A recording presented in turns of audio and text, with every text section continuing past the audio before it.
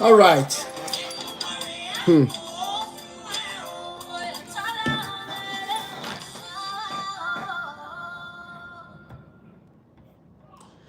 hey.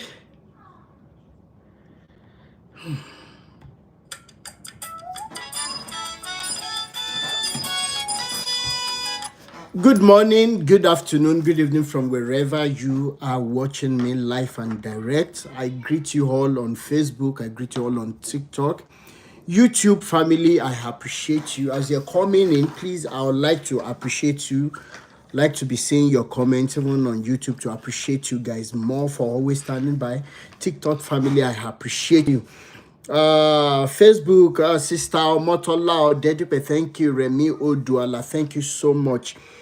Anna Adenike, thank you so much for the gift. I appreciate you. Thank you so much. Thank you so much.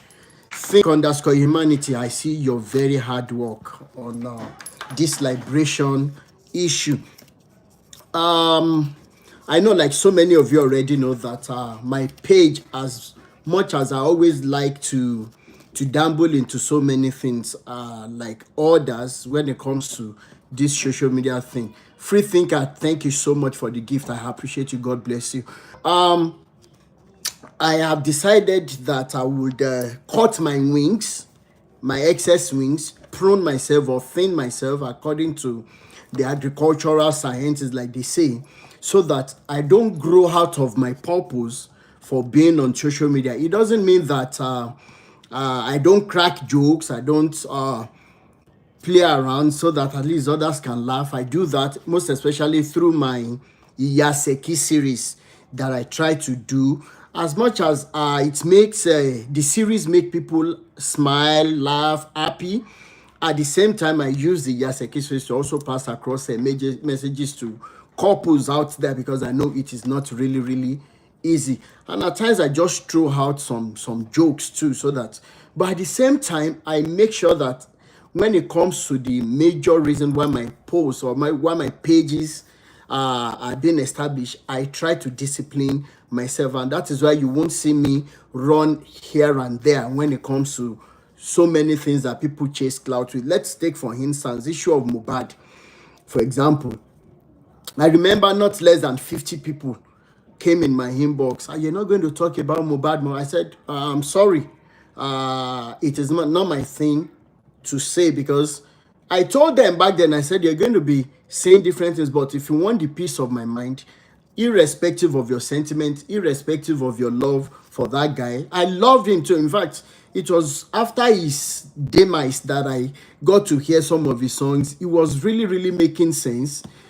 And when it comes to Mohbad, I decided not to say anything so that it won't be as if I'm running helter-skelter, chasing clouds and everything.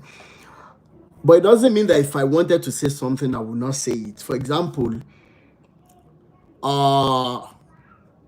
whether I was involved in what Naira Marley and co were doing and everything, but the line of my own thinking would definitely be different from yours. But the major thing I would say is, when it comes to death, I realized that there were so many destinies that were attached to Mohbad's talents and rising up. Unfortunately for these guys that are whose destinies are attached to his, I don't know what is going to happen, because he would have been able to bring up or lift some people up, maybe from Ikorodu or from any part of the world. He will have been able to use his talent. He will have been able to use his talent to create jobs for others and everything. But now the people who buy the guy, let them not also die too. Let them continue to live forever. So that is by the way, but I know there are so many things that I don't dabble into. When it comes to private lives of people, you won't really see it on my page. So I have tried to discipline myself to politics and religions and family-oriented posts. And today is not going to be the day for pastors. However, I will say this, that on my from the horse's mouth series, which divinely started about maybe 2-3 weeks ago. Oh my God! Even till this morning, what I have heard so far about the pastors, about wolis, about prophets, about afars. In fact, my hairs are tickling of heaviness, what they are using people to do out there. But today is going to be politics, because some people have been like, I wrote him, is it only the pastors you talk about? Is it only whatever you talk about? Once I'm led to talk about something, I go all the way. I am talking worldwide politics today. As much as I'm going to be trying my best to drive home my point today,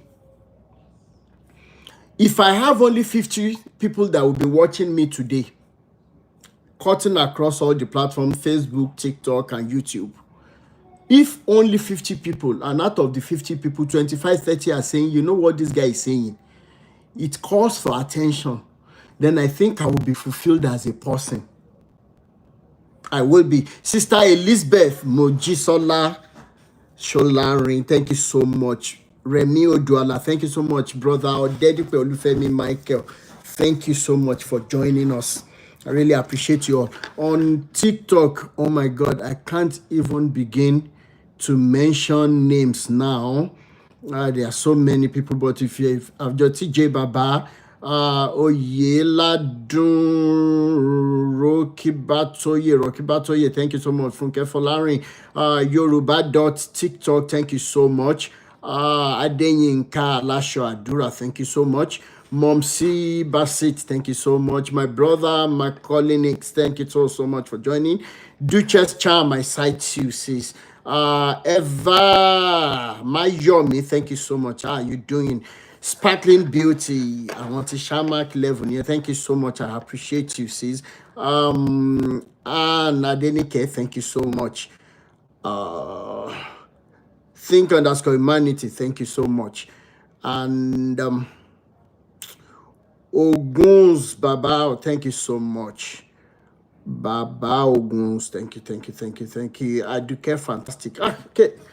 I would please help me power tap on TikTok, help me share on Facebook, please help me continue to share. This is very, very important. Even today, if you're somebody who doesn't like me speaking about the pastor, but at least today's one is politics, help me please share this video. It is very, very important.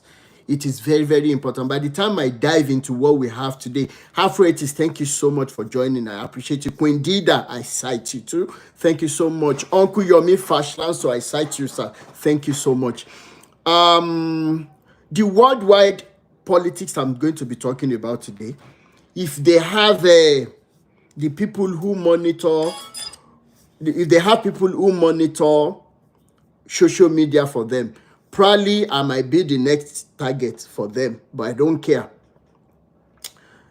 When it comes to this planet Earth already, I think I have tried. Somebody who is above 40, 55 or going to 50, the person has tried already. At least the person has enjoyed a bit of what Nigeria has offered to a reasonable extent. And I remember telling few people, I said, if I see any power that promises that I can live the life we had in the 80s / early 90s, mid 90s, and they say you're not going to have more than 10 years of that life, if you agree to sign the papers, after that 10 years, we want you to buy. I am telling you the truth. I will not even be here the next minute. I will pack my few bags and go back to that world we had in the 80s in Nigeria and Africa as a whole. I'll pack my things. I will throw their passport to them. I am telling you before God and man, I will do that. Unfortunately, that life is long gone.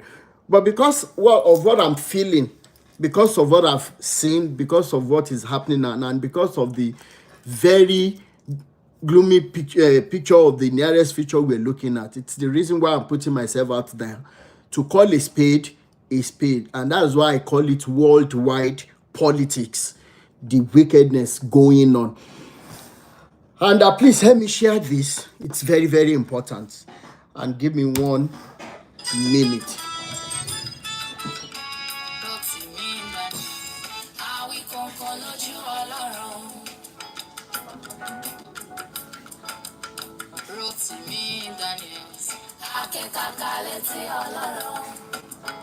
Tọ́lọ́rọ̀ bá gbọ́, tọ́lọ́rọ̀ bá gbọ́, tọ́lọ́rọ̀ bá ṣe.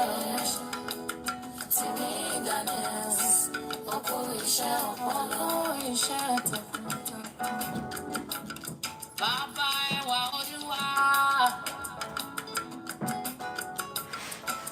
ọkọ iṣẹ́ ọpọlọ, ọkọ iṣẹ́ ọpọlọ. Lákàyè rẹ̀ kò mà ní dọ́gba o. Agbára Ọlọ́run, ó máa ní ṣọ̀rọ̀ sọ, ó ní tẹnu gbọ́ bí ọ̀wọ́, ó ní tẹnu gbọ́ bí ọ̀wọ́. Àṣẹ ìṣàmọ́dún ọdún ayọ̀ ló máa ṣe, ó ní ṣọdún ìbànújẹ́. Lágbára Ọlọ́run, Timi Daniels. Tọ́ba kórè akọni o, a ó fi dá lálẹ́. All right. Oh yes. Ìwọ lọ nínú rẹ̀, ìwọ lọ lọ́kàn rẹ̀ o. Ọkùnrin takuntakun, one man battalion, man with wisdom, man of knowledge, man of knowledge. Akẹ́kọ̀ọ́ká ọlọ́rọ̀, Rotimi Daniels. Àwíkọ́nkọ́ lójú ọlọ́rọ̀, Rotimi Daniels. Okay. Ọlọ́rọ̀ bàbá, kí ni bàbá ọlọ́rọ̀ ló ṣe? Timi Daniels. All right, let's start. Elédùmarè, ọgbọ́n ìmọ̀ àti òye rẹ̀ wá fi fún mi. Now, about 10 years ago, 9-10 years ago, when I got to this country, I remember that they will even send you email for your yearly medical checkup. Back then, when you went to the hospital and after being attended to, and you're supposed to come for routine checkup of whatever happens. I remember back then that few days before the appointment, would you believe that, excuse me, they will send email, they will call you, you have to come in. The medical sector was very good. After that, I remember an incident that happened 2018. I came back from Nigeria. And of course, the symptoms I had was showing that I had malaria. Of course, I know. I knew it then. But I went to the emergency section of the hospital we had in Calgary, Foothills. And they took me in because I was already feeling so feverish and, I had temperature. So they took me in and they started running some tests.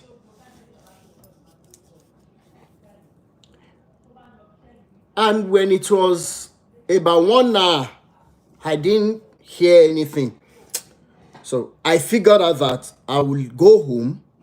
I will call my sister back in Nigeria and she will send some medications to me. Oh my God. TikTok, don't even start. Please, TikTok family, help us continue to power tap, please. Oh my God. It's already hanging. It's too early for this.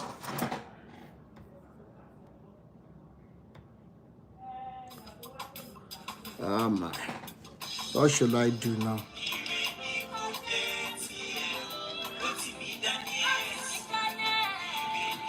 Oh my. Some medications to me. Oh my God. TikTok.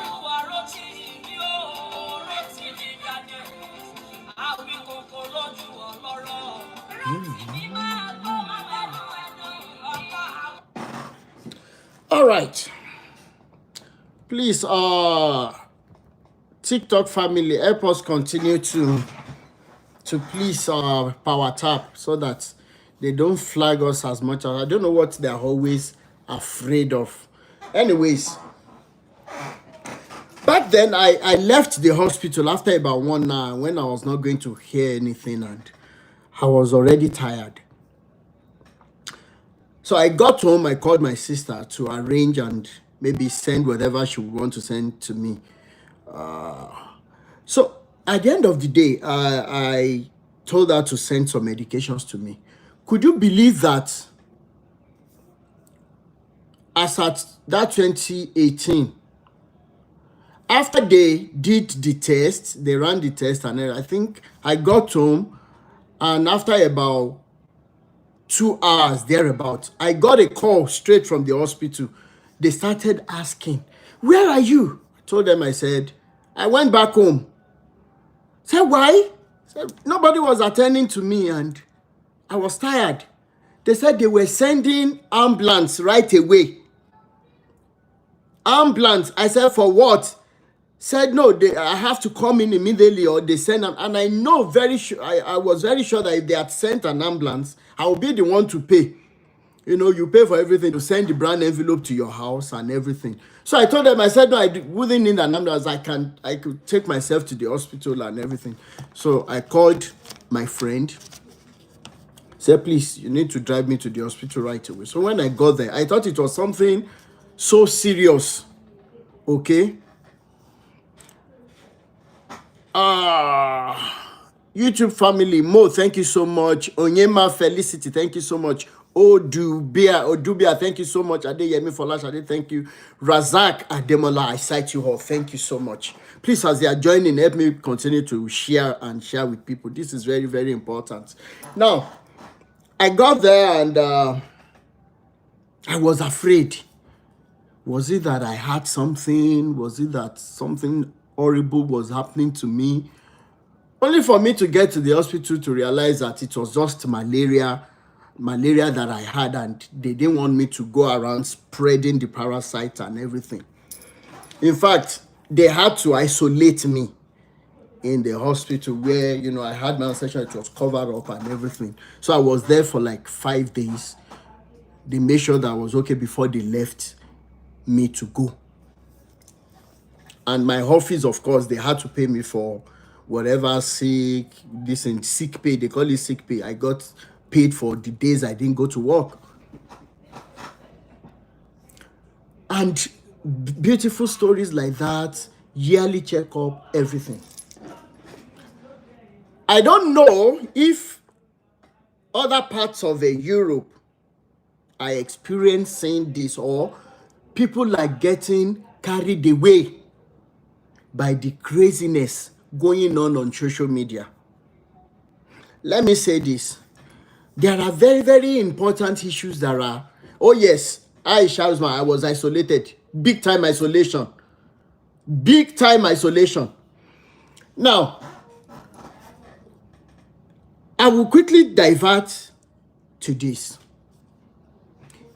If you think that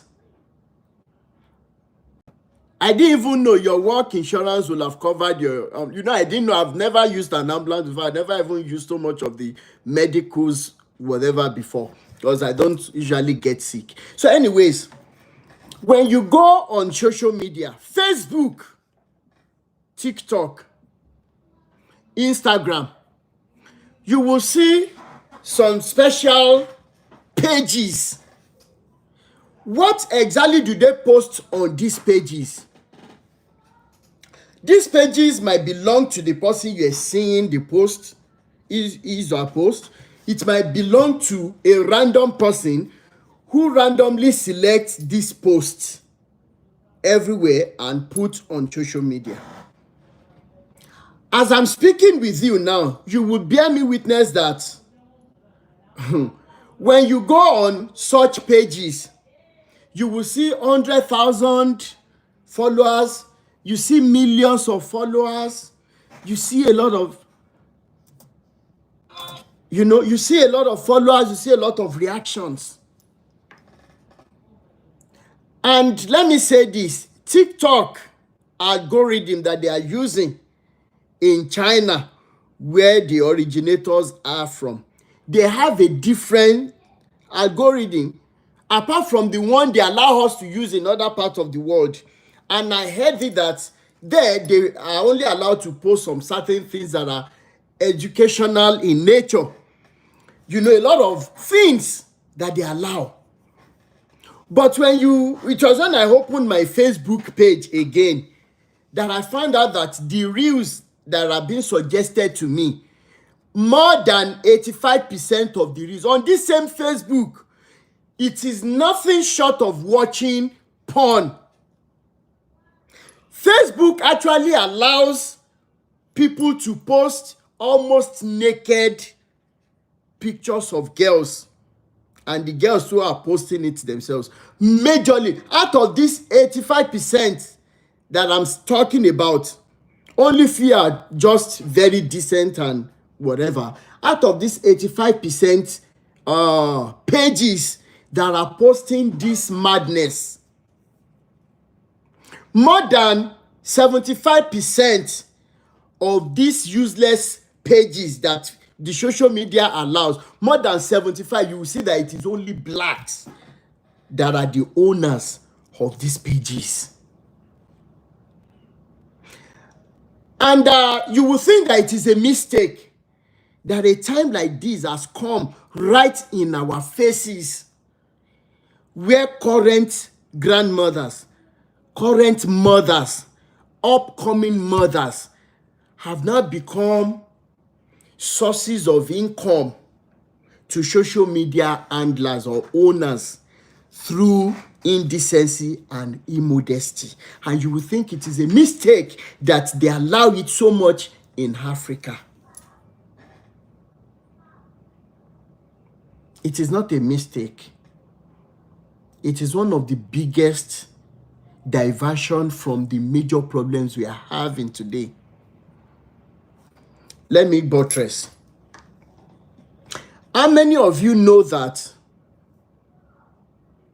as we speak right now, there are bigger plans ongoing to recolonize the whole of Africa?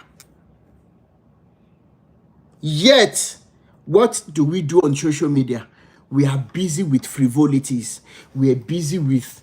How many... You think it is a mistake that they allow these things we call comedy skits or content creation? That even the least, the remaining of our educational sector, our children are no longer motivated to go to school. Once they go into content creation, either they are using... Look at Macaroni, for example, Mr. Macaroni.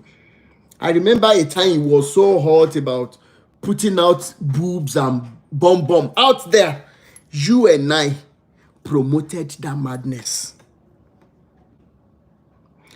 Brain Jotter. What do they call it? Basketman. And the current content creation.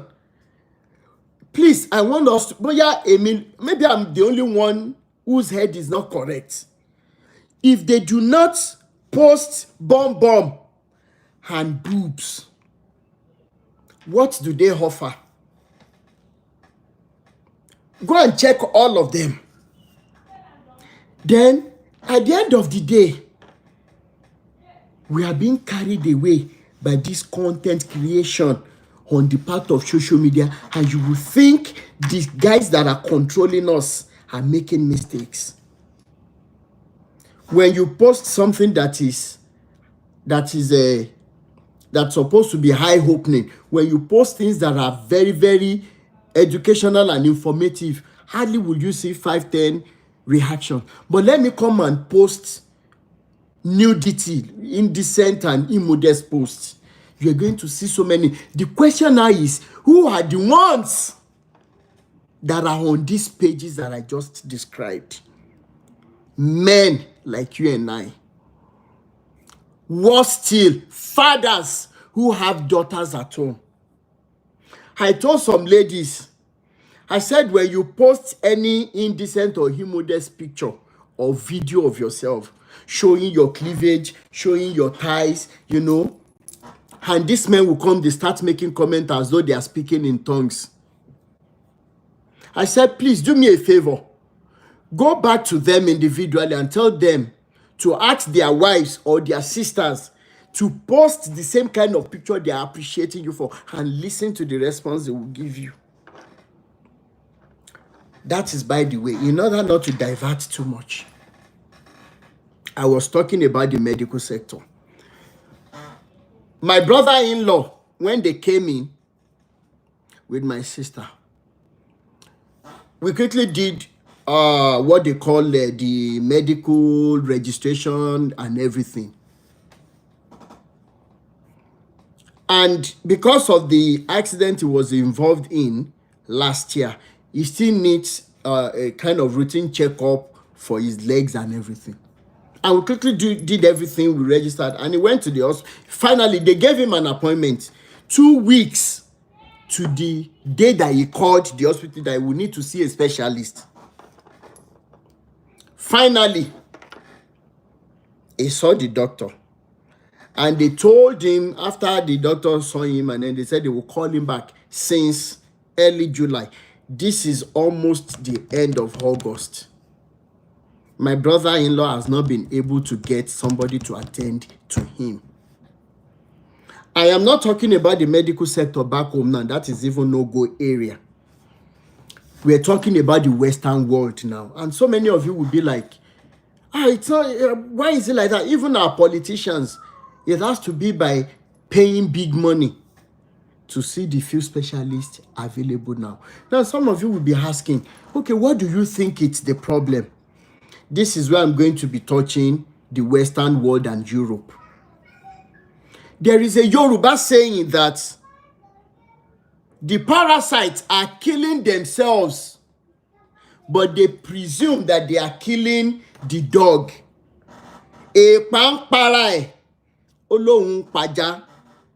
I'm going to explain, and you're going to enjoy this explanation, because so many of you are not thinking in that direction. The Western world, Europe, they are damaging themselves and thinking that they are dealing with African continent. They have failed to realize that the resources, most of the resources that we have in Africa, they are self-sustaining resources. That is how blessed we are. Anybody who has gone into the world of resources before, you will understand the term sustainability. But they themselves, what exactly do they have? Now, deliberately, they have touched some part of our lives that will come back and haunt them. Let me explain. When we say that the medical sector in Europe and the West, they were so strong, they were this, they were that, I don't know how many of you will agree with me that the medical sector was powerful because most of the people that relocated, that migrated to their countries, they were medical school doctors, they were midwives, they were very good. But there is a question they were not asking. How come these people are this good? How come the doctors from Africa, how come the nurses, the midwives, the surgeons, different medical practitioners, how come they were this good? There is only one answer to that question. That Europe and Western world should listen to. The only answer to that question is because the educational sector that we ran in Africa back then was very strong, and we had capable hands. Those weren't the days that pastors will say that, no, don't worry, don't read, just go and pray. Those were the days that even lecturers will not collect money from you to pass you. So So if you were going into medicine and surgery in JUA, University of Ibadan, number one, your cutoff mark in JAMB back then must be very strong, if you know what I'm talking about. There is nobody your dad could know to admit you to study that course if you didn't have good grades in your English, physics, chemistry, biology. Now, what am I trying to say? We had capable hands. The system of education was there. The government was encouraging. There was motivation at different levels, starting from the homes. The Western world is not asking. But when you think you are very powerful, you can do anything, you can grab anything. So you just begin to damage yourself without knowing it. And that is the current situation with Europe and America and the whole of the Western world today. How many of you know that there have been protests? There have been protests all over the UK. They want to send back immigrants. I don't know how many of you have been following up on the news. In Canada, when you go to Toronto and co, there have been protests. They said that there has been influx of people and they cannot control it, they cannot manage it. I heard that Trudeau, the Prime Minister of Canada, has drastically cut down on the immigration number. I am coming, me, Tide. And the whole thing was good. People migrated from Africa. They came to the Western world and everything. How many of you remember this story? Ben Carson, the gifted hands. Cuba Gooding Jr. was the actor. It has a movie too. How many of you saw that movie? How many of you read the book? That was a black man who operated on Siamese twins and it was successful. Now, what am I trying to say today? The supposed powerful countries who don't see Africans as human beings, they only see us as raw materials. They see us as commodities. They see us far lesser than their dogs. They are flagging my show again. TikTok.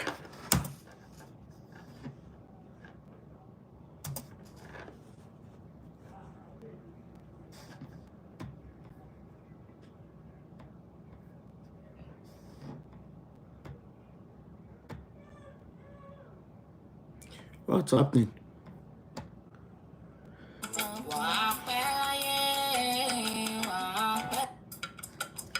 Oh, TikTok family, I need your help today, please.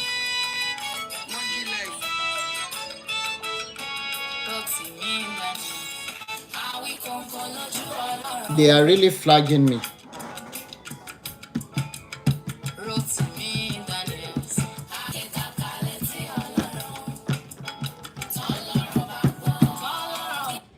All right. Please let me continue to power tap on TikTok. They are really flagging the show. Now, what am I trying to say? Finally, when we fast forward to what we currently have, in answering, in providing answer to the reasons why you go to the hospital, they don't have enough hands to help you, nurses, specialists, psychologists, human nutritionists, everything, surgeons, doctors, whatever in medical sector. I said a pampara. Some of you will not understand. Let's assume that when they tampered with our educational sector through the government policies that they put in place, let's assume that they started funding their own children in such a way that they can begin to replace the decline in number of medical practitioners. Maybe we'll say that they have good plans. Unfortunately for them, if you look at their educational sector too, how many of their children are even sane enough to be able to choose the right path in life? Because why? They introduced the days of mathematics, physics, chemistry, biology, a lot of innovations, a lot of motivations to the students.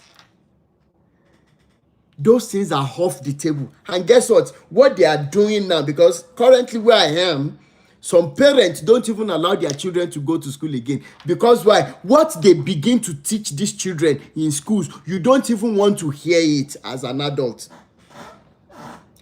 What they are teaching the children in schools today, even the textbooks, what they allow in their textbooks, there are books that a core Deeper Life member cannot even read. Yet, your children are in schools, grade 3, grade 4, grade 2, grade 3, grade 4, grade 5 children. What they put in the textbooks. I saw one of the videos, I posted it, and they removed it. A father stood in front of the school management board.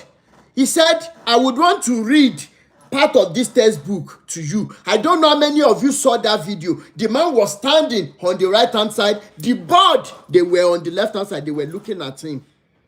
And the book introduced to the children, he's talking about erection, how it will be slimy, how it will go in, how it will come out. And they are using different methods to introduce our children to all this madness, and nobody is talking about it on social media. But what we do in Nigeria is content creation. I saw a boy of less than 20 years that the social media is paying money to, and he has now become a celebrity. And mothers and fathers are there folding their hands. They are not saying anything.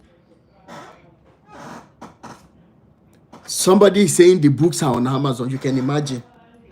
And Africa is sleeping. The sleeping giants. When this topic dropped on my mind about 2 days ago, I was supposed to do a live video yesterday. I was still unable to comprehend what, like I jokingly say, that Lujonu has brought something again. I could not comprehend it. It was just a small line that dropped on my mind. Then God just expanded everything I'm saying, because I didn't even write anything. I couldn't write. I was just in my bed. I remember that I even wept because I don't know the way forward yet. And because the people I am going to be speaking to today, I don't know how much of their intellectual capacity, or how much their intellectual capacity can take, and see that we have destroyed things more than required. How many of us have shared all these useless posts before, where a mother at a party will open breast, will open momo? It is on social media we saw that a mother was dancing at a party, and a useless guy like herself was going to be rubbing his body against the bum of a mother. I don't know how many of you saw that video. The lady was putting on green, the guy was putting on a white coat, and the son saw what was happening, a small boy, and he came, he pushed that guy away. And the mother was laughing. The guy, the bastard, was acting surprised, only for the boy to break up in tears. He was weeping. Do you even imagine the damage? Today, content creators in Nigeria are making millions at the expense of your own children, and we are funding it. I have come on social media before, and I remember I've wept sometimes saying it, because I was in the world of these little boys. And I happen to tell you ladies today, if you hear of rape tomorrow, that another girl. How many of you saw the video of a father who went to take the child from the mother because they both shared the custody? A less than 2-year-old girl. And do you know what this father, a biological father now, do you know what he did to this girl with his friend? How many of you saw it? And do you know what this guy did? He raped with his friend. He raped that girl to death. Sisters, aunts, this is the point you all have pushed us to, all in the name of trending on social media. Somebody is asking me on YouTube, Odubia, what can we do? I am coming. I personally sent a message to Mr. Macaroni. I remember 2 years ago. I said, yes, I know you want to make money, but you see the damage you are doing. You see the damage. I wish they didn't block that my Facebook. I told him in his inbox. He read it. And I think after that, he changed a bit. But because I don't watch such whatever, I don't know whether he has stopped. That it has to be about bomb, about nyash, about boobs, kilo day. The father and the friend raping his own 2-year-old girl to death. How many times have I gone into the inboxes of some girls? Some people here, they used to see my post, but I know after some time they were not seeing it again. When I come in your inbox, like, this thing you have posted is not good. Please help us tone it down. In all fairness, some girls, when they ask me questions, I tell them my experiences with small boys. Today, I have told somebody that is very close to me. I said, I have.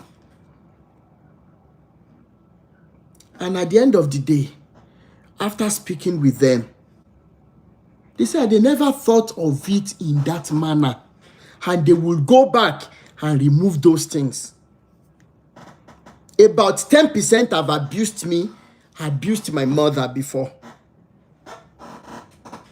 for telling them to do the right thing. And unfortunately, from your question, Odubia, this is a challenge that we're going to be facing by calling them out. Social media in Africa is not a deliberate thing to help us.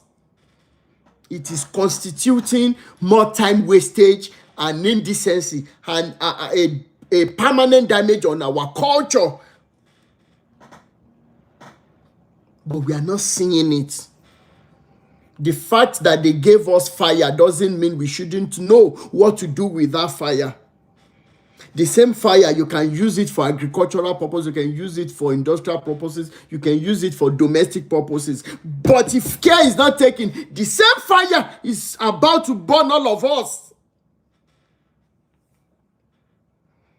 I am not going to be talking about the issue of Bobrisky. The same, what is his name? What is this guy's name that promotes all these people? Don Jazzy, Tunde Enot, or whatever their names are. Do you believe that Bobrisky came out of prison? Do you know how much they gave Bobrisky? And our children are running helter-skelter, looking for a way out. Unfortunately, each time you and I listen to their songs, each time we click on their posts, each time we listen to videos of whosoever showing the boobs and bum of our girls, you and I are putting the weight on our children. And I'm so emotional right now because I listened to the stories of small boys when I was a teacher. They donated millions of naira, running to almost 100 million naira to Bobrisky in the same society. And some of you will see the post I made on Facebook about a few days ago. I posted a picture of where my granddad was holding me. I was a small boy. because I grew up with him. He said so many things in the 80s, mid 1980s, late 1980s. My granddad said something, so many things in fact, and I was young. I didn't understand. I remember when I saw that picture, most of the things he told us then, even worse more, have come to pass. Let me give you an instance. I am talking about what the Western world has deliberately done to us. Because the men that are supposed to be fighting because of their children, they are on social media, double tapping and helping these girls on social media. Even Very Dark Man said he posted a girl. Some able-bodied men are on that live video. They are asking the girls to show them their bum, to show them their breast, and they were giving gifts. Parents, how did we get here? The same social media that we should be spreading the news of liberation, how we need to stand up and fight this silent war about taking us out as Africans. Well, what do? We dance. We don't want to hear anything that has to do with our liberation. If TNT, Yinka TNT is doing a video now, you will see how many people that are there, because she's going to be talking about Okwatobu. It makes me weep because even on her page, the highest number of people that are there, they are married with children. Why did you give birth to these children when you know that your life is going to be useless? Promoting all this nonsense. Thank you so much, Free Thinker. I am talking. Why? Let me give you an instance. When I was teaching at Ikolaba Grammar School, I was always holding fellowship with the students. And after some time, they started seeing that unclely or fatherly figure in me.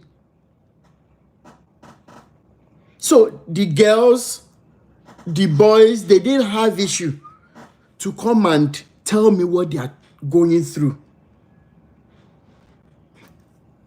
The girls that were rape victims, I don't know how many of you know Pastor Funke Adetuberu. She's in Ibadan.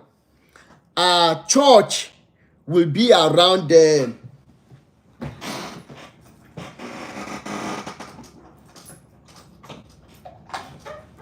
our church is around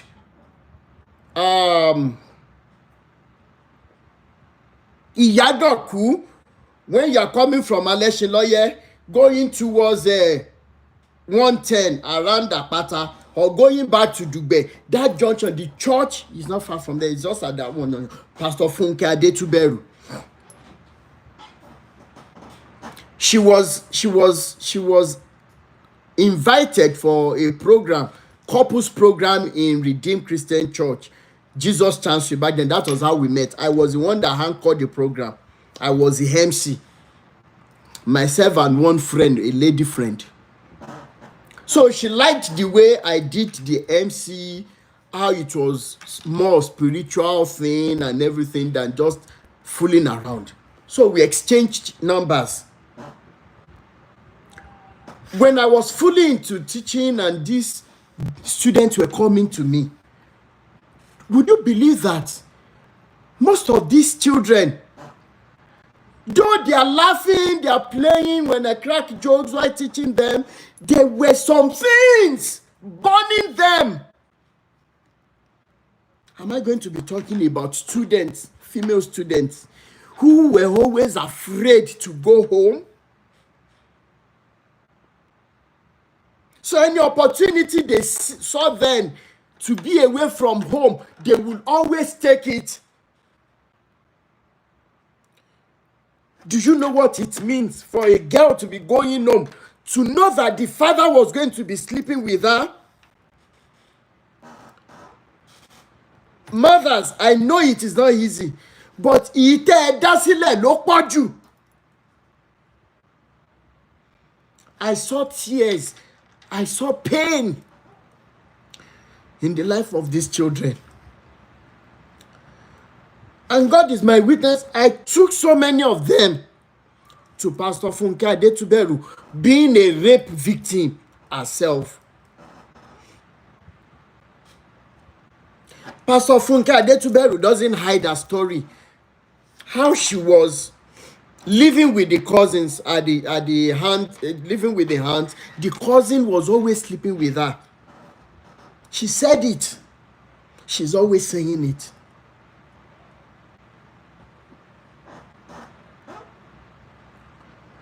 And the day the cousin took her for abortion, she was still bleeding. They got home. Could you believe that the cousin slept with her again that day?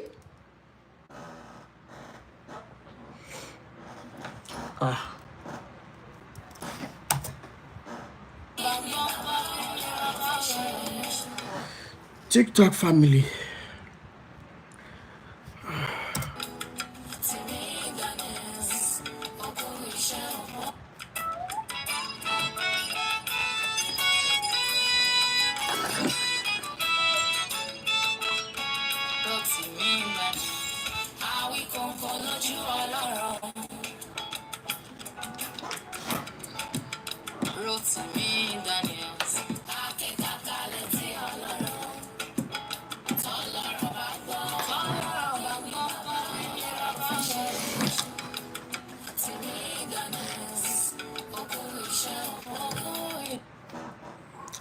What am I trying to say?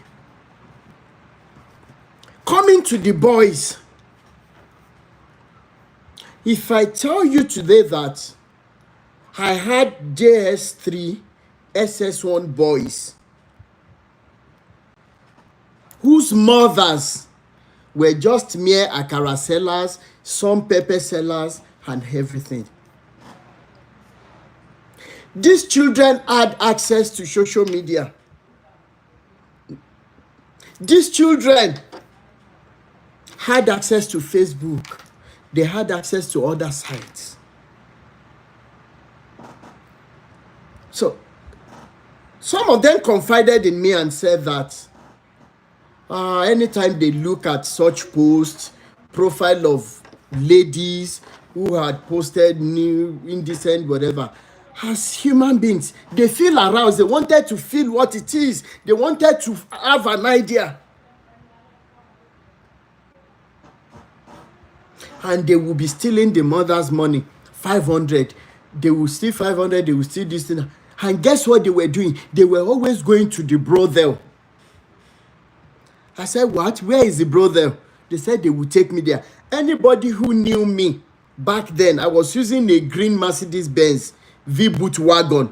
I was using it to supply yogurt, not for show or any fancy whatever. That is what I was doing. As I was teaching, I was supplying yogurt. Now, what am I saying? I said, okay, at a closing time, you will take me to this Ile-Asewo or brother.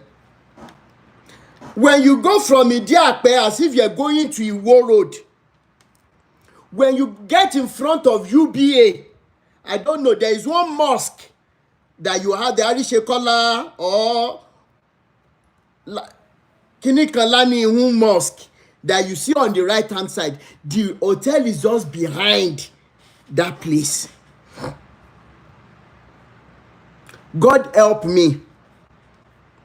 I got there that day before I could even got Angu 90. Masherere, thank you so much. Me ni wanyiti. You will notice that the brother is no longer there for years. A meeting mo shokun fine lele. Mufulani Mosque, thank you so much, ma. Mo pe àwọn sójà tí mo mọ̀, because I was always supplying yogurt to them at Tombolo night, Mokola Barrack. So I have very good friends. I had very good friends then. I had very good friends there. Major General and co, different ranks of the police. In fact, I was always watching my Chelsea matches there in the Mokola Barracks back then. I just driving. Hey, Rotel Baba, how are you doing? The toilets and everything. Okay, go. At times I'll be coming back, the ones at the post to be saying, how was the match? We will talk for like 15-20 minutes. Then I will go. They say, you know, give us yogurt. I enter my car, I give them yogurt. Immediately I called one of them. I said, please, I need help. So what is happening?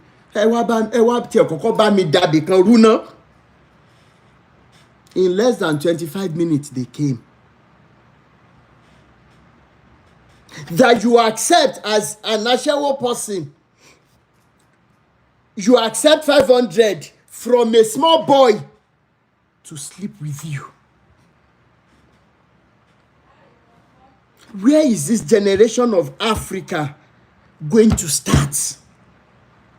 When there are bigger problems killing us on different scales, but we waste our times on pages that are promoting sexuality, destroying the lives of our children.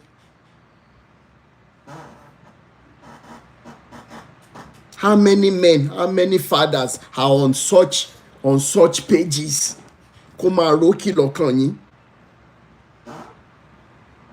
Let me give us the last one before I come back to the world, to the Western world.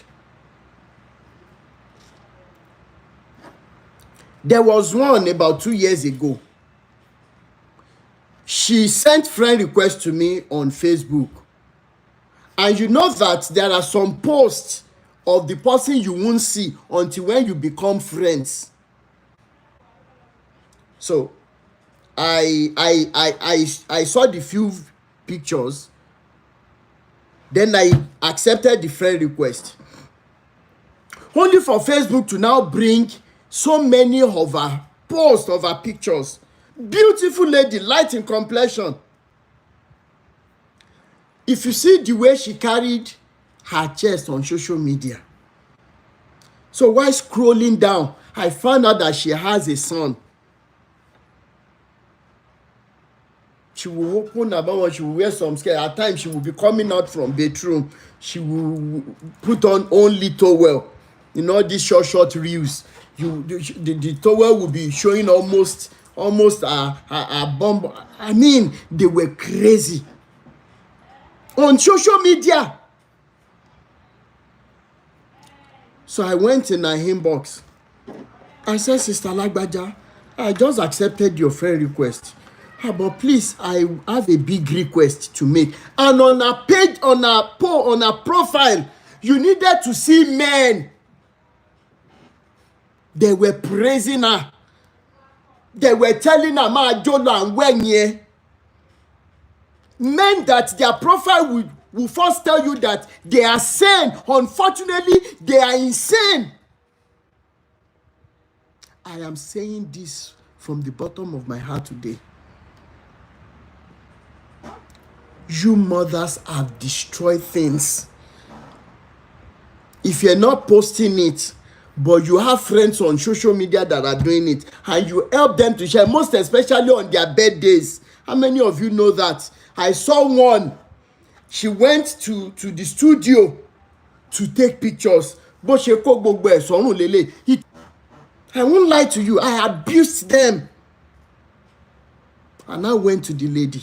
Say, I don't know what a guy or any guy has done to you to be doing this.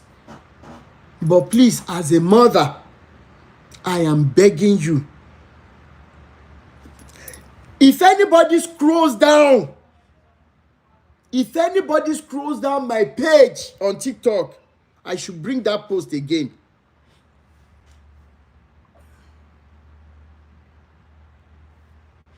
If anybody scrolls down, there was a video I made 2 years ago I titled it, I am sorry, on behalf of our uncles, on behalf of our fathers, on behalf of our brothers.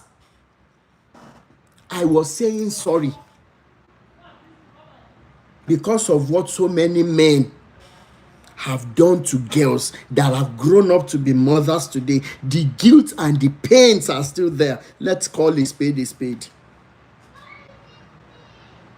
So I used that video, and you needed to see how so many people reacted in my inbox. Crying, weeping. That her husband will be telling the wife, you must sleep with my rich girl because of the contract that I need to get from him. A husband who says he loves the wife. Where do we start? Now, the issue of that lady, as I was pleading with her in her inbox, all of a sudden, she started abusing me. She even abused Iyabadan. She called me names. She called me Araoko. I remember very well. She said I was a bushman. I was, what generation do I belong? So, the best I could do then was to unfriend her. But God so good, I didn't block her because I had only Facebook then. Thank you so much, Sholape. What am I saying today? After almost 3 months, the same lady came in my inbox. I didn't even remember. Thank you so much. It's Turayo. Please, like I always say, on TikTok, let's follow one another. Please, I am begging. Let's look for 5 or 10 people to follow. Then, please, when somebody follows your page, please follow them back. Please, I'm begging. Let's continue to increase this, to increase the tentacles of our liberation. Please, let's follow one another. Please, I'm begging. Now, let me continue. This lady came after about 2 months. I didn't even remember her. Said, hello, Mr. Rotimi. I said, hello, sis, how are you? What can I do for you? She now said, have you forgotten me so soon? Please, can I have your WhatsApp number? I said, no, let's talk. Remind me how we met. Have we met before? UI, Ibadan, or where? She said, no, on Facebook. I said, please remind me. She now refreshed my memory. I remembered.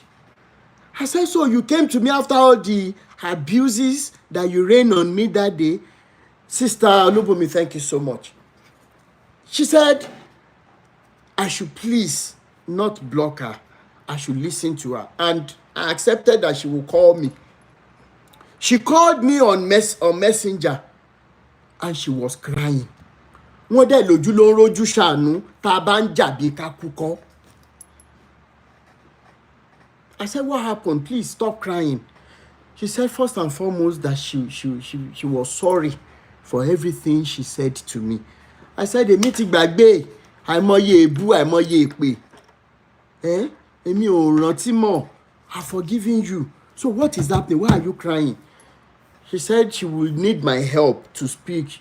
She will need me to please help speak with the son who got admission. The boy got into SS1 then. I said, what happened? Why would you need me to speak with your son? What happened? So the story goes thus. She went to pick the boy in school or from school with a friend. So finally, they got to school and the boy didn't want to come into the car. So it took the intervention of the friend, from what she said, took the intervention of the friend to make the boy to come into the car. Then they were going. You know, as a single parent, to be angry.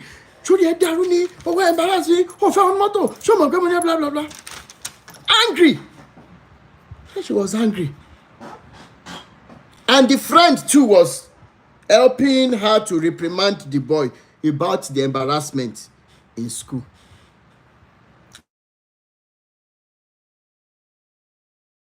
The boy started crying. Said they now parked somewhere, and she had paid the school fees, bought textbooks, everything. She spent almost about 500,000 naira. So what now happened? I said they had to park. They wanted to buy something. Then they now parked. So the friend was now asking him, when did you turn to this? Why are you so insolent? Why are you this?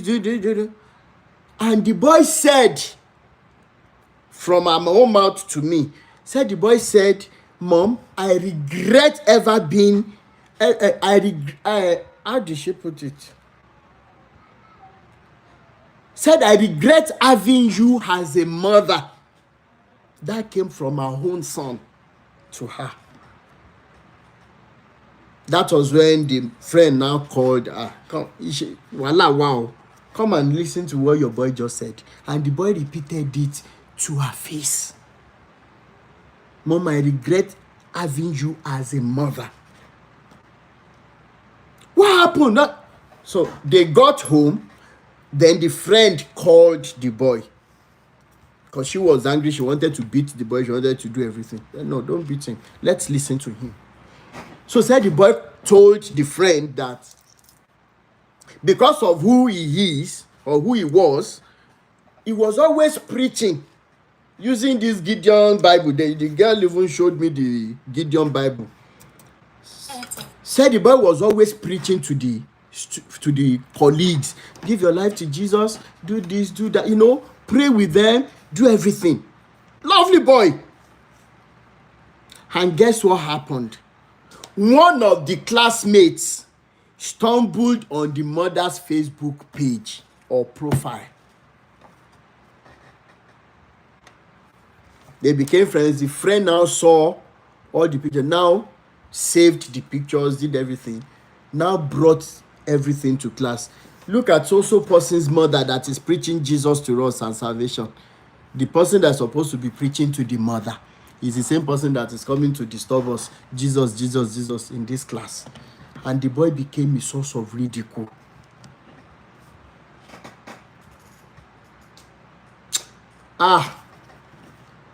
You trust me now?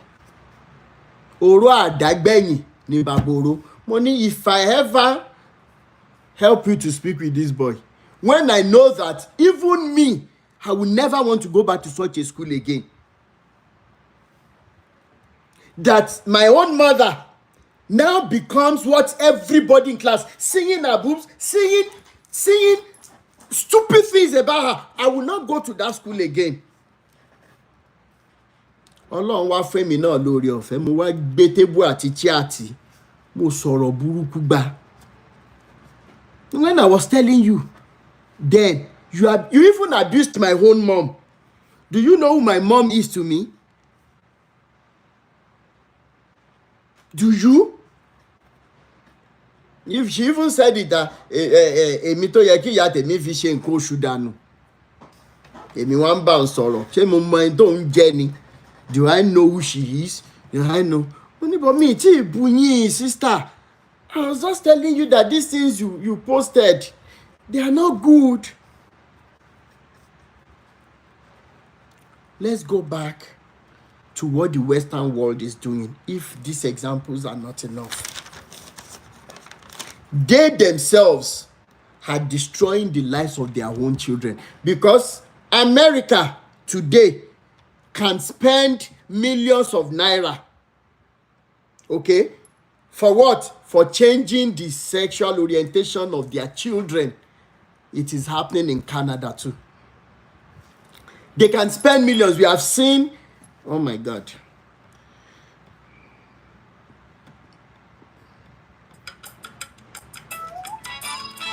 Oh my.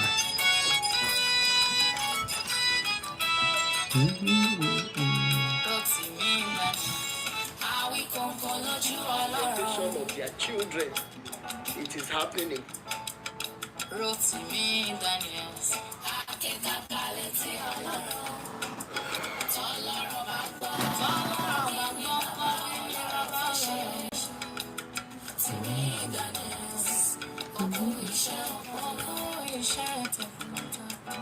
How come TikTok is now? America has the United States of America, the same USA. Parents are not ready to fight this battle. In Canada, parents are not ready to fight this battle. I have a video of one of the parents who says the most painful part of it is when his child will be taken for that medical surgery, okay, that he doesn't have a say. That is the policy that they are teaching their children. You can send Joseph to school today, and orientation wise, Josephine is coming back home. You can send Daniel to school today, okay, and orientation wise, Daniela is coming back home and you don't know it. And once that disorientated child comes back under your roof and says, you know, Dad, I don't want to be Daniel again, I want to be Daniela. I don't want to be Joseph again, I want to become Josephine. And you as a parent struggling to give that child the best he or she deserves. The government makes it such that you don't have the right to stop such a child. They will rather take the child away from you. The government can. Do you know how much they do that operation? That they kill every masculine hormones in your body. Then they introduce the opposite sex hormones into your system. Then the worst part of it, from the interview I've seen, I don't know how many of you saw the interview of that guy that was crying. Change his sex to one and another and everything. Then they said there is no insurance, and he has started having problems. He had been helicoptered out like 4 times before. I don't know how many of you saw that video on Instagram. And he was crying. Yes, we are talking about the West today. That is what they are doing. So from where I started, you will see the reasons why the medical sector all over the world give it at most 6 to 10 years, it will be chaotic. Number one, in the medical sector, a percentage is growing older that they can't practice again. A percentage are getting tired of the workload. They can't cope again with what they see every day. Psychologically, they are out. They are not working again. Death is another thing reducing the population of medical practitioners in the field. Their retirement. That in Canada, they have to be calling back some that are even retired. How long more do you think we need before things get out of hand?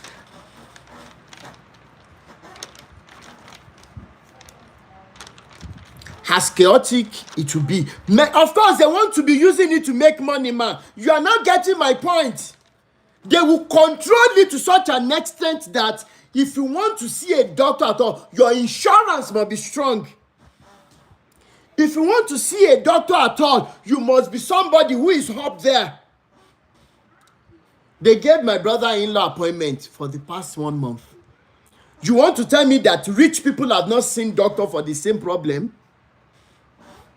Thank you so much, Dimal. Canada Health is... In fact, medical practitioners are leaving Canada going to Arabian countries. I have been in this province for the past 3 years. I am yet to get a family doctor. The last one I tried last year, the lady told me that she will be relocating soon, so she's not admitting anybody again. I had an issue last year. In fact, I was thinking it was a cancer. Just me, I keep telling you, it's the best way to live now. But make sure you are living a purposeful life. They now gave me, I still have that paper. They said they will call me. Last year, They will call me because that test is very important. They will put something in my tummy. They will look everything and then to make sure that it is okay because of the issue I had. Till date, I have not received a call. That is number one. I went to Alberta province last year. Do you know that because I do not have the medical card, the health card of Alberta, I had to pay $40 before a doctor could even see me at all. And what do we do on social media? Wọ́n ń wò wá láwò sunkún, à ń wòra wa láwò rẹ́rìn.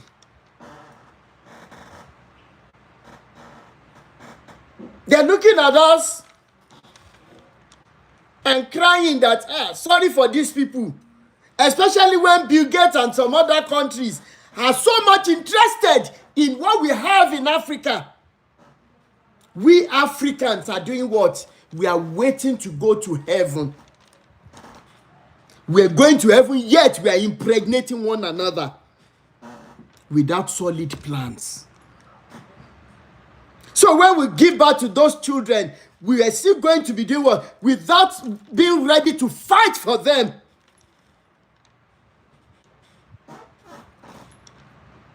Where are the days? What happened to the days of jet competition?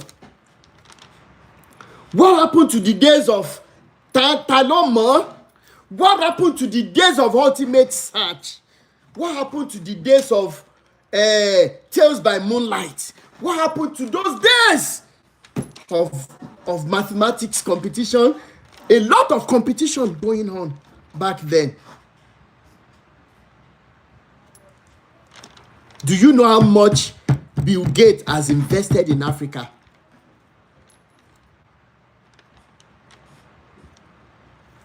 Now, some African countries, you know, they are sources of experiment to the likes of Bill Gates and co. And nobody is talking. I'm going to release a video for United Nations and African Union so that they don't think that everybody is sleeping, and I will tag them. I am going to be making a video for this, what's the name? How many of you know this hospital at Maryland, Ikeja? Okay, where people go to for their medical tests before they can travel out. IOM or whatever they call it. Please, how many of you know this place in Lagos? Where people go to for their medical appointment. I'm going to be making a video for them for the way they treat Africans, because we're coming for medical tests to be able to travel out. I was there last year. I wept. I still have the pictures on my phone. Where are those days? Where is that system that produced the likes of the doctors that these good-for-nothing morons are enjoying today? Where are those days? I'm asking. IOM something. It is IOM. They have a kind of a tarpaulin outside, and they put people, pregnant women, what did they call it? Pregnant women, nursing mothers. They put them under the rain and sun. When you get to Maryland, you are facing what do they call you? You are facing Ikeja. You just go to you make a U-turn, then you go into the environment. Ikeja GRA, IOM something. I have their pictures. I am going to be making a video and tagging them, tagging the medical professional, tagging as many lawyers as I know. If our government is so useless, yes, IOM, thank you so much, Genari. It is IOM. Then the useless Security guys too. If you see the way they embarrass people, I gave it to two of them, woto, big time. And I know it is what people like. Once you see somebody that can bell the cat, others will talk. If only my sister has that video. I gave them serious woto.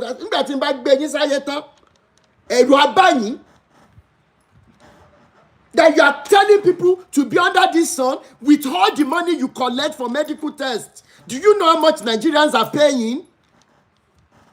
And you useless security men will be addressing people like this? Pregnant women, nursing mothers, children. On the main road there is no facility for them to sit down. Because we want to travel out. Thank you so much. Who wants to be a millionaire? Another program.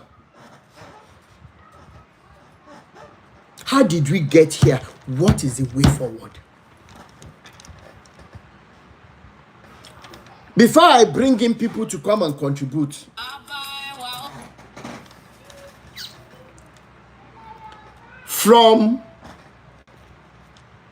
I am making plans. It's going to be every second Saturday, like today now. If I start that show, I want to start a show. No, I will make it on Sunday. On Sunday. I will make it on Sunday. It will be 8 a.m. Nigerian time. I want to make it on Sunday.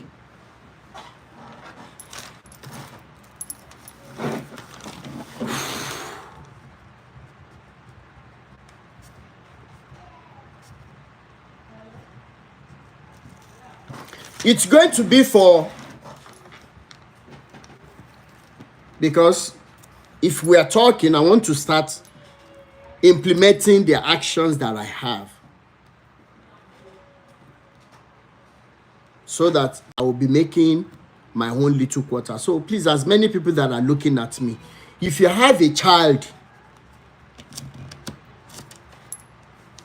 that is in either GS1, GS2, GS3, I will add SS1. I will add SS1 students. If you have a child or anyone in your care,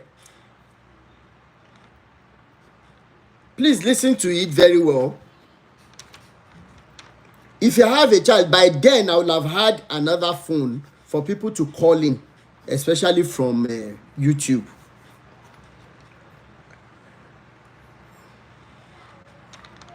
From JS1 to SS1, I am going to be starting a program.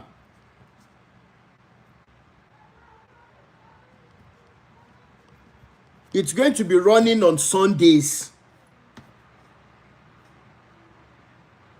I am going to be having a series of questions set for them. If you are a guardian or a parent and you can afford to buy data, I am going to be welcoming your children. I will have a list of questions set for them.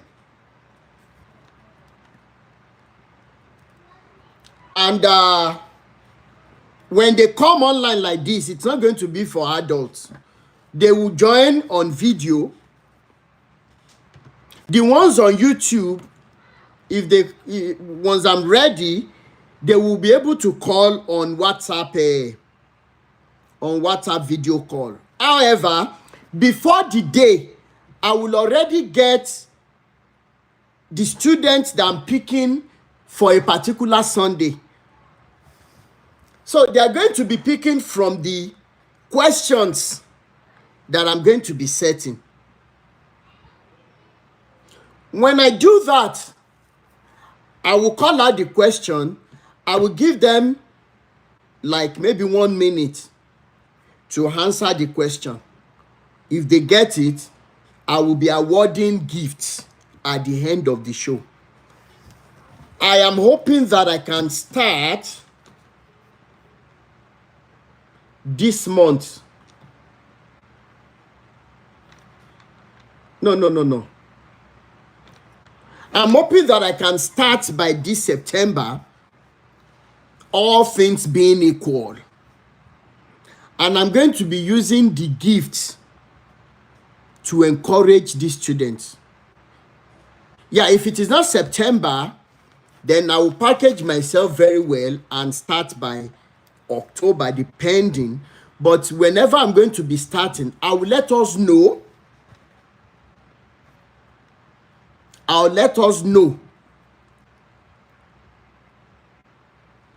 put a video out there. You're going to help me share it. And interested parents will get in touch with me,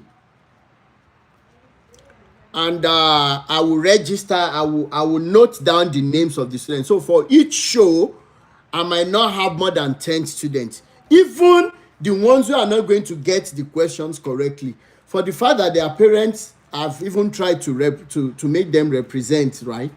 To be represented, there's something I'll see give to the people who don't get their credit, because we have to start motivating these children. How many of you remember that back then we had series of competitions in our classes, and that is what motivated us? Then it is now for us to replicate what we enjoyed about Nigeria and give these children a better hope.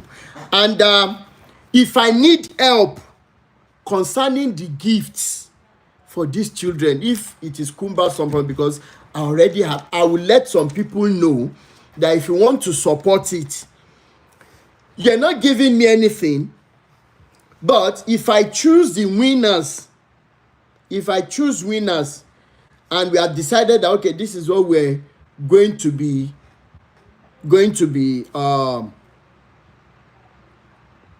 it's going to be given to the winners, I can relate them to you that, okay, meet so person for your gift.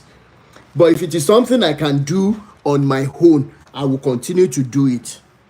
But I want to start giving these children, what do they call it now? A hope of a better tomorrow. Action is now. So when I start from here, like I told some of the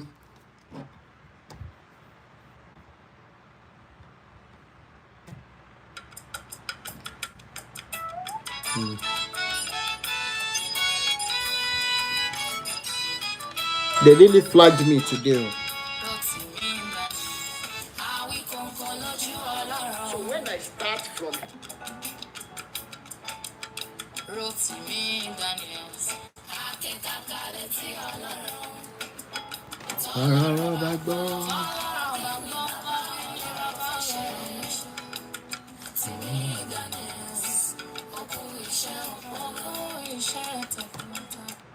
all right. Now, I will be announcing the details later. Then, concerning this aspect that I mentioned before, some of you have friends on social media. They are very lovely friends. They are good friends. And that is why you have not been able to tell them that, auntie, this thing you have posted is wrong. It's wrong. That you heard the story about what happened to a lady on Timmy Daniel's page today. You don't want it to happen to her. Please, I beg of you, no matter how loving those friends are, some of us even make a mistake. It is on their birthday, it is on the birthday that they take the worst of all pictures. How can a sane girl, a sane lady, pack herself like this to the studio? Then it is the studio guy that will be painting her oil. If your skin is not shining, it is not shining. After the picture and the show of shame, is your skin not going to look rough again? And we cannot be advertising, we cannot be putting this out and still be part of the people that are condemning rape and how our ladies have been molested. And I'm not talking to girls alone. Let me give you an instance of the men. They added me. I wrote me, we want you to be part of this WhatsApp group. So they added me. That was 2022. So there was an issue of a girl that we were discussing. The mistake one of them made that day was calling the girl a prostitute. And because of what I do, they never in their wildest dream know that the girl had told me about some of them before, like one or two. It was the same person that started because the girl said no to him, a pastor for that matter. If only I could get all those things back, I would have exposed the man like crazy. This girl came to you for help. She has been to school, master's degree holder. There are no jobs. She has learnt an handwork. She only needs to do some salary jobs to gather money and start doing what she has gone to learn. Then this pastor was her last hope. So she said on getting to the man's office, she just noticed that the man that evening made sure that everybody was gone. And she never could have even imagined. In Badaruko ẹni yìí, gẹ̀dẹ̀gbẹ̀ àgbìnà. I'm telling you, lẹ́yìn rádaràda tí mò ń sọ yìí, láwọn pásítọ̀ yín rádaràda yìí. Only, and you want to be saying, máa ka sáàmù fún mi kí n máa ka sáàmù fún ẹ. Máa kọrin fún mi yín máa lùlù sí. Máa lùlù fẹ́mi náà yín máa kọrin sí. Yàbá gbogbo owó tó ń wá yìí owó kékeré ni. Ṣé signature ibi iṣẹ́ it immediately I call them they will give you the job wọn tó bẹ́ẹ̀. Daddy ó dẹ̀ ló ń kúnlẹ̀ daddy ẹjọ́ ẹ má ṣe báyìí. Ẹgbẹ́ ọmọ yín ni mo jẹ́. I'm only as old as your own daughter. Guess what the man said? But you are not my daughter. You are not my daughter. So let's be doing it. But daddy, you are a pastor. Leave it. The grace of God covereth all sins. Chocolate Dimples, happy to have you here. Now, at the end of the day, the girl told me that when the man was going to be rough handling her, she didn't have an option than to slap him. She slapped the man and said she even almost started with her pen that she had in her pocket that day. Thank you so much, Chocolate Dimples. Thank you so much. And she left. So the little I could do, iṣẹ́ tó kọ́ ẹ̀ náà small scale kìíní. Okay, iye báyìí lọ fi bẹ̀rẹ̀. I am so happy that she is doing well today. So back on the WhatsApp group, ọmọ aṣẹ́wó yẹn tó yẹ pé kàn ń sùn káàkiri yẹn ni ọmọ tí ò serious yẹn. Rotimi yẹn náà say I said, you people want me to really talk? Okay, I will talk. You a yeye man that just called this girl a yeye girl sleeping around. Can you tell this house what happened between you and this girl? Because I won't come into your inbox to reprimand you. I will say it right here. So some private messages are now coming in. Wrote to me. Abolori buruku ni gbogbo yin ni. And as they were sending individual messages to me, I was screenshotting. I was putting it. I was putting it on the group. Finally, What happened? I jabbed all of them, did everything. I said, if the girl likes you as on her own, it is one thing. But for you to victimize her because she needs help, you are a beast. All of you here, you are a beast. So you don't want me to expose him, but you can come and call again. Ashewo. That was the end of that group. I just exited. Lastly, coming back to what Europe and what do they call it? Europe and America, the Western world, what they are doing. How many of you know that there was an attempt on Burkina Faso's Traore's military president, that young guy? How many of you even read the news? There was an assassination attempt on his life. There was even an ISIS terror unleashed on them. More than maybe 200 or 120 citizens that died about a few days ago in an African country that is now having the highest growth rate economically.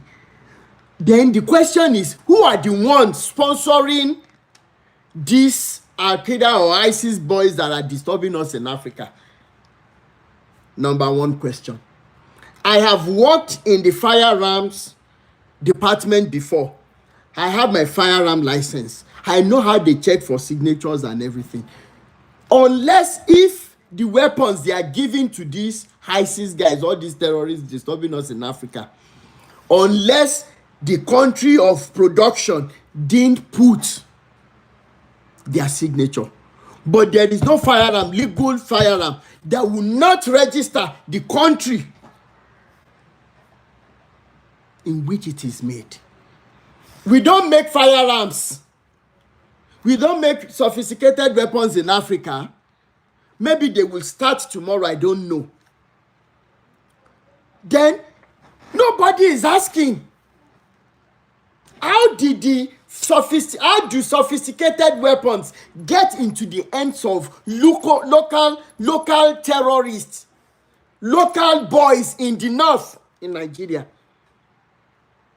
Number one, the government of Nigeria told us, how many of you remember, that you must link your NIN with your account, you must do this. If you don't do it, BVN, WAL and everything. Okay, government, why are you disturbing us? So that it will reduce crime rate. Crime rate has everly increased from the moment we started linking our NIN with our account numbers and BVN. Either financial rate, crime rate, or terror crime rate. How come that nobody is asking, how do these terrorists, how did they make their calls? How many of you know that about 2 days ago, in Sokoto State, people entered into the forest because some people were kidnapped? And guess what I heard yesterday? I think I favorited the post. About 37 bandits were pied. They were taken out. Yet, the federal government of Nigeria, they keep borrowing and the current CBN man, do you know the kind of vehicle he went to buy? 10 billion naira worth of a bulletproof Land Cruiser. And what I am linking, what is happening to the rubbish we are doing on social media, when we should be using social media to promote things that are worth the while. What do? We don't spread all this news around. We don't agitate. We don't sensitize one another. Some people will say, Rotimi, you know, Nigerians don't have light. Nigerians don't always have money to buy data. So you don't expect them to hear all this news. I will tell you for a fact today, it is a big lie. Nigerians selectively choose what they want to hear. Let us hear tomorrow that maybe Dele, for example, I'm not saying it happened though, that Dele Genesis now, or Olukoya, let me use Olukoya, maybe Olukoya Don't even let me go there. Let's say, for example, MC Oluomo, for example, sleeps with somebody's wife, and it becomes whatever. You want to tell me that Nigerians will not be dying on the live video where they are discussing such?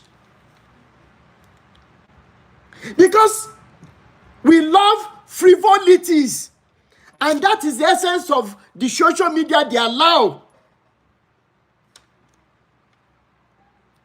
Okay, Nigerians don't have light, they don't have data. Where do they see Nigerians that are always on Yinka TNT rubbish live videos? 400, 500, 600, talking about sex. Where Yinka TNT will be telling housewives, will be telling men, if you're, I think somebody was telling me about one of her videos, that she was saying that if your I can't really remember, but if your woman is not doing this very well, or if your wife is not doing this very well, go out and do it with somebody who can do it very well. And she says it raw, like a good for nothing entity she is. And many of you, when she was, this hypocrisy is a top-notch one for Nigerians. Before Yinka TNT released the video she released early this year, using CNS regalia to make that video. How many of you remember? Was Yinka TNT not doing all those rubbish before that time?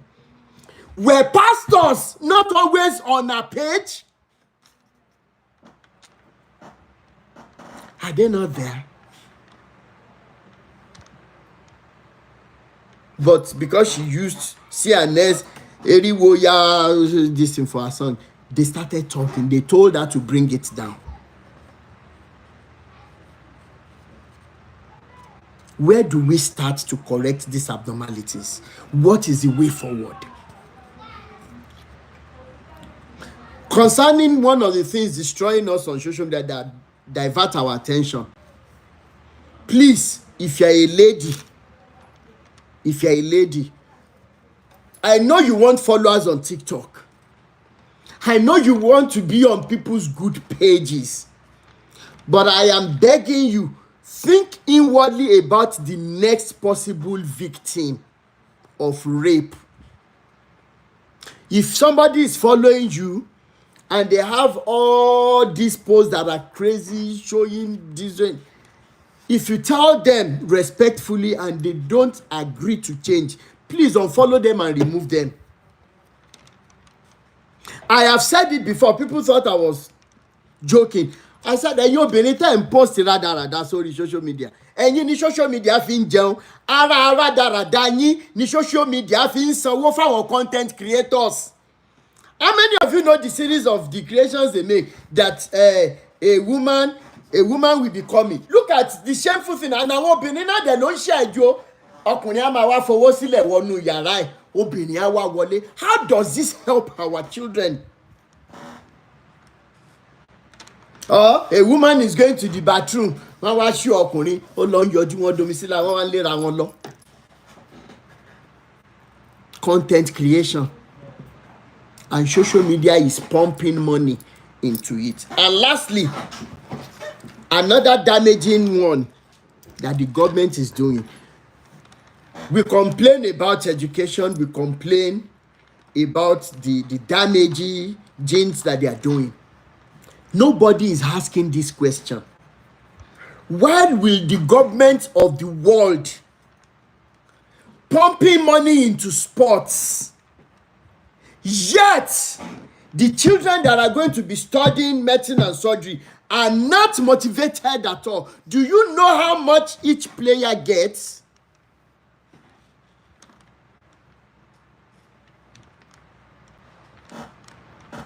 I'm asking. How many of you know how much they pay players now? How many of you know how much they pay UFC fighters as against education?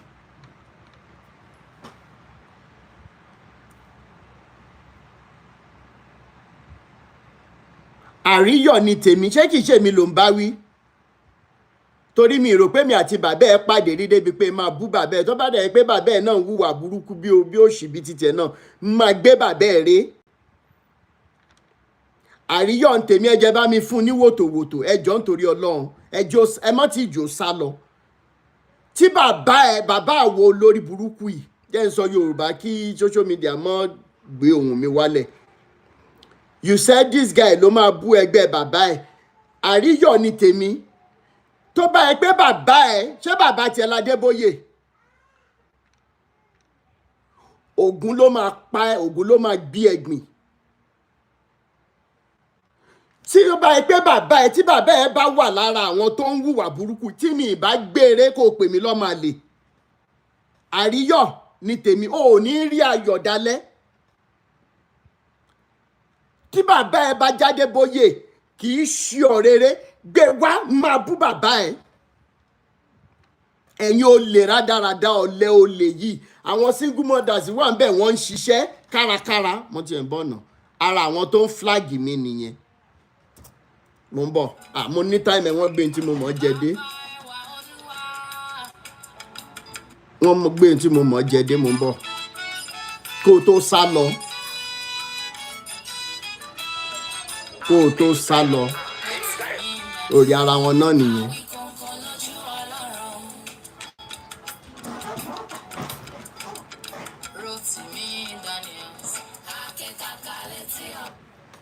Ara àwọn tó ń flag mi nìyẹn, wọ́n ti ṣó ojú ara wọn. Ẹ jẹ́ bá mi dábọ̀bọ̀ ìlú ẹjọ́ nítorí Ọlọ́run, ẹ̀yin truth lovers. àríyọ̀ ń tèmi, bí Ọlọ́run ṣe ń bẹ tẹ́mi ẹ̀ wá sẹ́, gbogbo tó bá dáwọ́lé yóò mọ bà ọ́nú jẹ́ ni. àríyọ̀, àwọn single mothers wà ń bẹ̀, wọ́n ń ṣiṣẹ́ kárakára to make sure that their children are well fed. Ìwọ olórí burúkú yìí, o máa gbé bible to everybody nínílé wa ló ń ṣe online kìíní. Mò ń padà bọ̀ lórí page ẹ̀, àfi tó tán bá bí ẹ̀dá kó block mi. àríyọ̀ ni tèmi, n máa ṣe fídíò fún ẹ. O ti forí jálé agbọ́n lẹ́ni, o ti forí kó ilé agbọ́n lẹ́ni. Ó lò ṣe bẹ́ẹ̀ mọ̀, lọ bèrè lọ́wọ́ àwọn ẹni ìṣáájú. O ní mo bú bàbá Adébóyè, mọ́ bínú o. Bàbá Adébóyè tó bímọ òṣì, ó gba 17 billion naira, ó lóun fẹ́ ṣe 8 kilometers because currently, if not because Nigeria is lawless. El-Rufai, all the people that signed that contract, they are supposed to already be in EFCC custody now, if not because they are Tinubu boys. Yet, the same road that Adébóyè should have done, the contract he's supposed to have done, he didn't do it. He did only about 30% of it, and he didn't refund the money. Ìwọ lórí burúkú ìwà wa. Ó wá ń sọ wípé mò ń bú Adébóyè. Tó bá yẹ pé Adébóyè ò tiẹ̀ lè jẹ́ bàbá ẹ̀ náà torí ìjọ aláṣọ fún wa. Gbogbo àwọn tó gbèrú wọ ìkàlẹ̀ tán ta òróró tiẹ̀ lórí tó fi ń sọ pé jẹ́ n wo profile ẹ̀ tó fi ń pèrè ẹ̀ ní pastor. Ń bọ̀.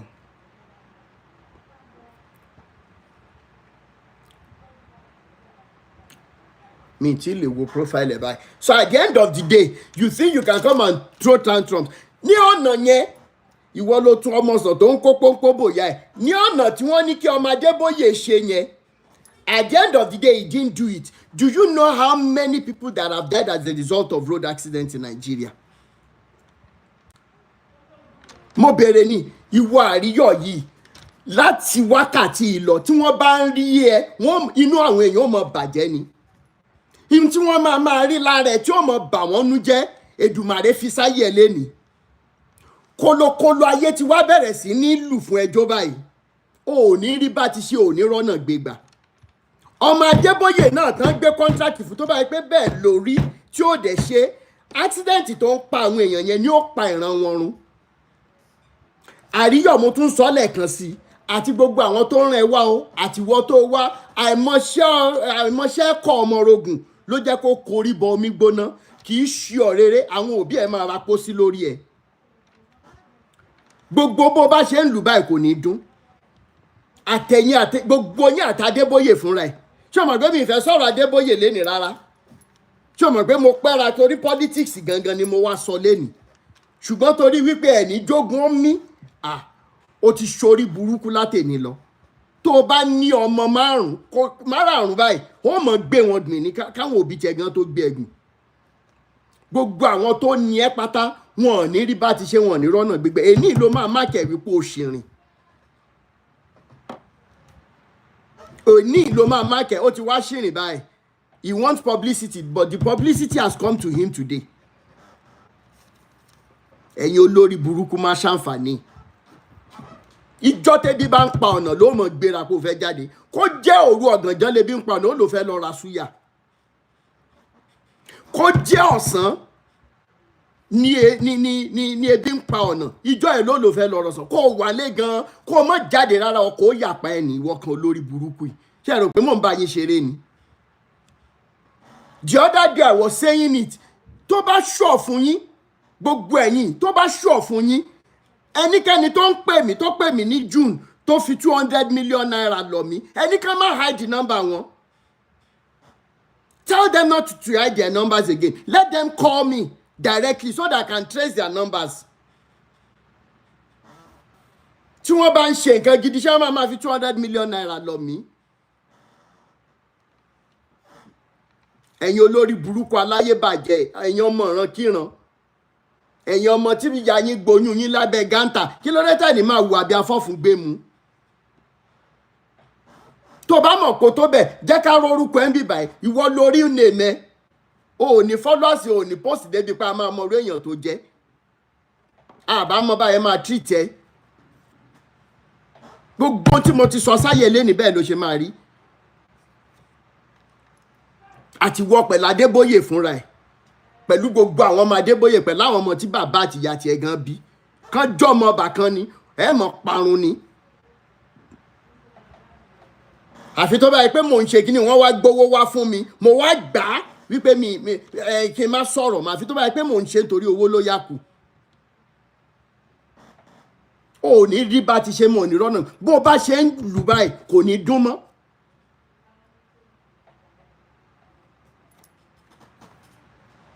Oníràrùn òṣì torí wípé wọ́n ju bàbá ẹ̀ lọ kí wọ́n máa hùwà burúkú ká má sọ̀rọ̀ Adébóyè tí wọ́n wá dìfẹ́ǹdì ṣọ́ọ̀rọ̀ Adébóyè lẹ́gbẹ̀ẹ́ Rufai kí ló lọ ṣe ní Kaduna the same Adébóyè that could not go to north nígbà tá a pa Deborah but Adébóyè could go and greet the governor of Kaduna gbogbo wàhálà tó ti dé báwọn ọmọ Nàìjíríà lórí nǹkan tí bàbá Adébóyè ti ṣe pẹ̀lú àwọn tó dàbí tiẹ̀ ní ìlọ́po mẹ́wàá ní ìlọ́po ogún wàhálà yẹn á máa dé báwo àríyọ̀ ẹni.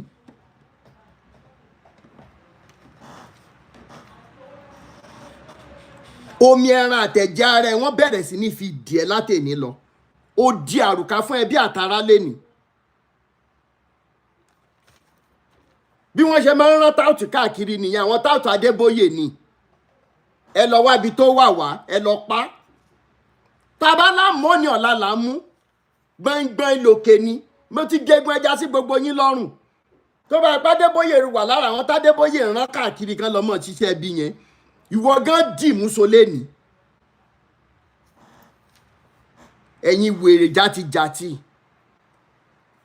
ńgbà tó pé ru yín báyìí náà pàrágà níyà yín tà káàkiri tán dẹ̀ tọ́ yín tẹ́yìn náà dẹ̀ ronú pé kẹ́ ẹ tọ́ra yín ìwọ wá ń gbèjà Adébóyè wo lórí burúkú yìí ọmọ Adébóyè kí ló dé tádé olú Adébóyè ò máa wá ṣe nǹkan tó ń ṣe yìí sọ fún Adébóyè pé o fẹ́ ọmọ ẹ̀ kan ọmọ ní fámìlì ẹ̀ kan kó gbọ́n tó máa sọ fún wo lórí burúkú yìí ẹ jẹ́ bá mark ẹni tó bá lè bá mi screenshot page ẹ̀ tó ló lè block mi later ẹ jẹ́ bá mi screenshot face ẹ̀ mo wish kí ní extra phone tí mo lè fi ṣe ẹ bá mi screenshot page ẹ̀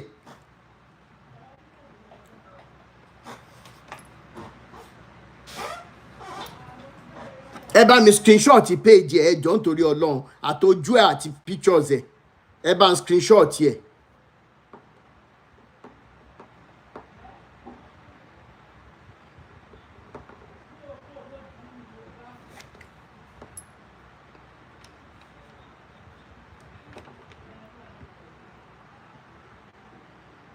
Má screenshot ẹ̀ sìn.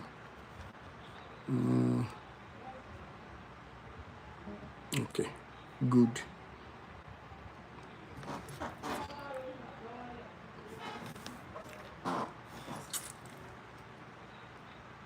Now, what am I saying? If they use any of the posts that you know it's not really good for children on their post and everything, and you tell them quietly and they don't listen, I am begging you, ẹ jọ̀ọ́ nítorí Ọlọ́run, ẹ jẹ́ ká jọ ṣera wa, ẹ jẹ́ ká jọ jà ìjà yìí. Thank you so much, Bumex lady. Ó ti rí wàhálà yìí látẹ̀mí lọ. Ìbá ti sọ fáwọn bàbá Adébóyè pé òun ò lè jíṣẹ́ yìí. Ẹran ọmọ yín kan lọ ṣe. Thank you so much, Bishop Andrew. Thank you so much. Now, what are we saying in essence today? Politically, Africa is in serious problem. Thank you so much, Taiwo Tolatu. Thank you so much. Okay, politically, Africa is under siege.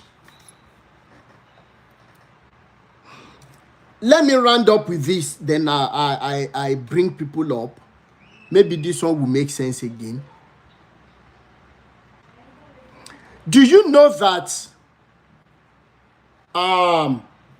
normally if anybody goes to the bank to borrow money for a business, the banking sector has the team that will go and do feasibility studies as to whether that business will succeed or not, how much money will be coming in when they start the business. Now, doing that feasibility studies, they want to know if the money the person wants to mo rò pé oògùn ló máa pa ẹ́. Ó ṣe lọ fún bàbá ẹ̀ ní gift, ó ní ṣe oríire, ó máa rìn lọ níṣẹ́. Ìyàwó máa fojú sunkún ẹ̀, àwọn òbí máa fojú sunkún ẹ̀. Àríyọ̀, ó ní rí bá ti ṣe, ò ní rọ́nà gbégbà. Ó ti bẹ̀rẹ̀ sí ní ṣìṣe lé ní ṣiṣẹ́ tọ́mọ ewúrẹ́ ṣe tó fi ń gùn ya ẹ̀, òun ló ti ṣe lé ní. Ta ló bẹ̀rẹ̀ gift lọ́wọ́ ẹ̀? Ó ní ṣe oríire. Tó bá yẹ pé wọ́n rán ẹ wá pẹ̀lú gift yẹn ni, ó padà sórí wọn. Ayé ẹ máa bàjẹ́ pẹ̀lú gift ẹ yẹn ni. Ó ní rí bá ti ṣe, ò ní rọ́nà gbégbà. Olórí burúkú. Tó bá nídìí owó, jẹ́ kí n mọ̀. Kárẹ́sì fọ́ǹdì fún ẹ. Ẹ má dá wọn lọ ẹrú pásítọ̀ ló. Àwọn olórí burúkú tó ń ṣòṣì káàkiri. Irú wọn ẹ̀ láwọn pásítọ̀ máa ń báyà wọn sùn káàkiri o. Olórí burúkú ẹnu ẹ̀ṣọ́ ti ẹnu ọpọlọ. Ikú ti pa bẹ́ẹ̀ ni. So, the banking sector will have that team set up. That is what Daily Genesis said. The banking sector knows that the churches are making big money. For even some churches like Redeem and Winners, all of them, they all have banks. Yes, they all have microfinance banks, don't manage. If you know, you know. Now, the banking sector knows that there is money in this business. And that is why they could say that they want to offer Daily Genesis 1 billion naira. How many of you saw that video? There he said, fee 1 billion. If the banking sector is not part of this madness going on to destroy us in Nigeria and Africa, why would they be willing to offer Daily Genesis 1 billion? But the small scale business owners are dying of lack of fund. When they go to the bank to borrow some money, it is one thing that they cannot even provide everything that the banking sector is asking for. Worse still, the interest rate is killing. And it is not only Daily Genesis. How many of you remember Tunde Bakare borrowed 4 billion? The interest rate has made the money to increase before the bank came up last year and started shouting. And that is why you can't hear of Tunde Bakare again today. He is want to bust. So what am I trying to say? The feasibility study team will now do what? They go and check everything you want to do with the money you are borrowing. Then when they see that, yes, the result of their study is good, they give you the money. And they monitor everything as you are doing it. There is a question Africans are now asking. There is a question we are now asking. IMF and World Bank, when our leaders go to them, okay, for what they call finance, now, do they ask our leaders the basics of what they want to use the money for? If they do, what are the results of their feasibility studies? Nobody is asking. We're just there. Nǹkan tí wọ́n o, gbogbo ẹ ti káwọ́ sórí o, ààrùn jẹjẹ o, and everything. Then after that, when they now give this money to African leaders,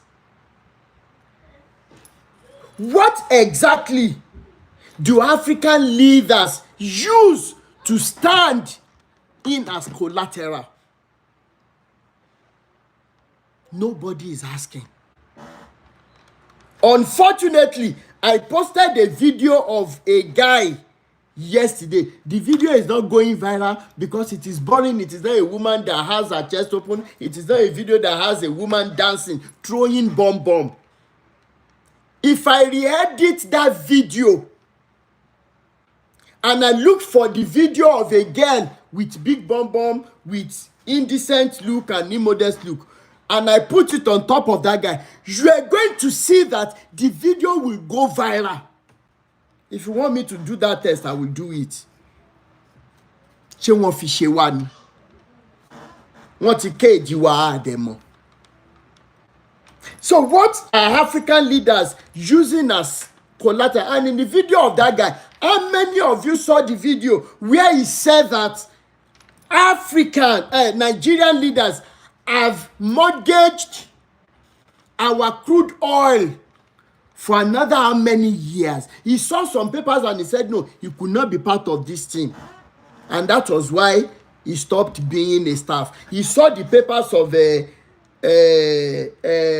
Chevron and these other people that are representing UK and some other Western world. And lastly, when they say they go for African Union meeting or they go for World Summit, nobody is asking, what exactly are African leaders going there to do? When at the end of the day, the European leaders will go back to their countries and resources are flowing from Africa illegally, even to their countries. When African leaders are back, they buy yachts, they buy expensive things, they share the money they give them to look one direction. When European countries, when Western world, when they weaponize the terrorists to be creating chaos. Ṣebí Luti security bá wà lámà máa bèèrè pé kí náà fi resources wá ṣe. And I would round up with this. I will never blame European Union as such. I will never blame the Western world as such. I will tell you why. And I'll keep quiet. How many of you remember ecology in biology? I will break it down. In ecology, there is a term called ecosystem. Under ecosystem, you will get to subtopic that talks about evolution. After evolution, you will get down to pyramid of number. But I will use evolution to explain the reason why I'm not going to blame these guys. What is evolution? The evolvement or the bringing up of new offspring from existing parents But the offsprings will now have a better acclimatization. They will have a better adaptational features that will help them to be able to survive the changes in the environment. And of course, in Africa, this is what is happening. Our parents couldn't resist the likes of Adeboye and co. Our parents couldn't ask questions, but economy has served as a change in environment, and it is now making us to be more forthcoming when it comes to asking questions and calling a spade, irrespective of whether we die or not, irrespective of whether it will lead to death or not. So at the end of the day, if ecology has explained that to us, then what Europe and the Western world, what they are doing is evolution. They are thinking about the survival of their offsprings even to hundreds of years to come.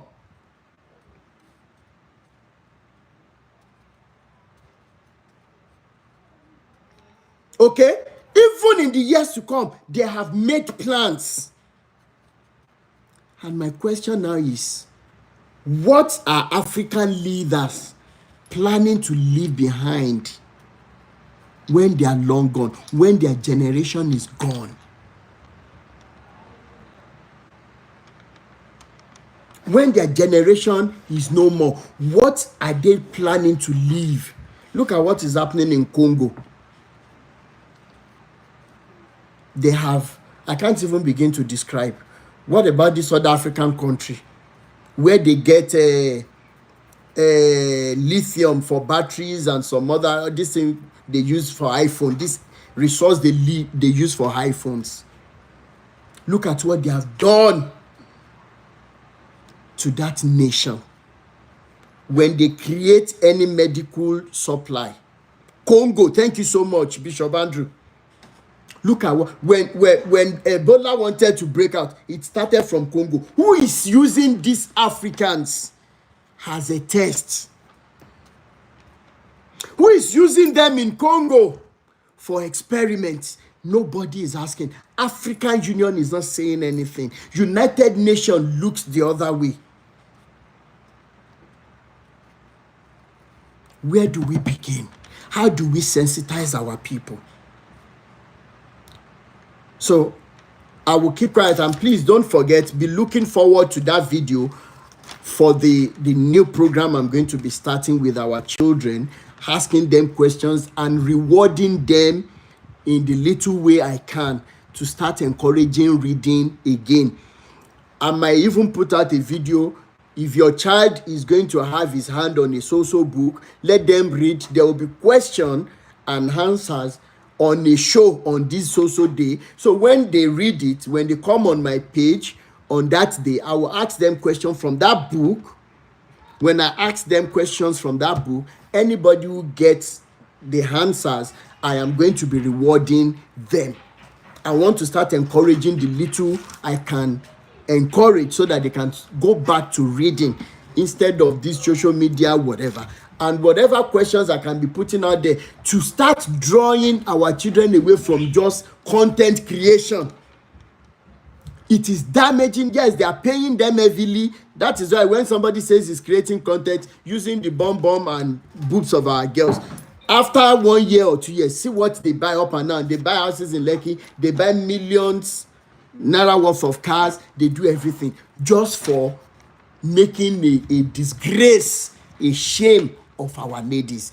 That is the work of social media for you. Instead of using it to promote how Africa will get out of this mess. Boomex lady, eba mi gbóhùn sókè. On mute ke gbóhùn sókè.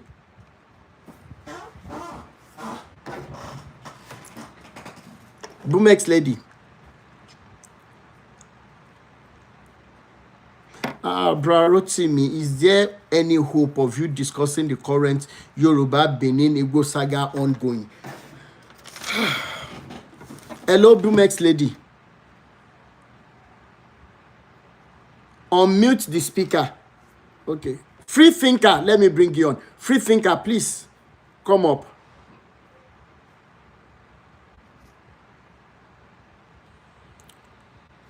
Sir. Yes, sir, Babami. Thank you so much for all you are doing. Yes, sir. Amin, Yoruba. But everything is degenerated now.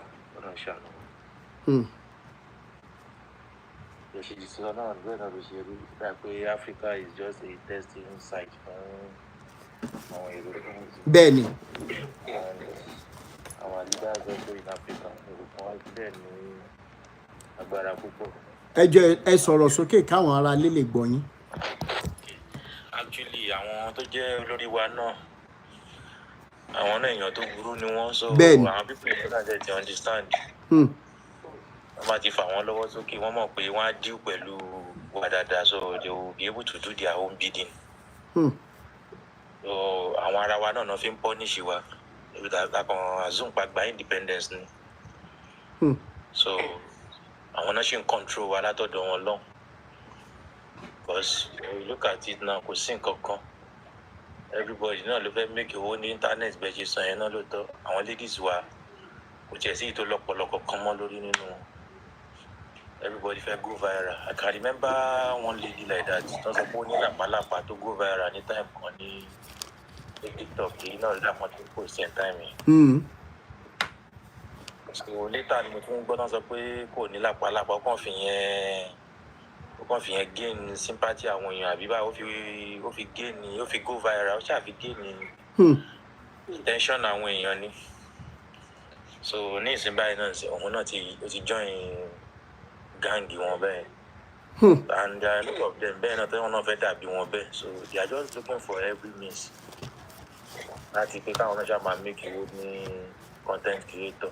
And there are a lot of content to make sense. Ẹ wo irú guy láyé WhatsApp yẹn. Like, the guy is making content without molesting ladies. Emo.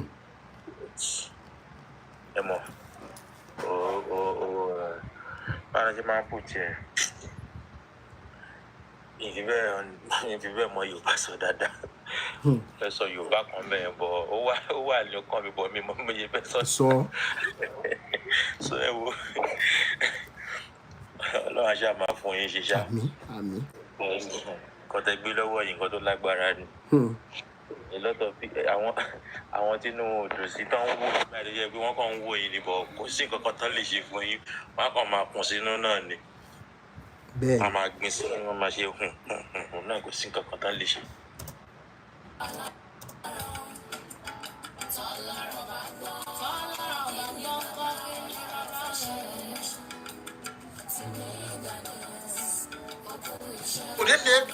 Bó ṣe ń jogun ayé wa borí ogun ayé rẹ. Ogun ayé náà ni. Ogun ayé náà ni.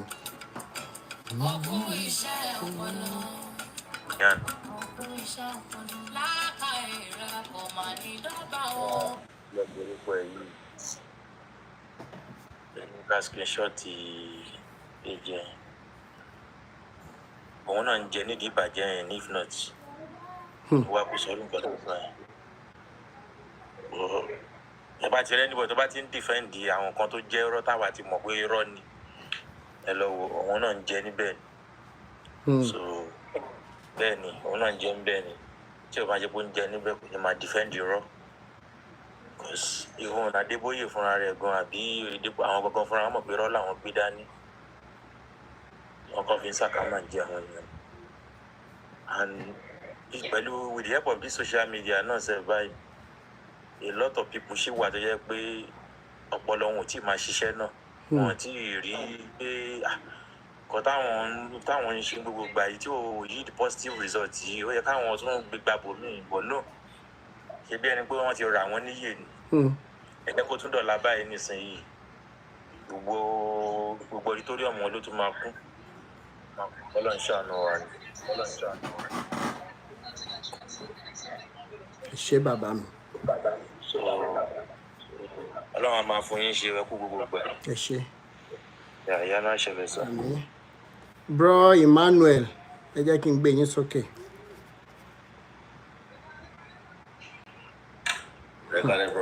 Yes, sir. First of all, mo fẹ́ sọ̀rọ̀ nípa nǹkan tí Mr. Fritika wọ́n make statement kan. Which might be, should I say, correct that impression? Ó dà pé wọ́n generalize àwọn obìnrin. ṣé pé obìnrin ò ní ṣé ìtàn ok mo ṣáà rí comment ẹ network yẹn sá lọ kí náà sọ. No, sọ pé gbogbo àwọn obìnrin ni. My bad, sorry. Ẹ mọ̀ àwọn tó wà ló jẹ́ pé statement ẹ make it as over generalize. So just to let them know that I know that you are trying to say that some, not all. Not all. Mo láwọn ọ̀rẹ́ tó wà pa lórí social media tó yẹ pé they are top notch yeah. Then also mo fẹ́ dúpẹ́ lọ́wọ́ lórí nǹkan tí ẹ ń ṣe. You know, it's not easy. People we know àwọn tó wà enlightened mọ̀ pé nǹkan tẹ̀ ń ṣe. You know, making sacrifices almost every day. To come online and be doing this is not an easy task. But then people like us, we always want to support in all ramifications, most especially talking to you and to support you. One of the things that we call like last chip let me let you know that there is much more impact on what you are doing. Although the matter only that being people we are show, but I can tell you, majority of the song. 1,000 people to song. To just people here, be 10. But 10, yeah. If you look at the percentage, already what?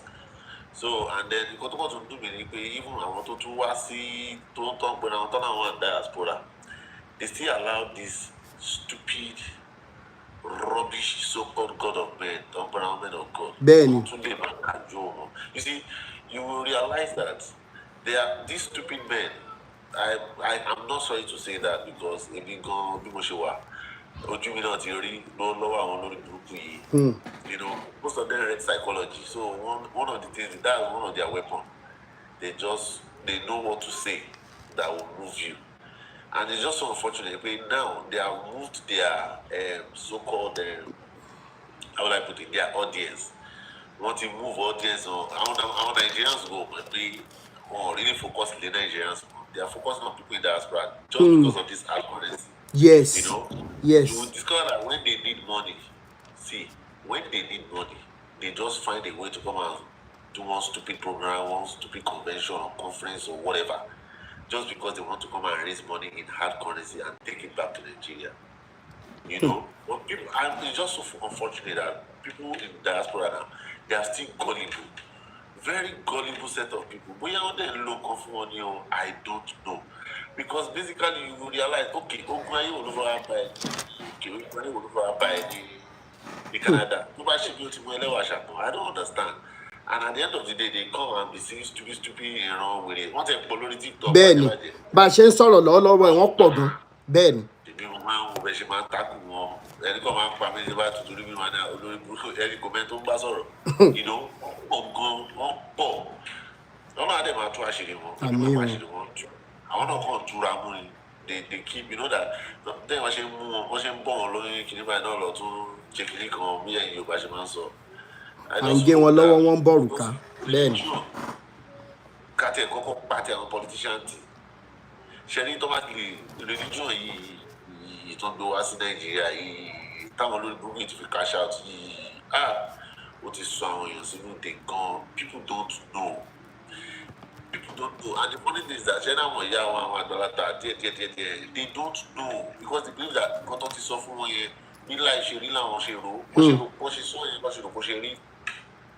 I was fortunate to bring my mom down to where I am. In fact, gbàtí àmì débi báyìí ló ìyá tó jẹ́ pé alóhùn gbọ́ ṣe bí ọba wèrè kan alóhùn gbọ́ kìíní láràárọ̀ gbà tó yá ni ìyá tó pé àṣì fún wa àṣì ọgbọ́n kọ́nilẹ́ran jẹ́ ní gbogbo àwọn people because she was able to see things in a different perspective. Ben. You know, you want to travel a 2-hour journey, over drive. Oh, need that all those stuff. You see, they have made you think that everything in Nigeria is Baba the Nigerian problem is spiritual. Baba Adeboye ni. Ben. Eh, ṣe rí nǹkan tó tiẹ̀ jẹ́ kí dementia bàbá wa pronounce ni wípé irọ́ yẹn, the lies have become part and parcel of him for a long time, so it is now aggravating the dementia. Honey. Most of the miracles that he claims that happens, I don't know when you will have a miracle as mighty as that, the victim who are really any victim. No. And it will never be specific. No. Never ever. Most of them go and check. As Suleiman, as they will never. A certain, the Bible not ṣe gbé lẹ́ni a certain person at a certain place. They will never ever be specific, just because they know that people will definitely fact check. To buy because it's social media. They will even one store, one so pé we are become one daruko. Ṣé bí wèrè Suleiman sọ mo ṣe rí fídíò kan lẹ́nu àmì yá fídíò kan tó sọ pé pẹ́pẹ́ sí òun fẹ́ lọ sí African country kan booklet òun kún pé ó ti full wá dé Nigerian kìíní. How on earth they also have your condition them are pàtẹ́wọ́ fún? Who does that? I don't know. It's just so irritating. Many times when you look at when you come online and you keep seeing these people, you see that Nigeria of the future until generation of people are lost. Imagine that one board who can find one kò fáwọn ọmọ àwọn náà dìde ṣe bẹ́ẹ̀ lọ́mọ Oyèdépò náà tó náà sọ̀rọ̀ táìtì tó ń sọ pé kìnnì kan insurance business tight. You know, these people, I don't know, but I just know that the more sensitization will matter. Thank you so much. Ben.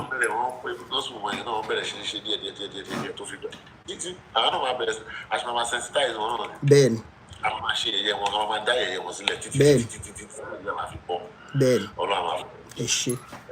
Thank you so much, Baba. I really appreciate you. Ẹjọ́ gbogbo ẹ̀yin obìnrin ẹjọ́ nítorí Ọlọ́run ẹ má bínú brother Freethinker ti sọ wípé mistake ni ẹ má bínú ó listener ẹ bá mi on mute. Big Captain. Bàbá mi. Mo kí gbogbo lé o. Yes sir. Uncle Rotimi. Sir. Elédùmarè máa ròyìn lágbára. Àṣẹ Ìdùmarè. It will be Ọlọ́run máa fún yín ní okun kún okun. Àṣẹ Ìdùmarè. Because the reason why tí mo kọ́kọ́ fi gbàdúrà yìí ni pé ní I've listed my list and I see that it's not easy. Especially living in where we are with this job you are doing. Ben. Ẹ̀yin tó bá wá ní báwo ni tí ń ṣe jẹ́ pẹ̀lú iṣẹ́ tẹ̀ ń ṣe yìí. Bó bá fi àárọ̀ kó jọ, ó máa falẹ̀ sunkún ni. Àṣẹ Ìdùmarè.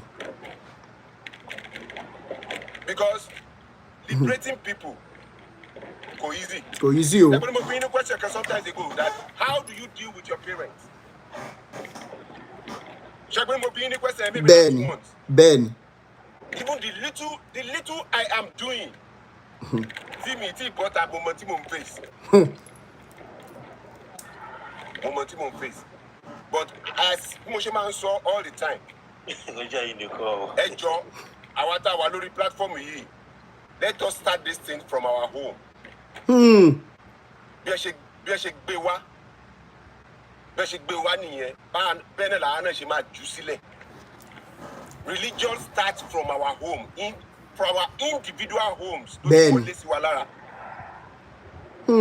And I can say it some of my families have known what I stand on, and some of them follows me. We talk about it. People are getting liberated. Ben. Uncle Rotimi. Ben, sir. People are getting and it is rapid. Kò kí ṣe pé ní kékeré. So lórí ẹ̀rọ àwọn social àwọn content creator tẹ́ sọ yẹn. Bẹ́ẹ̀ni. Most of the content creators do not believe in these shenanigans of these Bible stuffs. It's only that they have not started about these liberation issues. Most of all these content creators, 99% of them don't go to church, neither mosques or neither anything. They are all humanists. Ben. But they have not directed their content creating into liberating the follower because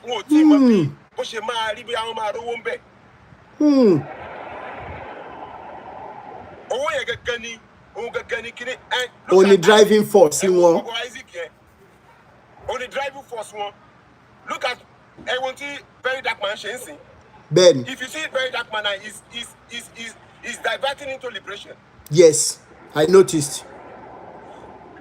So just give these people time. Most of them are not religious. Most of these content creators are not religious. We will continue sensitizing the public. Ben. Please, let's start from our families. It's very, very important. To our close associates. Our Remy, our cousin, church and that. My cousin is a very good. He goes to church and other things. Of Christian, they don't invite me to church again. If I go to church now, to the church in Ben, want to get a message in Yankpani? Ben. Instead of me going to club and I can go to church and go and dance.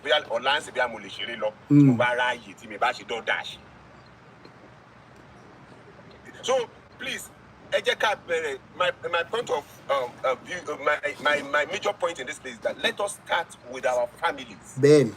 And the people that are very close to us. What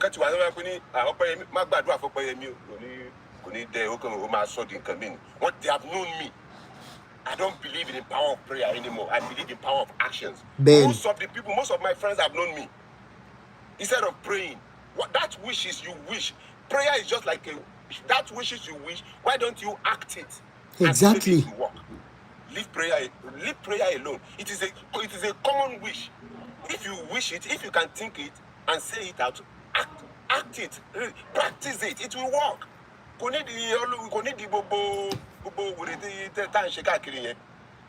Please, in the name of God, if you are on this platform, you are hearing me, please start. If you know you have been liberated and you are free, for the past 2 years, that was your church. Peace of mind, Ben. Free. So if you are in this, you have been free from this, please. This is how it started. Preach, encourage, enlighten the people around you. Tell them, little bit you know, tell them how it works.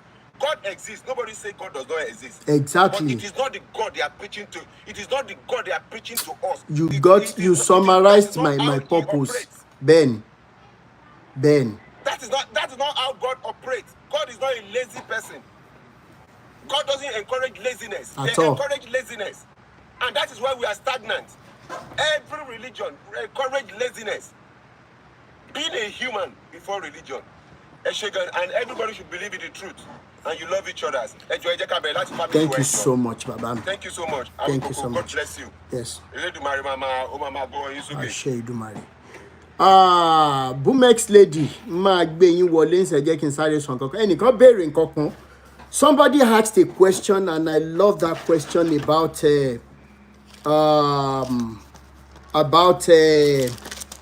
this Yoruba Benin Igbo saga.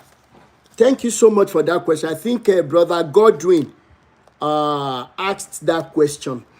You know, if you ask me about my take on this, I will tell you that people are taking the whole issue to be personal and I don't know, the way they have taken away the tribalistic. Anybody who has been on my page will know that I have never spoken for Yorubas.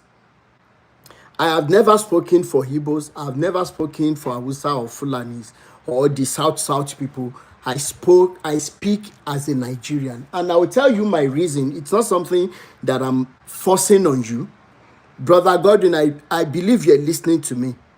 Now, when it comes to this issue, I will tell you for a fact today that the best people I've lived with, probably it's because of today that God allowed me to be able to be part of the Hausas in the north. I lived with them. I wined and dined with them.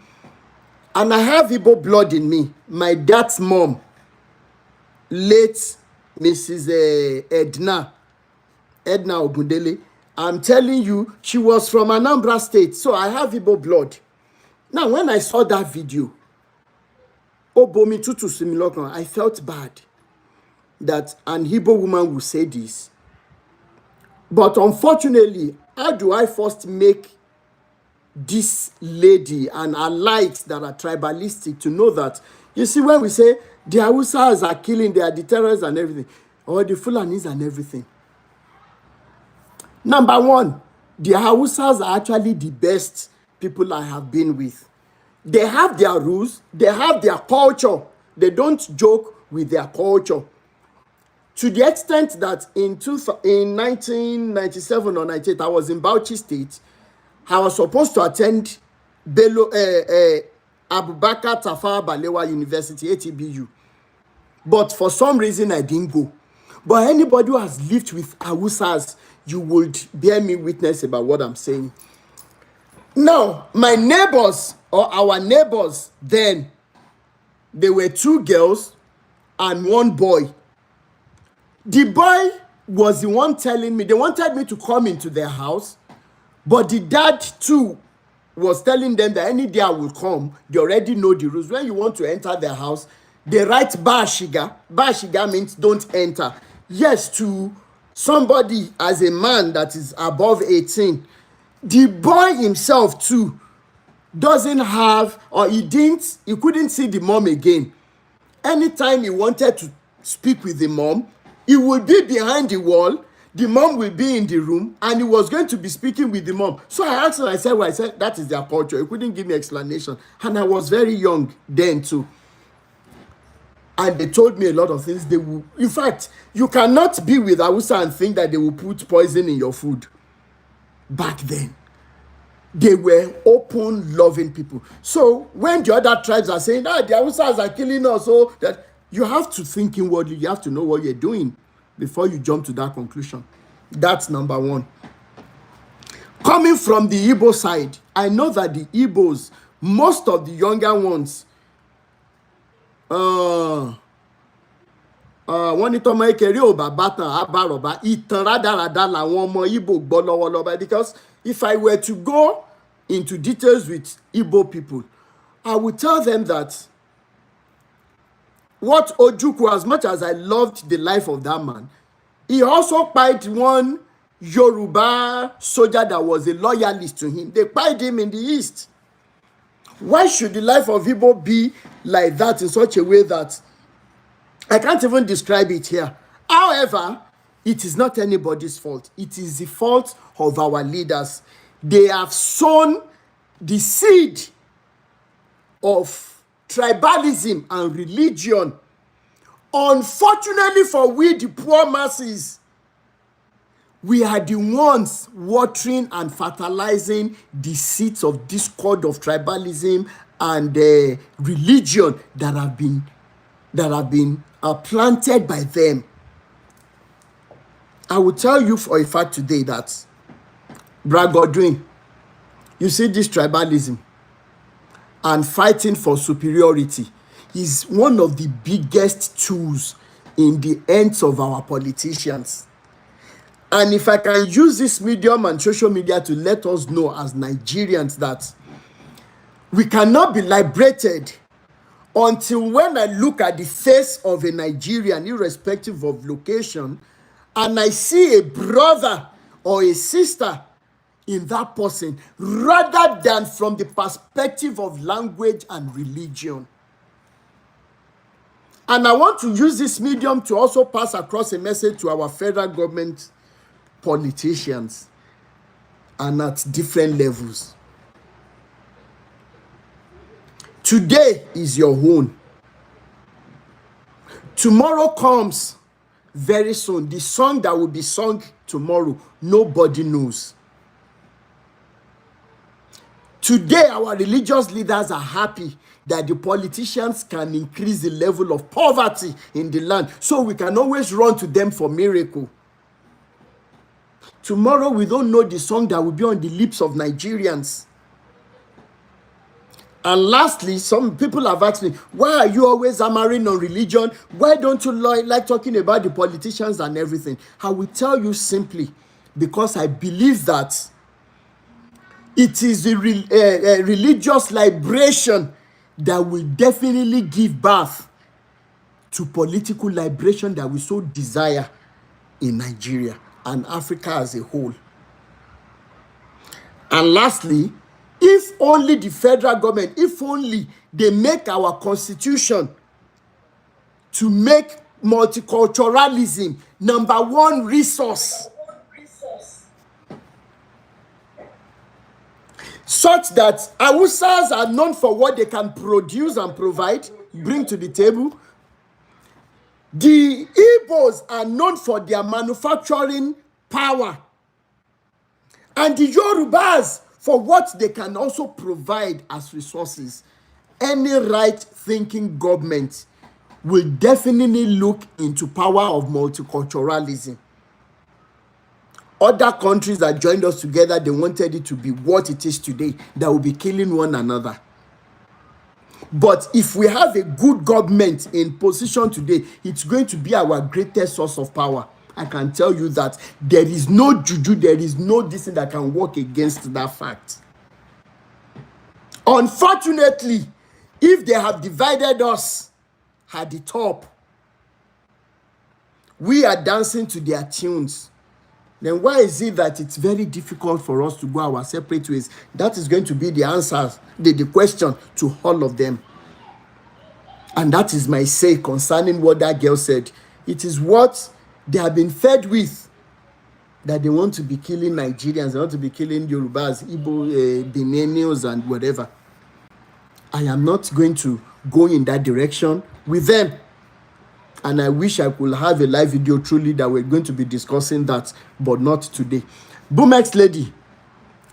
Godwin, I hope I have been able to at least say one or two things concerning that. And anybody that is going to talk to me may say one or two things about it. Boomex lady. Ekale ìyá mi. Tí bá bọ́ lọ́rọ̀ bá gbọ́ kí ló fẹ́ ṣe fún mi jàre. Ọlọ́run bá gbọ́ kò sí tí bá bọ́ lọ́rọ̀ fẹ́ ṣe. Ọlọ́run Olódùmarè á túbọ̀ máa wà pẹ̀lú yín o, ẹni sísọ ẹni tẹnugbó bí ọwọ́. Àṣẹ Ìdùmarè gbogbo làálàá tá à ń ṣe yìí á padà lẹ́nu ọpẹ́. Àṣẹ Ìdùmarè. And to everyone, gbogbo àwa tá a jìjọ ń ṣiṣẹ́ kò ní sún wa kò ní rẹ̀ wá o. Àṣẹ Ìdùmarè. Gẹ́gẹ́ bí brọ́dà mi, dádì mi Emmanuel ti sọ, ibi tí wọ́n ti dúró yẹn ni màá ti bẹ̀rẹ̀ from our house. Láti inú ilé wa ní ká jẹ́ kí liberation yìí ti bẹ̀rẹ̀. From individually láti inú ilé wa, wọ́n ní ilé la ti ń kẹ́ṣọ̀ ròde. Bẹ́ẹ̀ni. Gẹ́gẹ́ bí àwọn Yorùbá ti sọ, láti inú ilé wa, láti ibi tá à ń gbé láti máa jẹ́ káwọn èèyàn mọ̀. People around me now, wọ́n ti mọ̀ pé yes, I am liberated.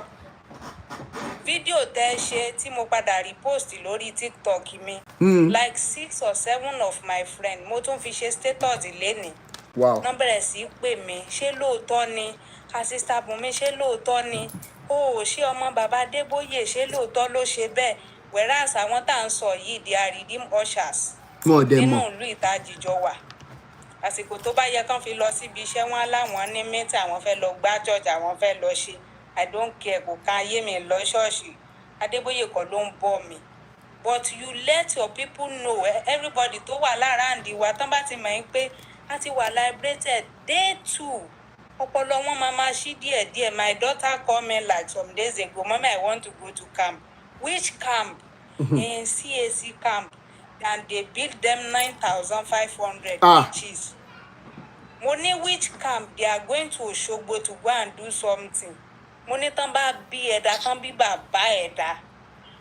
Number one, I'm not the one going to pay that money, and nobody is going to pay. But later, mo padà wá mú wá sílẹ̀, mo wá pè sí fídíò kọ̀ pé wá.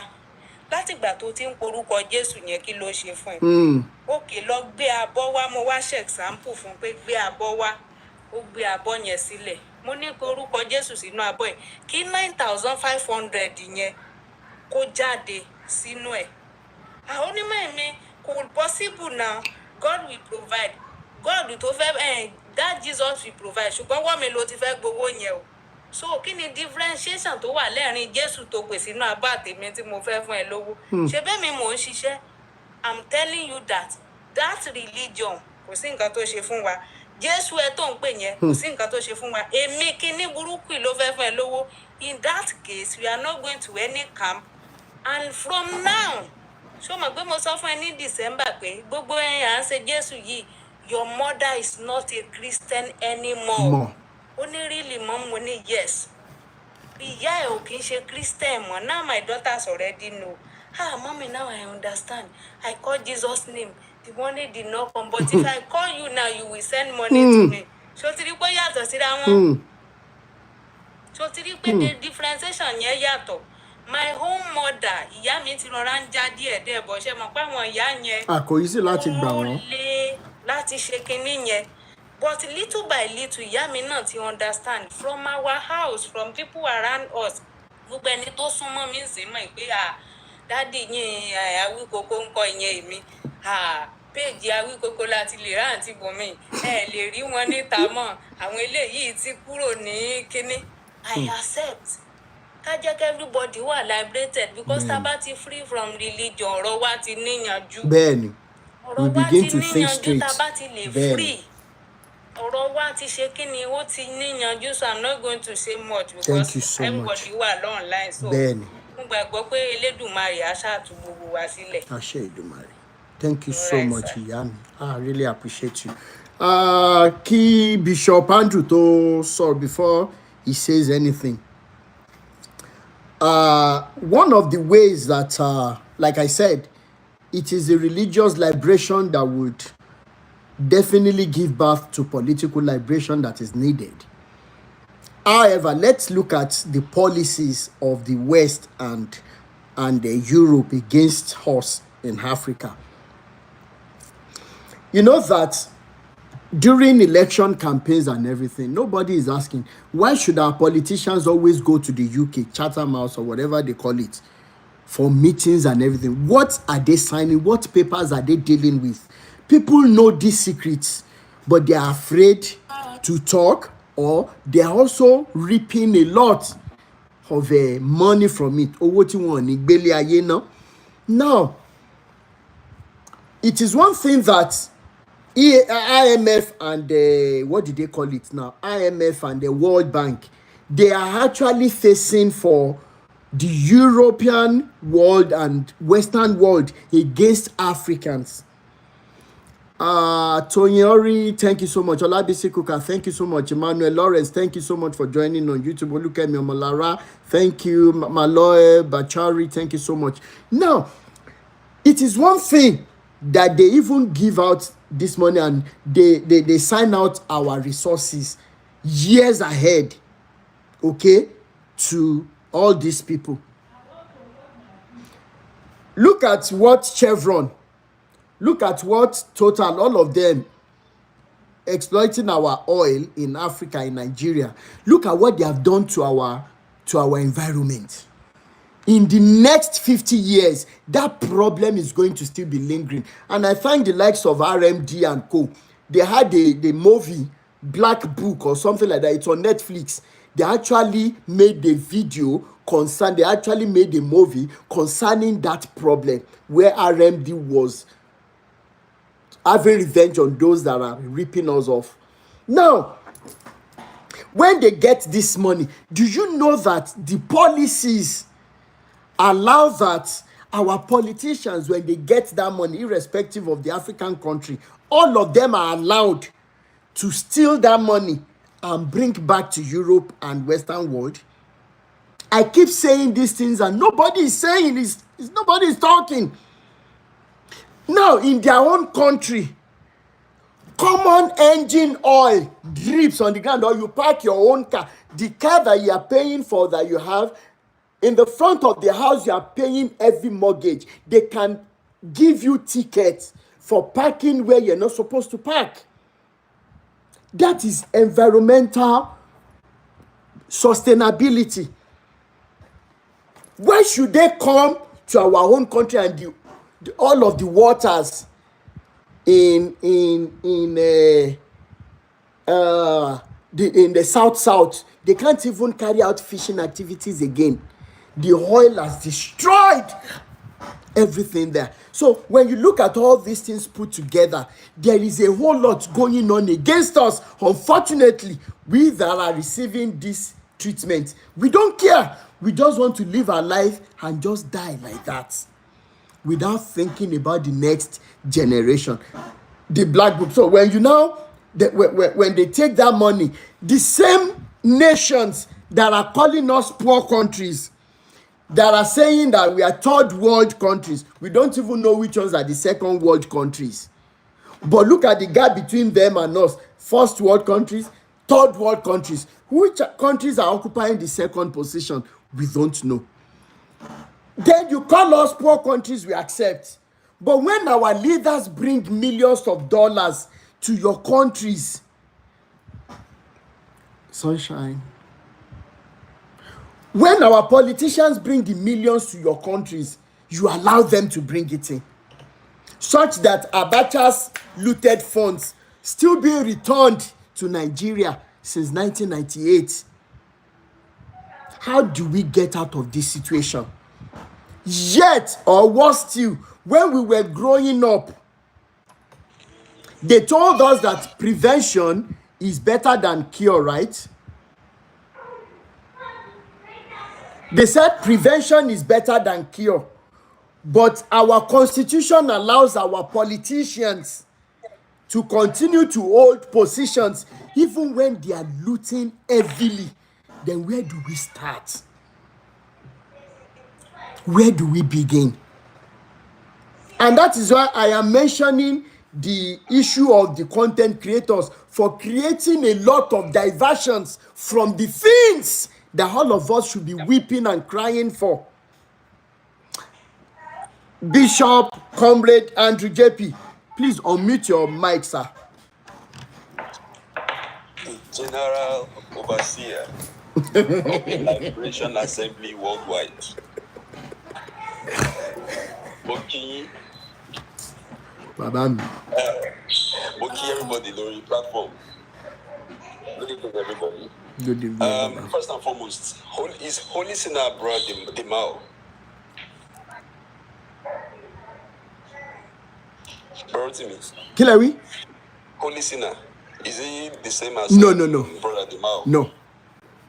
Oh, okay, because they sound alike. Yeah, their voices sound alike. Oh, okay. Well, for me, I'm sure you must have noticed that I don't really talk too much about politics and issues with government, and it is deliberate. The reason is because when I was still in Nigeria, I had a lot of close affiliations with at least a minimum of 30 states in the entire country. I want to speak specifically on the contract thefts. You know.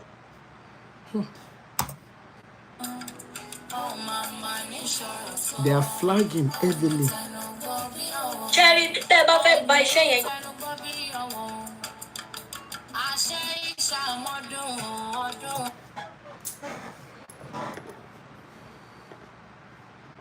Corrupt individual. Let me use this example to explain what I've just said. Sometime in 2012, when I first returned back to Nigeria, I actually, revived one of my father's company. I paid all the taxes, the federal taxes, the state taxes, and local government taxes, and I wanted to get a contract from a particular state because the governor of that state at that time, I was close with his wife, his wife's elder brother. Now, I'm not going to mention names because of some confidentiality issues. Yeah. So now, what happened was at the end of the day, I got this contract. The contract was for me to build a public primary school.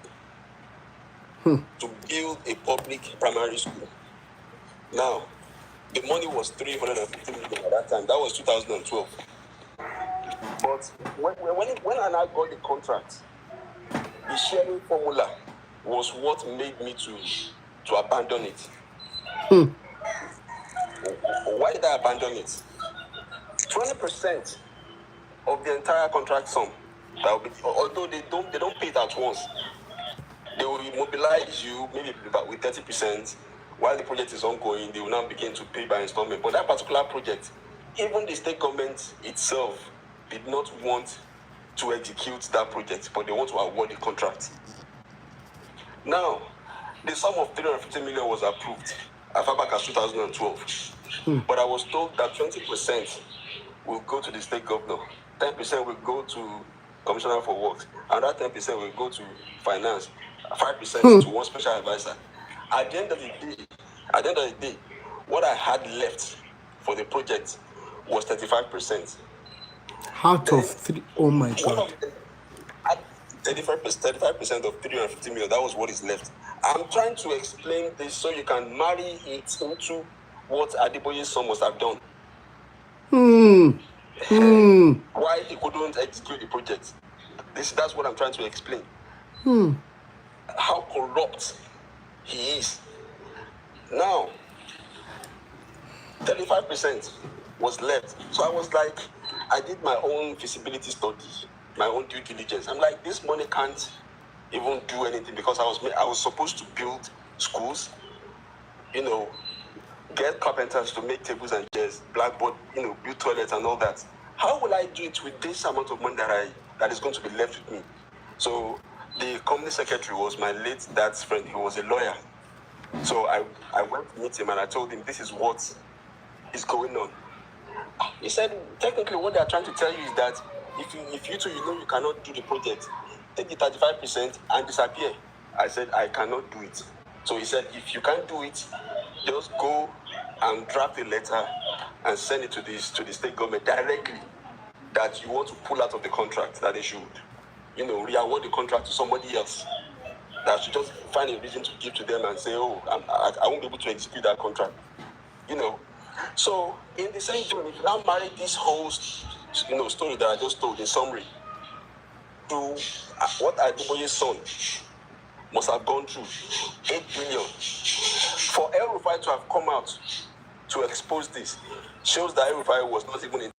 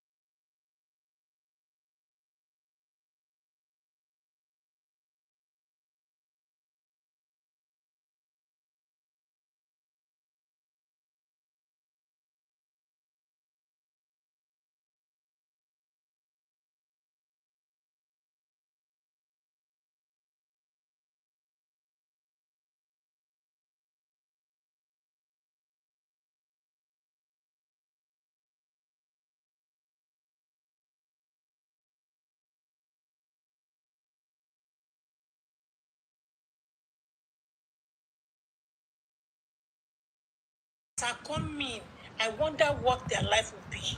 I have said it. I wonder. Ṣé gbogbo wa náà la lè japa ni? They are passing the baton. Please, YouTube people, is the network, is the audio okay now?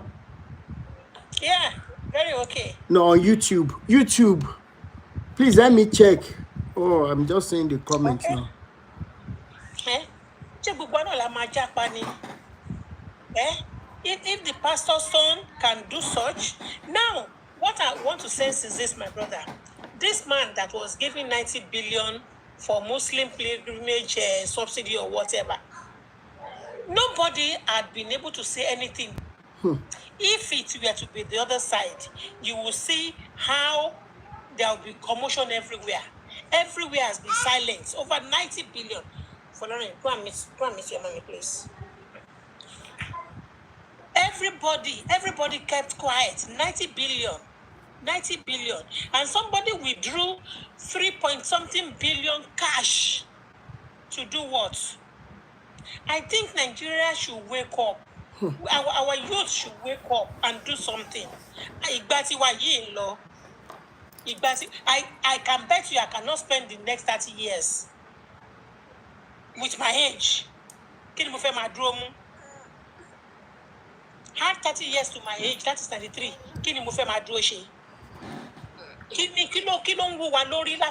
Láti stay longer in this country, even in this world, not this country, in this world. In this world, generally, yes.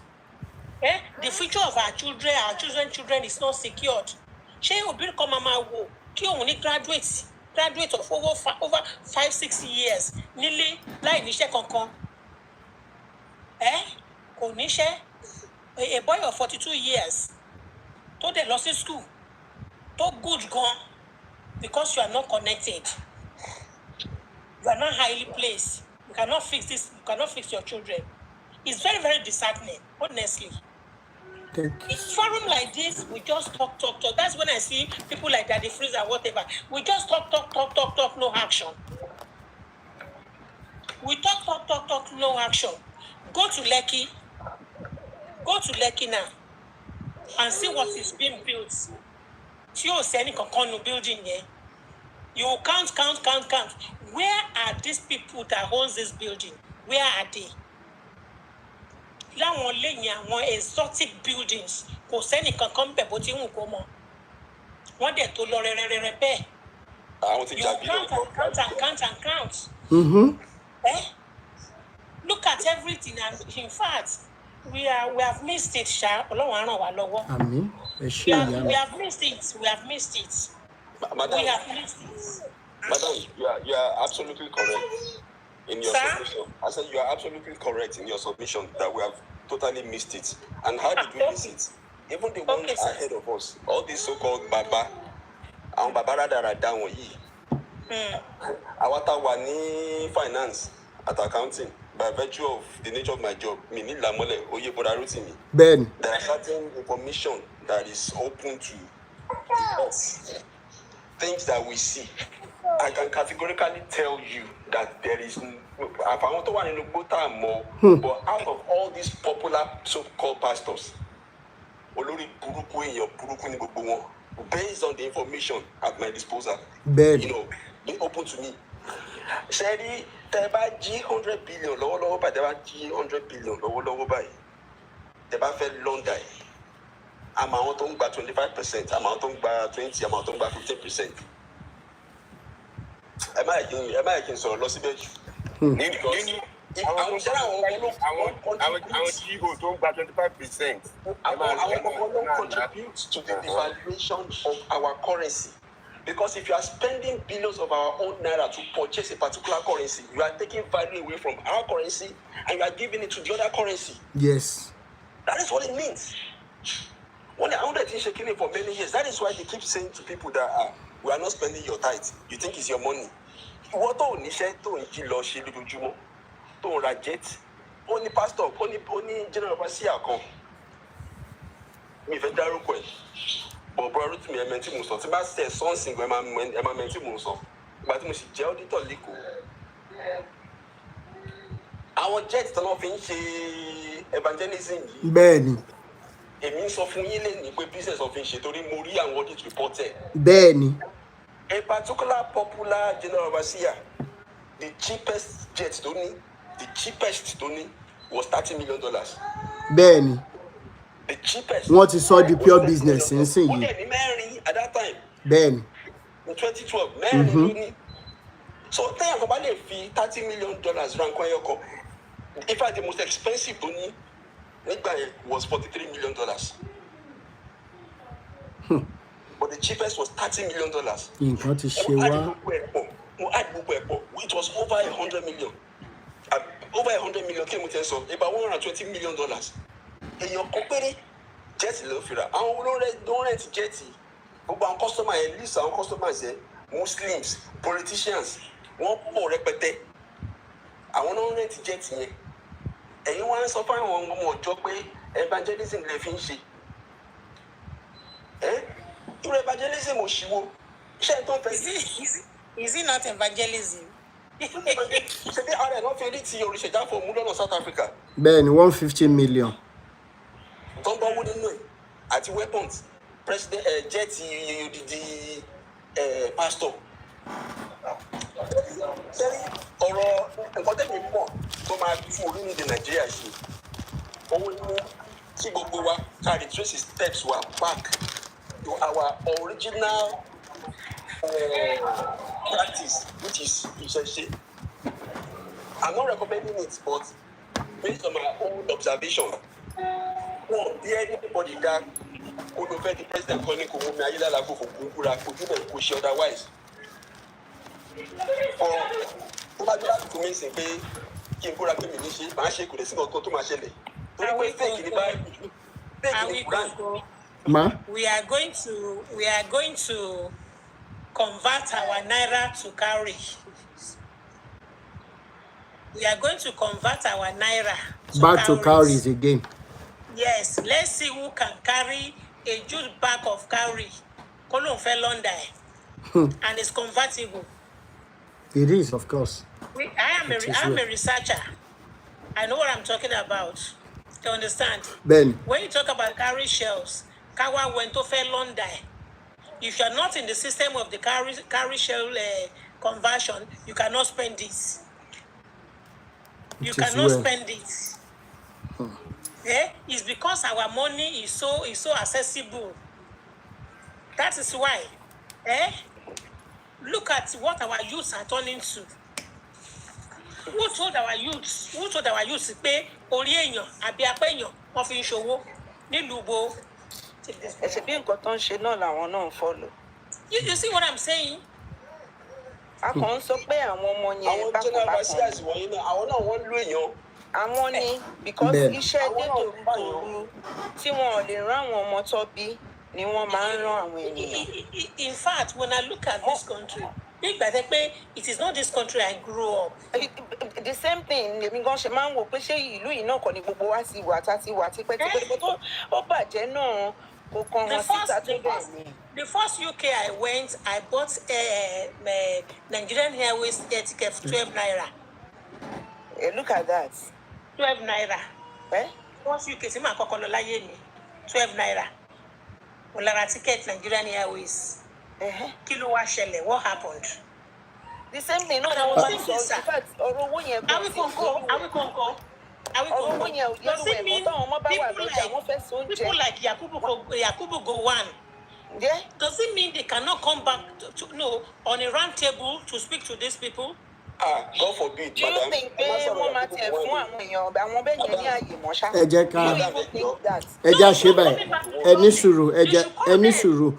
Ẹ jẹ́ ṣe People báyìí. like that should call them and ask them, what is the problem? At least you know la shower. Ẹ ní sùúrù, madam. Ẹ jẹ́ ká ṣe nǹkankan. Mo máa gbé yín sókè wá. Tí brother Andrew bá ti ṣetán, máa gbé yín wá sókè. Mọ́mí Trinity máa gbé yín wá sókè tí brother Andrew bá ti sọ̀rọ̀ tán. Brother Andrew ẹ round up ọ̀rọ̀ yín. Máa ṣe tán, máa round up in 2 minutes. Sẹ́ni ọ̀rọ̀ Yakubu Gowon tí wọ́n sọ yìí. Ẹ má tiẹ̀ sọ̀rọ̀ ẹ̀. Ever since the creation of a country called Nigeria, we have never had any sincere leader. Yakubu Gowon, when he was leaving his position, ó lù to 50% owó tó wà ní CBN. Ṣebí UK ló gbé lọ. Ṣèbọn sọ̀rọ̀ yẹn ní àwọn member of parliament sọ̀rọ̀ yẹn now. And mo dẹ̀ ní fídíò yẹn. He looted 50% of CBN. Àwọn people in tàn wá ní ṣé Awólọ́wọ̀ was not sincere. Bẹ́ẹ̀ni. During independence, all of them were sincere. Corruption táwọn yẹn ní nígbà yẹn olótìkú dáhùn olótì wá fẹ̀ lójú lé ní ìgbà yẹn.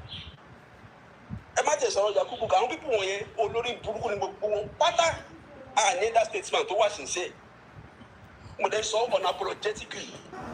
Bẹ́ẹ̀ni. So in a nutshell, Borotimi àti everybody tó bá ń gbọ́ wa gẹ́gẹ́ bí Holy Sinah ṣe sọ lẹ́ẹ̀kan àti prominent lady pé kí gbogbo wa ká máa liberate families àwọn èèyàn wa. Irú èmi ń sìn àǹtí tèmi àgbà tí mo ti gbọ́n ẹ̀sùn paraku ni wọ́n ṣe marriage láì lo wọ́n ti wọ ẹ̀rí wọ́n ṣe makeup wọ́n ṣe anything wọ́n pè é kánná. Mo ti já wọn gbà lẹ́yìn Jésù báyìí. Bẹ́ẹ̀ni. Kò sáwọn ẹni bọ́dì nínú àwọn àbúrò màtàwọn ẹ̀pọ́ mi tó ń lọ sí church mọ́ mo ti já wọn gbà. So kí gbogbo wa náà ṣe the same thing. So that ó máa reduce the population àwọn tó ń lọ sí àwọn shrines àwọn covens wọ̀nyí. Mo dẹ̀ sọ bọ̀dọ̀ tí mi mọ̀ pé ẹran ti ní last year mo ní by 2033 kò ní sí èèyàn tó máa lọ sí church mọ́. Bẹ́ẹ̀ni ó ti ń ṣẹlẹ̀ díẹ̀díẹ̀ báyìí. Ṣẹ́rí the act tí Oyèdépò nǹkan yẹn museum ló máa di gbẹ̀yìn. Bẹ́ẹ̀ni. Museum ló máa di gbẹ̀yìn. Ẹ jẹ́ kí n dúró lọ káwọn àwọn tó kú náà lè sọ̀rọ̀ ẹ ṣé gan. Ẹ ṣé jàre. Now ẹ jẹ́ kí n sọ ibi tí ọ̀rọ̀ ìtún wa lè sí. Let me quickly say this. Before, it was a big solace, it was a big relief that you are dealing with pastors or people who were in church, who were going to mosque regularly. You could do business with them. You could do business with them and you could go sleep. Unfortunately, currently, the situation makes one to even weep, knowing fully well that right from the pinnacle of the church, you cannot get people to trust at all. If you cannot trust them on the level of small scale business transactions, then how do you trust them at the top? How? Sister Sholape, please, your turn. Good evening, house. Good evening, everyone. Good evening. Ekale, Uncle. Yes, ma. You see, I just drop 2 cents making so long. You see, to me, religion is humanity. But sharing in Nigeria, in Africa, ebi ló ń lé àwọn èèyàn sí religion. Ebi òun ló ń jẹ́ káwọn èèyàn máa sáré because gbogbo wọn nísìn everybody on wíṣẹ́ ọwọ́ wọn miracle náà wá kọ́lọ̀ ń bá wọn sọ 10 naira wọn kó sọ di 1 million everybody ń wá miracle and these people have seen it and they keep collecting, they keep coming. I follow some pastors on Facebook just to see what their life is. And you see people go all the way to those who are okay. You see the crowd. Ṣé ọ̀rọ̀ Jésù yìí náà là ń ṣe tí àwọn èèyàn ní sí tó pọ̀ tó yẹn? Ṣé problem pọ̀ tó yẹn ni? Yes, we know there are problems. I feel even this guy, Oriyomi Hamzat, is doing more to people than these churches because they call them out, they give them prophecies, they go back to their problem. You see them standing at the roadside begging for transport to carry them to my home. It's sad. It's sad. You see, all our leaders, our politicians, ibẹ̀ náà ló ti jáde. Ibẹ̀ náà ti jáde. Churches náà ti jáde. Mosques náà ti jáde. Àwọn náà ni ritualist. Àwọn náà ni tó bá ń ṣe politics náà máa kó oríṣiríṣi fáwọn èèyàn. Èyí tó máa fẹ̀jẹ̀wẹ́ máa fẹ̀jẹ̀wẹ́. Youths are seeing it. Yes. I just pray that the coming generation, they get to wisen up. Àwa òbí wọn náà la máa kọ́ wọn pé this is not the right thing to do. Because tabari ìyá tó lọ sí church Don't lọ sí church, don't pay, don't ṣe lè, don't ṣe. Àwọn náà máa fẹ́ follow suit àbí kọ́ wo the other way round. Yeah, ìyá mi ò ṣe lè, jẹ́ kí mi náà, jẹ́ kí n gbọ̀nà ọ̀nà kejì. You see, so may God help us ní ìlú tàwáyà and with this religion thing. Kọ́lọ́run kó ṣàánú wa, ẹ lọ sí church, wọ́n á bèrè owó offering, owó ọrẹ, owó kìíní. Imagine ìgbà COVID, people didn't go to church. And everybody was in shock. Although Nigeria, when you really get kìíní tó gbogbo àwọn abroad. Before COVID, I used to be a church goer. If I was in church, there was a special seat for us and all that. You get. But one thing I didn't do, I didn't join any group. Because I'm first join group. Ferry pastor. I didn't join any group. But when COVID started, everybody wanted could see program. We all at home. Okay, so they now started giving palliatives. Me that in church then I used to give, I would drop rice, give people things. But during COVID, nobody called. And immediately COVID was lifted, they called to ask for building offering. You know, which made me angry. So I building offering. But I check up on you. You see, so since then it really got me thinking, can you religion? So I really backed out and faced my humanity, faced people. Ben. You know, give people when people táwọn èèyàn bá pe Jésù tẹ sọ fáwọn èèyàn pé à ń fún wọn ní bag of rice, à ń fún wọn lóòrò rombi. Ibẹ̀ tó ti máa róúnjẹ làwọn èèyàn máa lọ. Ben. Ibẹ̀ làwọn èèyàn máa lọ. So if there is something we can do. But you see, changing naira to cowries, changing our leaders are evil. Ben. They are evil. They are evil. It takes. That's why I keep asking and I keep praying for you that Ọlọ́run á fún yín ní strength to keep this movement, to keep it going, because truly they will fight back when the system fight back. When it fights back, you know. And the thing is, Nigerians were cowards. People will step back. Go to the yam pepper scatter.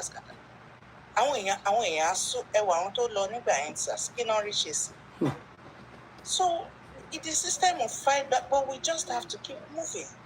We have to keep it going. Thank you for what you are doing. You know, God liberate us from all this. Thank you. Thank you. That's one of the reasons why I said I am going to be starting what I said. It's going to be an avenue for the children for those kids to start changing their orientation, because if we are going to be serious with this liberation, we have to start capturing the children and women and Ubenewa. So when I start with the children, probably this next month, September, and if I look at my schedule, because I have to put some things in place and perfect things, I want the program to be under my ongoing registered ongoing NGO that I'm trying to register, and it's going to start changing the orientation of children, and it's going to be helping them. And I know the reason why I am putting it on Sundays. I know the reasons why I'm putting it on Sunday.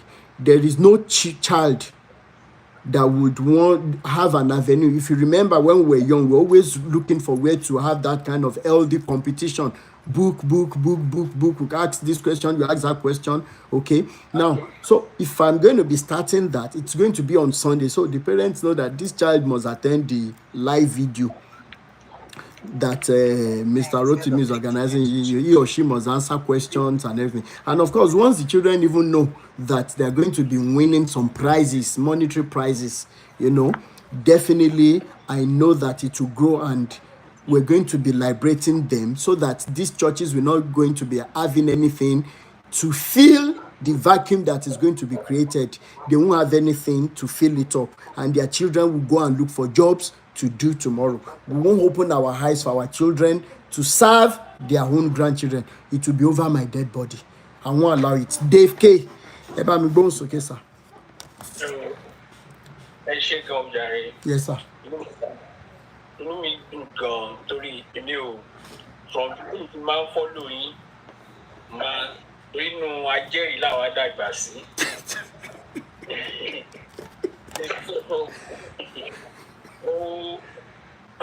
Ìgbà mi kí n tó wá sí ìlú yìí ní 2005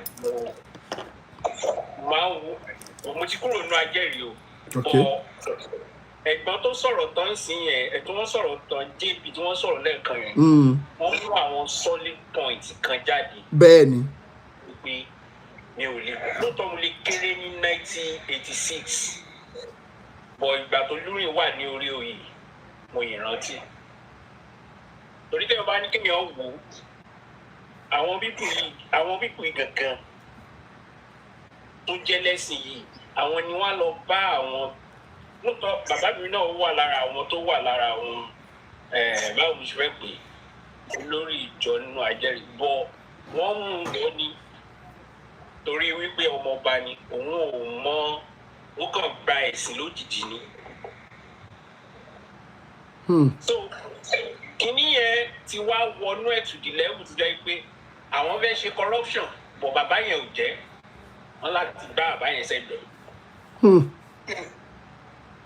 Nígbà tó di gómìnà lè fún ẹ tó jẹ́ pé ó wò pé ẹni yìí ọ̀rẹ́ bàbá ò ní jẹ́ kó fún ní kọ́ńtrátì ẹ torí bàbá mi máa ta ọtí ó máa ní MDS ní ìmọ̀ bóyá ẹ mọ̀ nìbàdàn ní MDS nìbàdàn ó máa distributor ọtí ní Salvation Army. Yeah, mo mọ̀ bẹ́ẹ̀ ni. Tẹ́lí nǹkan kan tó kàn wá yà mí lẹ́nu ní pé ní pé bàbá yẹn ní business tó pọ̀ bàbá yẹn wá gbé business yẹn fún kan lára àwọn ajẹ́rìí pé ókè wọ́n jẹ́ manager mi bí báyìí jẹ́ mọ̀ nǹkan tí màá yẹn ṣe ó change gbogbo orúkọ company bàbá about them millions of naira.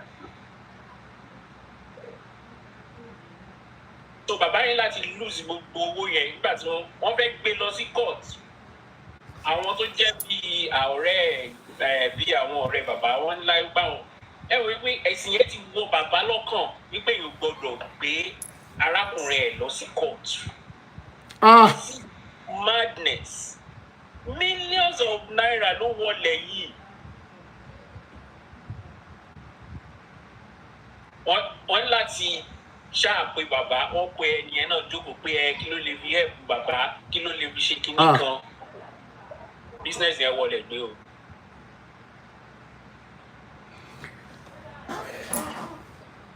So ìfúnwá tó fẹ́ try láti sọ ní pé mo meet one of àbúrò gómìnà kan Rivers State ni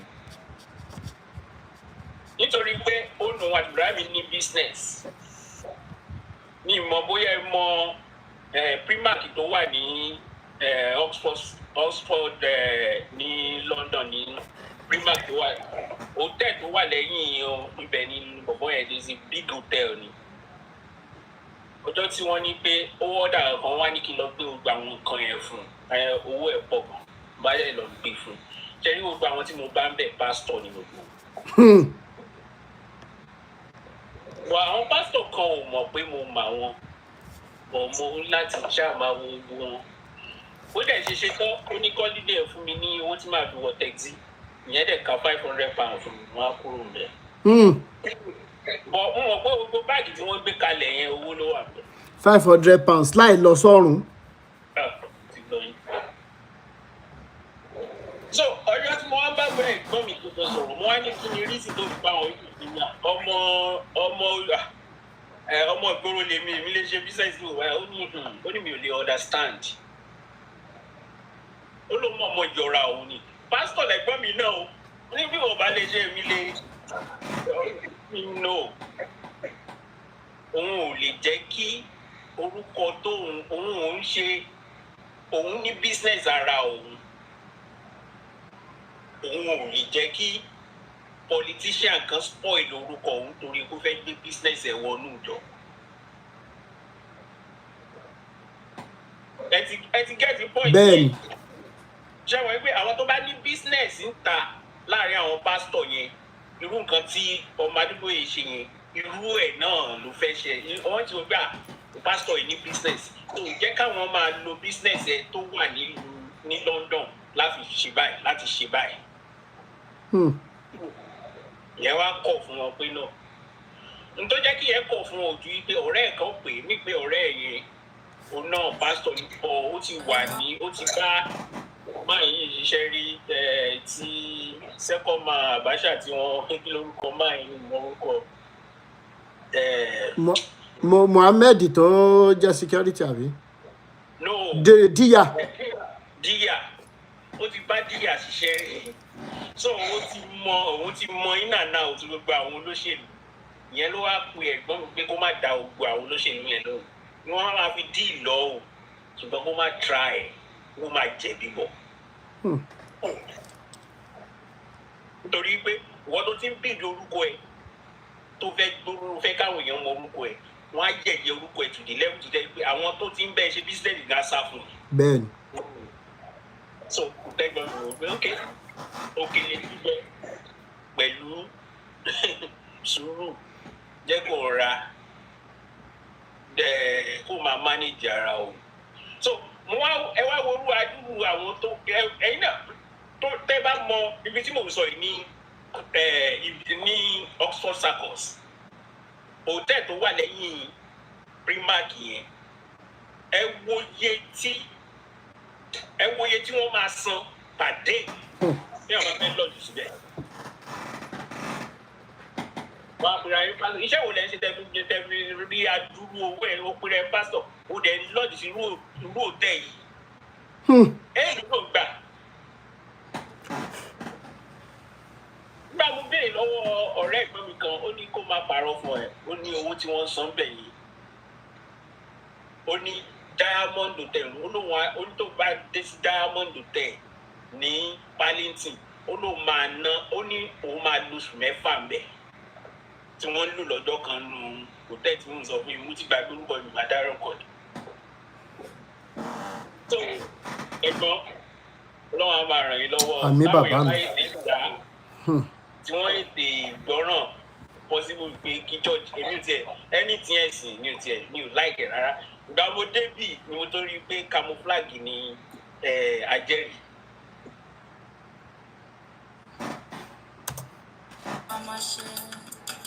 Bright future. Look.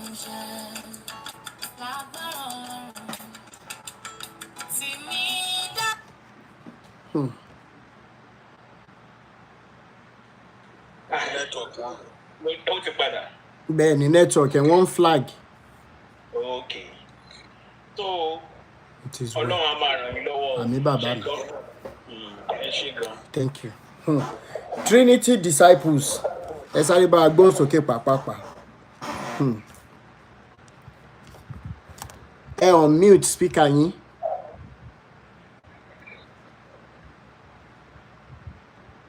Trinity Disciples. Ẹ ló ṣe ń gbọ́ mi. Okay, a ti ń gbọ́ yín. Okay. Mo kí gbogbo lé o. Mo kí gbogbo everybody. Yeah. Ìkọ́ tèmi tiẹ̀ ní láti sọ ọ̀rọ̀ ẹ̀sìn yìí ni. Bẹ́ẹ̀ni. Because èmi òjíṣẹ́ Ọlọ́run ni mí. Mo dẹ̀ ti ń ṣiṣẹ́ òjíṣẹ́ Ọlọ́run going to 30 years now. Mo ti lọ́lọ́run ti ń ṣe ìyanu ìbò díẹ̀díẹ̀. Ohun tí mò ń tẹ́ ń kọ èmi lóminú nínú gbogbo nǹkan wọ̀nyí ni wípé nígbà tí ẹni tí ebi ń pa ẹni tó níṣòro tó bá sáré wọ chọ́ọ̀chì tí ò sí òjíṣẹ́ Ọlọ́run tó fẹ́ ràn wọ́n lọ́wọ́ tó tún fẹ́ gbà nínú kò sí lọ́wọ́ wọn tí àwọn wọ̀nyí bá wá dé ọ̀dọ̀ àwọn tí wọn ò tiẹ̀ lọ chọ́ọ̀chì tí wọn ò gbàgbọ́ tí ebi ń pa wọ́n tí wọ́n á débẹ̀ tí wọ́n á rí jíjẹ. Táwa ni òjíṣẹ́ Ọlọ́run nínú àwa méjèèjì.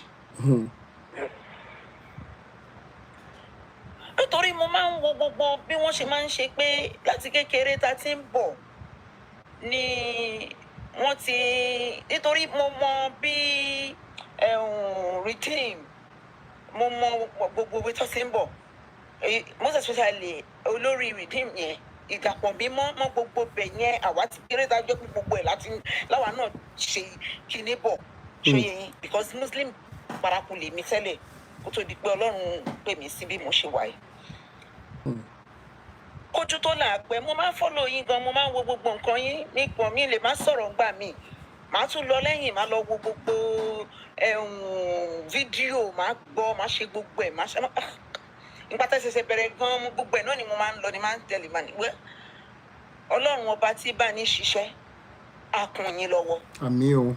Nítorí gbogbo ẹni tó bá wò láti tún nǹkan ṣe inú tèmi máa ń dùn sí nǹkan tẹ́lẹ̀ fẹ́ ṣe pé láti gbé àwọn ọmọ èmi gan dá ìkan sílẹ̀ tí mò ń ṣe wípé níbi pé ẹni tere èjì tere kò ṣe pé bóyá mo rí èèyàn kan fún mi ní nǹkan kan but the little I have mo ready láti máa fún àwọn èèyàn mi kàn fẹ́ máa béèrè question tí ò ń ṣe question kan rẹpẹtẹ but kọ́ tiẹ̀ kan lè máa rí ẹ̀mọ̀ ẹni tí ebi ń pa tá a bá ń sọ pé kọ́ máa lọ sí church kọ́ máa ṣe kinní kan kọ́ máa ibẹ̀ lọ́forí ẹlòmíì sọlẹ̀ sí ibẹ̀ ni o. àwa wọ̀nyí lọ Sunday school dáadáa Catholic school ni mo ti bẹ̀rẹ̀ ṣóyè yín bọ̀tẹ́ bá ní pé kọ́ máa lọ ọ̀nà tẹ́yìn fẹ́ gbégbà yẹn òun lèèyàn lè sọ pé má lọ ẹni tẹ́bi ń pa tẹ́yìn ni ó má lọ tó dẹ̀ pé tó bá débẹ̀ náà ni bóyá wọn mọ ohun tó gbé sílẹ̀ bóyá ti fomi oríṣiríṣi sèépọ̀ ni wọ́n máa bá wọn jẹ́ níbẹ̀.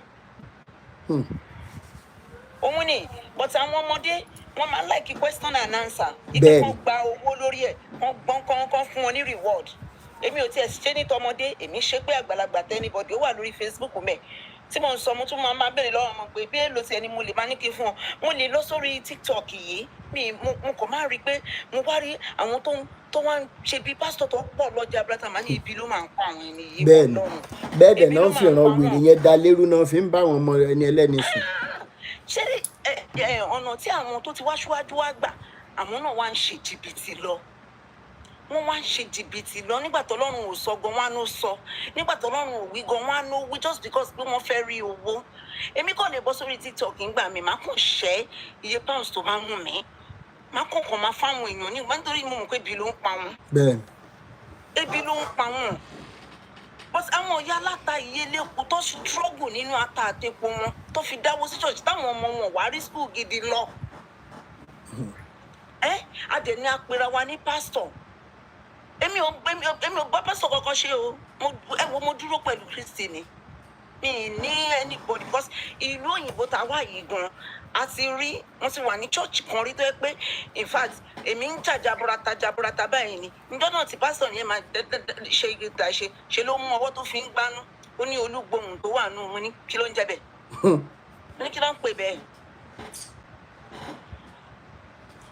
ṣóyè yín mo ní kí ló ọmọ máa mutí èèyàn kan láti máa sọ fún mi mẹ pé mọ́mì ẹ wo ẹ̀yin lẹ máa ń jà alàgbà gangan ló ń ra tó ń gbé fún wa jàre mi ní what èmi dẹ̀ ń jà wípé àṣírí Ọlọ́run wà pẹ̀lú àwọn èèyàn ẹ lọ mú nínú ilé yín tẹ bá ti pé ẹ lè ṣaláì máa mú ẹ mú nínú ilé yín kò ń ṣe tá a bá ṣèṣì tán ni gbogbo yín máa wá yó lọ oníkàlùkù máa forí gbárí mo ní tàbá ka Bíbélì dáadáa à ń tọ́ra wa ni kó sọ pé má mú kiri kan kò ní ẹ má mú para ni tó bá wá fẹ́ mú lọ mú nínú ilé ẹ̀ bó ṣe pé ká ṣe èsì tó ń sìn kó wá jẹ́ pé àwọn náà lọ máa rà fún yín tẹ́ máa mú.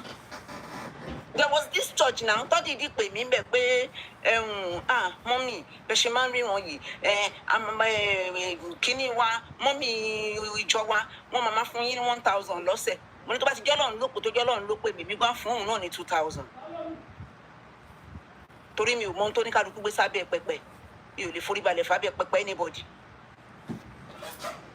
abáná fẹ́ ṣàtúnṣe because èèyàn kan sọ̀rọ̀ kan lẹ́ẹ̀kan wọ́n ní àwọn èèyàn tó tí gbogbo wàhálà bá dé ẹlòmíì máa sá lọ.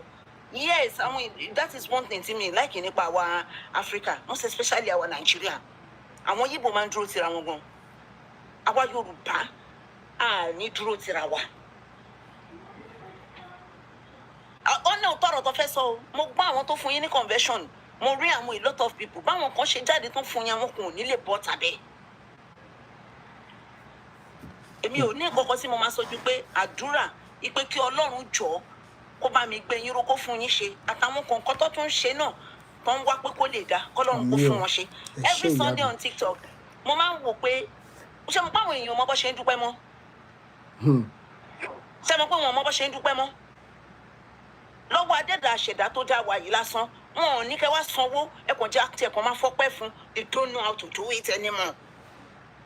Ibi kọ́ máa kọ́ sọ fún yín pé ṣé ẹ rí bọ́dà Rótìmí yẹn ẹsẹ̀ wọn tó tí wọ́n fi wọ́ bàtà níjẹta ogun ayé náà ni gbogbo ẹ̀ lẹ́yìn.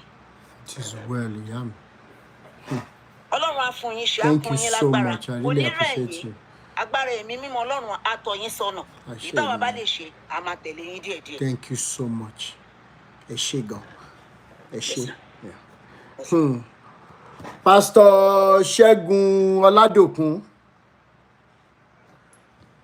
Ká mọ̀ fi ṣe lọ. Ẹ máa kálẹ́ sá. Ẹ kálẹ́ sà. Ẹ kú iṣẹ́ takuntakun, ẹ kú iṣẹ́ àgbẹ̀ tẹ́ ń ṣe. Ẹ ṣeun bàbá mi. Yes, sir. Níbo lẹ ti lọ látijọ́ ọjọ́ yìí? Ẹ̀yin lẹ̀ sí around, èmi wà around. Ọdún náà ẹ̀ parọ́. I've been very busy on the farm. Ẹ ti mọ̀ wàhálà òjò rọ̀ gbogbo ẹ̀ ní Nàìjíríà. Bẹ́ẹ̀ni. Ló jẹ́ kí màá tó busy. Ìgbà mi mo máa ń lọ sí area ibi tí ó sì network. So ló fà á. Bó tiẹ̀ jẹ́ wípé ẹ wá dá síṣẹ́ Olúwa àti dáko sílẹ̀ báyìí sí ẹ wá dá sí.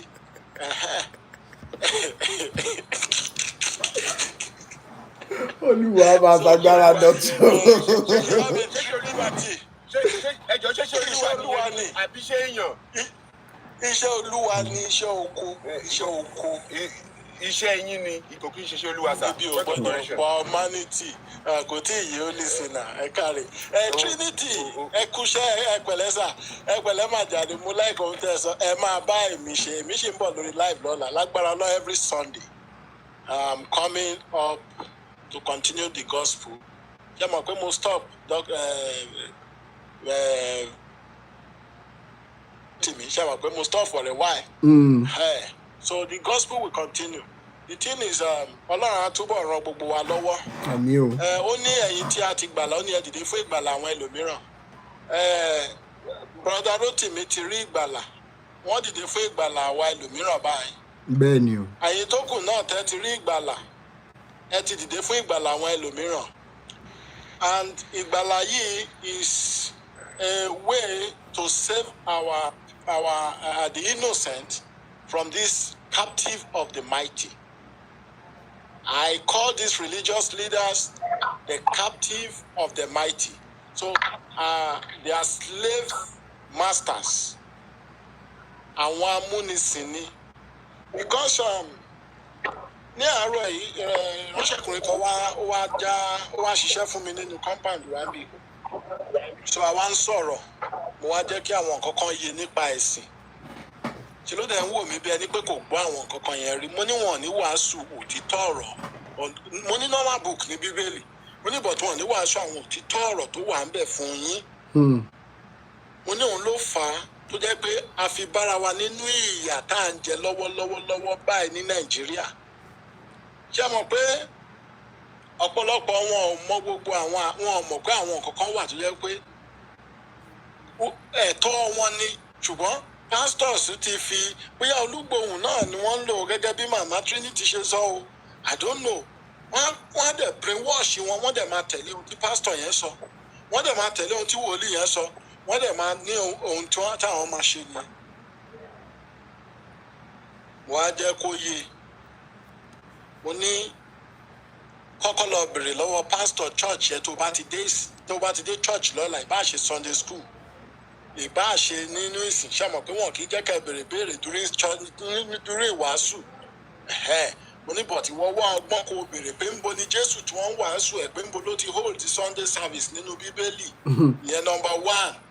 Number 2 ń bo ni Jésù ti dúró tó ti gbé abọ́ rẹ̀ lé Pétérù Matthew pé ó yẹ lọ gba ọrẹ àtìdámẹ́wàá wá ọrẹ ìkọ́lé ọrẹ ìtànkálẹ̀ ìhìnrere ọrẹ bàbá gbọ́ ìyá gbọ́ ńbo ni Jésù ti gbà á nínú Bíbélì then ńbo ni Jésù ti gba ìdámẹ́wàá nínú Bíbélì mo ní ẹ lọ máa béèrè àwọn ìbéèrè yẹn mo nítorí Jésù ní olè àti ọlọ́ṣà lẹ àwọn tó wá àwọn tẹ́ wọ́n olè àti ọlọ́ṣà ní ojú wíńdò náà gbà wọlé kí ni ẹ ń lọ kọ́ ní Bible school kí ni wọ́n wá fi ń kọ́ yín in fact brother yẹn dẹ̀ dúró títí báyìí ó ní ojú òun dẹ̀ là ní ojú òun dẹ̀ bẹ̀rẹ̀ sí ní là mo ní now ìdá mẹ́wàá tó máa mú lọ sí church lọ́la ń sìn ó ti ṣiṣẹ́ báyìí mi ti sanwó iṣẹ́ fún ẹ ó máa lọ sí church lọ́la ó máa fẹ́ lọ sọ̀dá mẹ́wàá níbẹ̀ ni mo ní lọ ka bíbélì ẹ dáadáa lọ kà á dáadáa ibi tí ìdá mẹ́wàá ẹ àwọn ibi tó tọ́ sí mo ní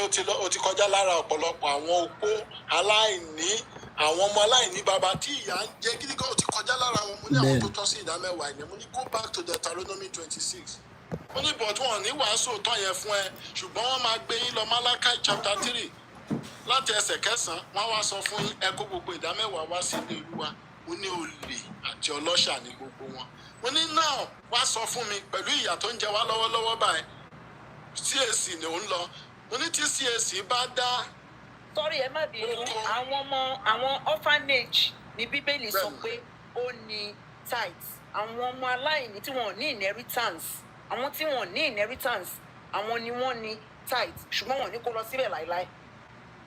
Ẹ̀wọ̀n ní wá àwọn kan àwọn ọmọ tó jẹ́ wípé mo ní àwọn ọmọ tó jẹ́ pé wọn ò ní nǹkan kan tó jẹ́ pé aṣọ school wọn ti bẹ́ nídìí poly bag náà fi ń kówé wọn síbi tiwa láyé ìgbà yẹn. wọn ò ní ogún tó fi sílẹ̀ fún wọn wọn ò ní nǹkan kan. no àwọn kan tiẹ̀ wà mà ọmọ wọn ò ní bàbá mọ́ wọn ò ní ìyá mọ́ gan ní tí mo sọ ṣẹ́rí ká bẹ́ẹ̀ tọmọlẹ́fì lẹ́ ń sọ yẹn tọmọlẹ́fì lẹ́ tiẹ̀ ń sọ yẹn mo analyze ẹ̀ fún mo ní kì í ṣe àwọn ọmọlẹ́fì tí tó jẹ́ wípé private jet ni wọ́n ń fi owó yín gùn.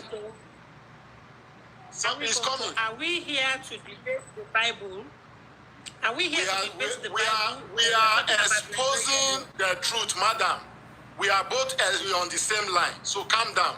When it is your turn, you use whether or Poifa, the one you know, to preach the truth. I'm exposing some truth. So.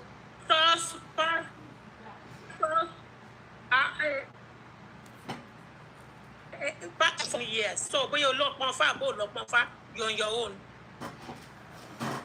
Now, as I was saying, mo jẹ́ kó yé mo ní èmi lọ church mi ò lọ ṣèsìn níbi kankan mo ní kí nìdí tí Jésù tí wọ́n ń wàásù ẹ̀ fún yín tẹ̀yìn ń lọ ní every Sunday time tó yẹ ká invest time tó yẹ ká invest sí ibi business yín you invest it on Sunday service, you invest it on weekly services, you will go to mountain.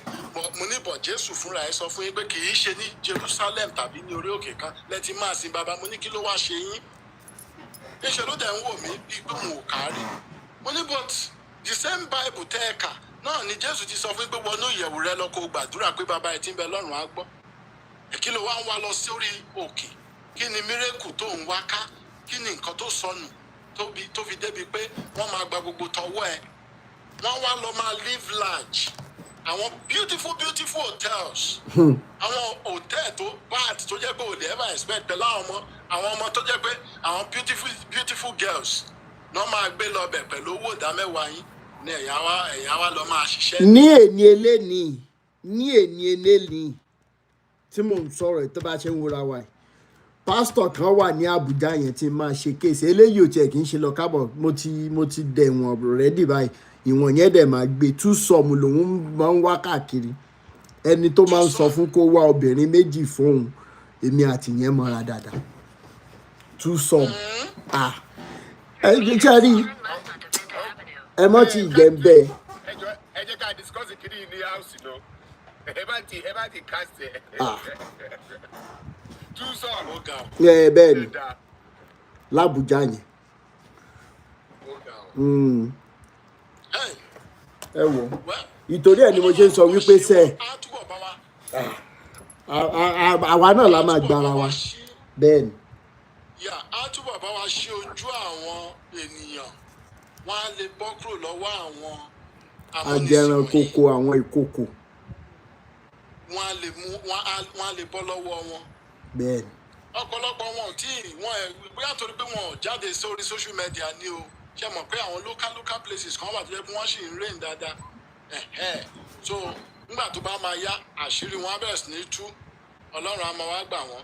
náà kí ni mo ń try láti sọ pẹ̀lú ohun tó wà ń ta lọ́wọ́lọ́wọ́ báyìí mo béèrè lọ́wọ́ ẹ̀ mo ní church yín ò ṣe lọ dá oko bíi 200,000 hectares of land wọ́n fi gbin ata pẹ̀lú bàtà ṣe wọ́n lọ́dún yìí mo ní ṣé ìyá ata máa jẹ wá tó yẹn mo ní rárá mo ní then unemployment máa reduce mo ní yes mo ní kí winners náà kóhun náà lọ gbin tomatoes 200 hectares mo ní come we will feed the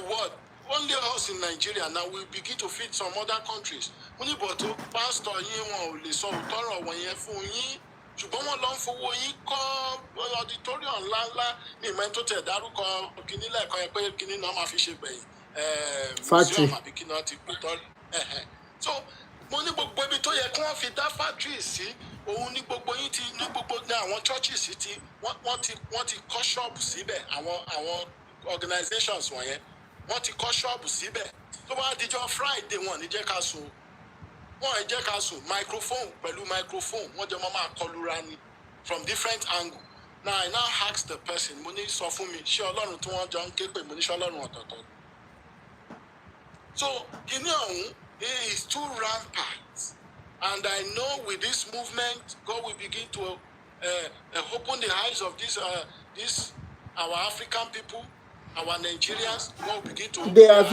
have even destroyed the mental state of our youth a lot, and that is where the problem is. Average youth. About 2 years ago I went home.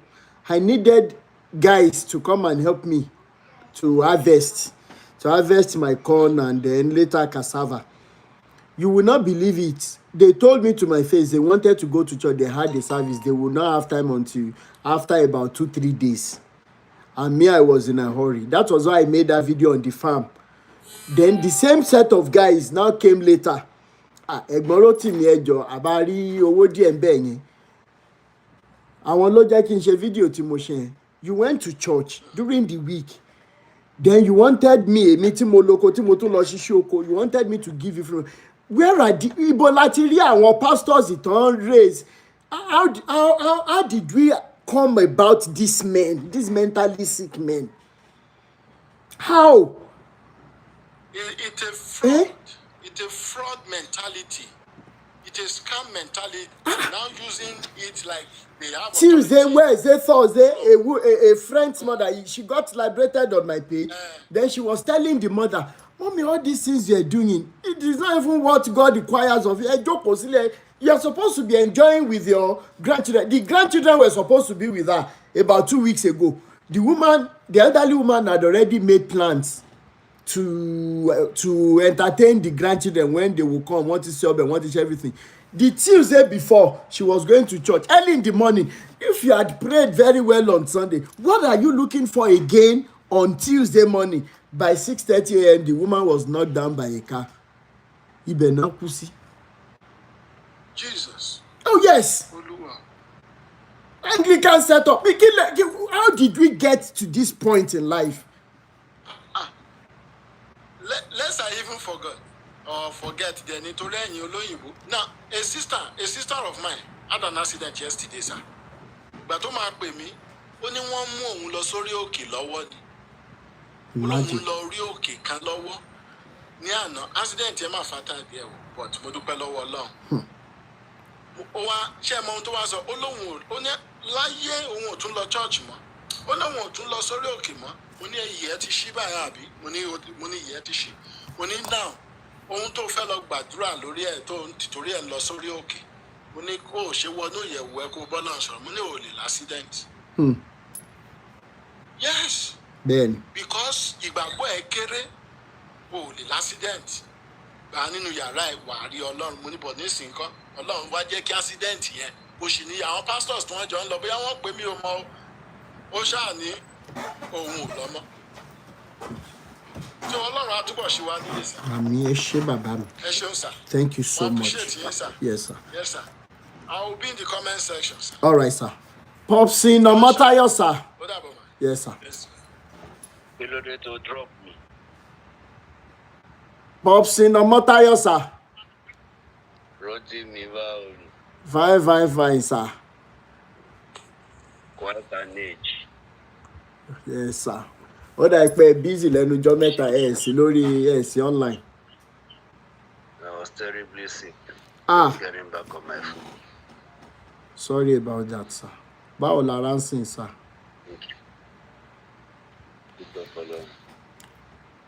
Ọlọ́run ṣeun. Mo jẹ́ comment àwọn èèyàn. As it is now, these people are God of men and not men of God. True. They are God of men and not men of God. We'll keep talk to people.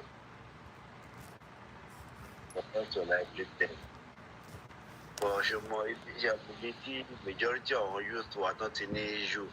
Even their parents hypnotized. Children now have a dual fragment of threat of the God of men and afraid of parents.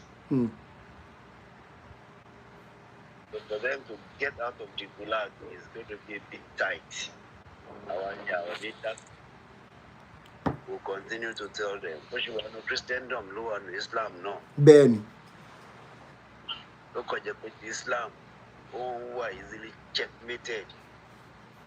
Because hardly you see the men of God and the God of men in Islam quiet life. So Konjakiti wanted to show out. But that of Christian, my check my wristwatch, kiniko million naira, kiniko $1,000. I know. Very, very soon. Africans will be like this because Africa will go to crisis possible. Ben. I have seen someone money check any church goer in Nigeria. If I Japur Nigeria to America, be UK, be Canada. 26 months, for the church. Ben. What did they go to church? In Parafan, Nigeria now. They are not church goers. I was telling someone money here in Nigeria, we are only religious but not godly. Yes. Just like what happened to me, let me say similarly, not to me direct. I went to check on my younger sister. And at the home, I am Patabonli. Fortunately, public transport law. Woman come in motor if you he see the way this woman says, Salam alaikum, walaikum salam. Hey, at the end of the day, woman is there so kale no motor kufesa woni motor.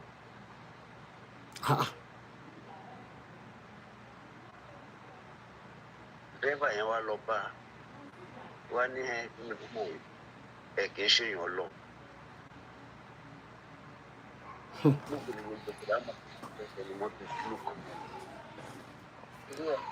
People think I'm not doing emotion because there are a lot of things that man team alone the party orchestration lórí wa. Ben. The party orchestration wa lọ ká wá lo gbogbo tó bá fún wa ká lo to his way and in the will of God. And environment to ba ti ba rẹ̀ at times man determine what to fetch. Ben.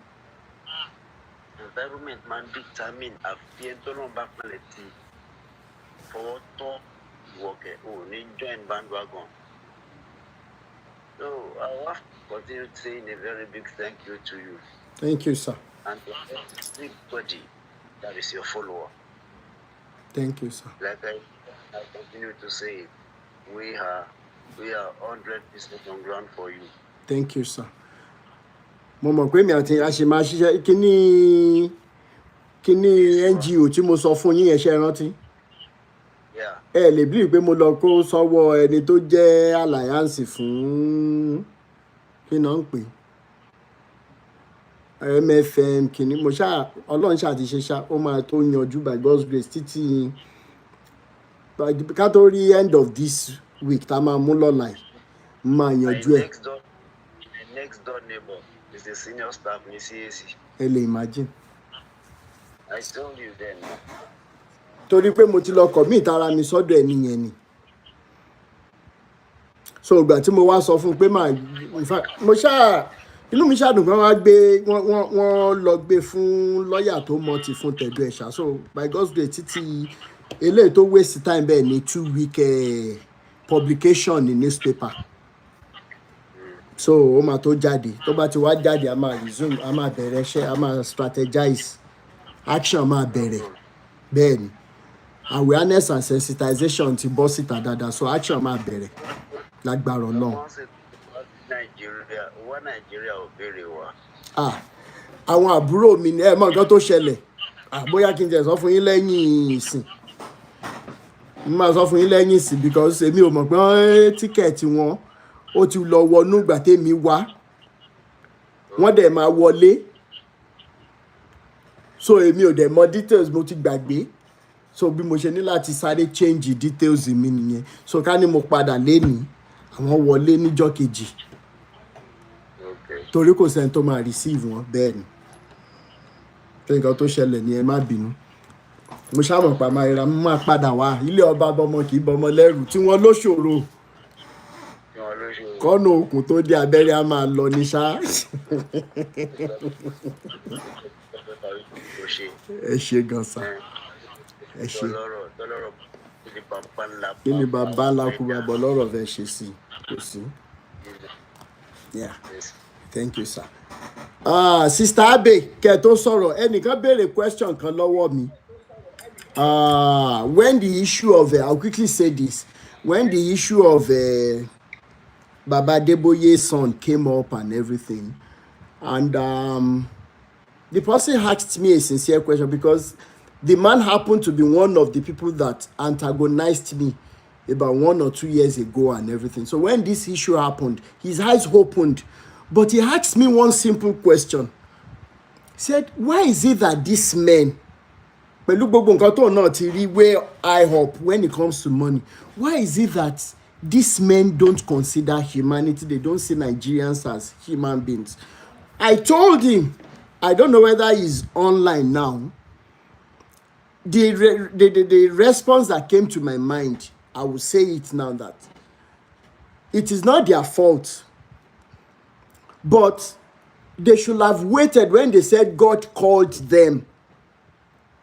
Wherever they were, God called me, God called me, God called me. If God called them, truly, if that thing is true, then that means that according to that story in the Bible, Tong Bekiri, wọ́n gba àgbo wọn pé, wọ́n gba abẹ́rẹ́ wọn pé, bóyá gate man níbi tán fi wọ́n sí. The gate man went to attend to something. They now escaped. And they started saying God called them. Because the first thing you will see in the life of anybody that says is humanity and love. So my response to you as a person asking this question is this. If you consider what Bible says in that story, because gbogbo story yẹn náà èèyàn máa mú náà ni èèyàn dẹ̀ máa kẹ́kọ̀ọ́ tó fẹ́ kọ́ bẹ̀. Now, Bible says that Jesus saw a blind man and they were asking him, was it this man that sinned or the prayer? Jesus Christ said, nobody, but for the glory of God to showcase. I'm saying this so that you will know the reason why the likes of Adeboye and Co, not to talk of the children, will have humanity. Now, at the end of the day, Jesus Christ, from that story, mixed clay with his saliva. So if Olubori is selling saliva for £1,000 tomorrow, fẹ́ràn ẹ̀yin UK, 35 lórí lọ, ní ìmọ̀ọ́dán fi ń bá yín sọ̀rọ̀. If Olubori says he's selling saliva, if you take her to court, she will bring evidence from the Bible. Now, don't ka Bible. So, Jesus mixed this clay with the saliva. He now put it on the sight of that man. And after he put it, say, what did you see? The man said, the person that was born blind, though, how he got to know when you are big sherry, I saw men walking like trees. So you saw men walking like trees. That was the first stage. The second time Jesus Christ he touched the eyes with the mixture again. What happened? The man now said, and I begin to see men as men. Now, from the beginning of this explanation, I said, àwọn bàbá Adébóyè sákúrò níbi tán ti ń treat wọn fún iṣẹ́ tán láwọn gbà. They took the first shot and they rushed out. Unfortunately for human beings, for Nigerians, the day Baba Adébóyè escaped, in a camp, táwọn èèyàn bá fẹ́ escape, tán bá fẹ́ ṣe nǹkan burúkú, one person will not do it. Wá Oyedepo come. I noticed that this security man, he's always going to buy groundnut, especially when that girl selling groundnut is around, or banana. When he's attending to that girl, we will run. So Oyedepo said, don't let us do it alone. No. Let's call Kumuyi. Then this small boy, we will take him too. They now planned, they escaped. Why am I saying they escaped? They got the first touch. And there is never a time, don't ever expect it, a leopard cannot change its spots. They can never see you as human beings. If they see human beings as human beings, Oyedepo in his entirety will not take over everything he took over. Lomuaro, in his entirety, he will never stand in front of his members, the hypnotized members, who cannot even have 1 square meal a day. And he will be telling them that what his generation will eat, to the fourth one, he has already stored away. What Jesus are you preaching to me? What God are you introducing me to? So that when I have money too, I will hoard it. And people around me will not be able to eat. Is that what we are propagating? Let's ask ourselves these questions. Now, at the end of the day, unfortunately, the tree that Baba Adébóyè and the likes are seeing you as their members. If you're a member and you are going to that church tomorrow, listen to this explanation. You are not Bidemi, you are not Josiah, you are not Adegbero, you are not Rotimi, you are not Andrew, you are not Amati, you are not Abe, you are not anything to them. You are just like a palm tree. I use that example because palm tree happens to be one of the most economical trees in the world. Because all the parts of a palm tree is so useful. Let's start from palm wine. When you tap the palm wine, you drink, it works for what? Malaria, whatever. It's good for the body. Then when you carry out distillation of palm wine, it gives you ogogoro, shepe gidi. I am telling you the truth. Ethanol, if you distill it, it gives you concentrated gin. Now, when you carry the leaves of a palm tree, the middle line is used for broom. That is why some of you ọkàn yín kan lọ pé kẹ́ lọ máa fọ tọ́ílẹ̀tì ní church side ibi tán lóyìn fún nínú palm tree nìyẹn. Ó kàn wọ́n mi kí n máa fọ toilet kọ́ lọ́n lè máa clean ayé mi. That is what you say. Then the leaves too, you can use it as a roofing purpose. Then when you now cut the palm kernel, you squeeze out the red oil palm, which is the major source of income for Malaysia today since 1977, that they came to carry the seed in Nigeria. Then when you now finish with the red oil, you now break the palm front. What happens? You squeeze out the groundnut oil too. When you squeeze out the groundnut oil, you use the residual or the residue for animal feed. You see how important palm tree is. So when Adébóyè is looking at you, Bukola Beckers, where is she today? Where is àwọn olórin ẹ̀mí bẹ́ẹ̀ ṣe ń kọrin ẹ̀ tẹ́yìn sí pé Jésù ọmọ Ọlọ́run gbàdúrà tẹ́ ń kọrin Ọlọ́run tẹ́ rò pé ẹ̀yìn lọ igi ọ̀pẹ l'Adébóyè ń rí. Then when you now finish with all of that, finally when you say church ti lò mí wọ́n pa mí tì, come let me tell you, when you finish with the palm tree processing and all this red oil and everything, wọ́n tún máa ń fi ń ṣe ògùsọ̀. I don't know the English name for ògùsọ̀. Ooh.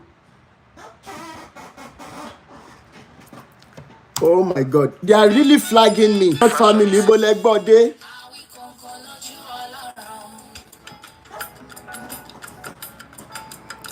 TikTok family. Nibo like body. Now, I was saying something. You don't say that the reason why I'm not going to church again is because they have used me, they have dumped me. You have become, at that stage, you have become the Oguso. What is so inaya? So I hope this explanation will help somebody to stand in front of mirror today. Why is it that me and my husband or me and my wife are working so hard, but we sit down and calculate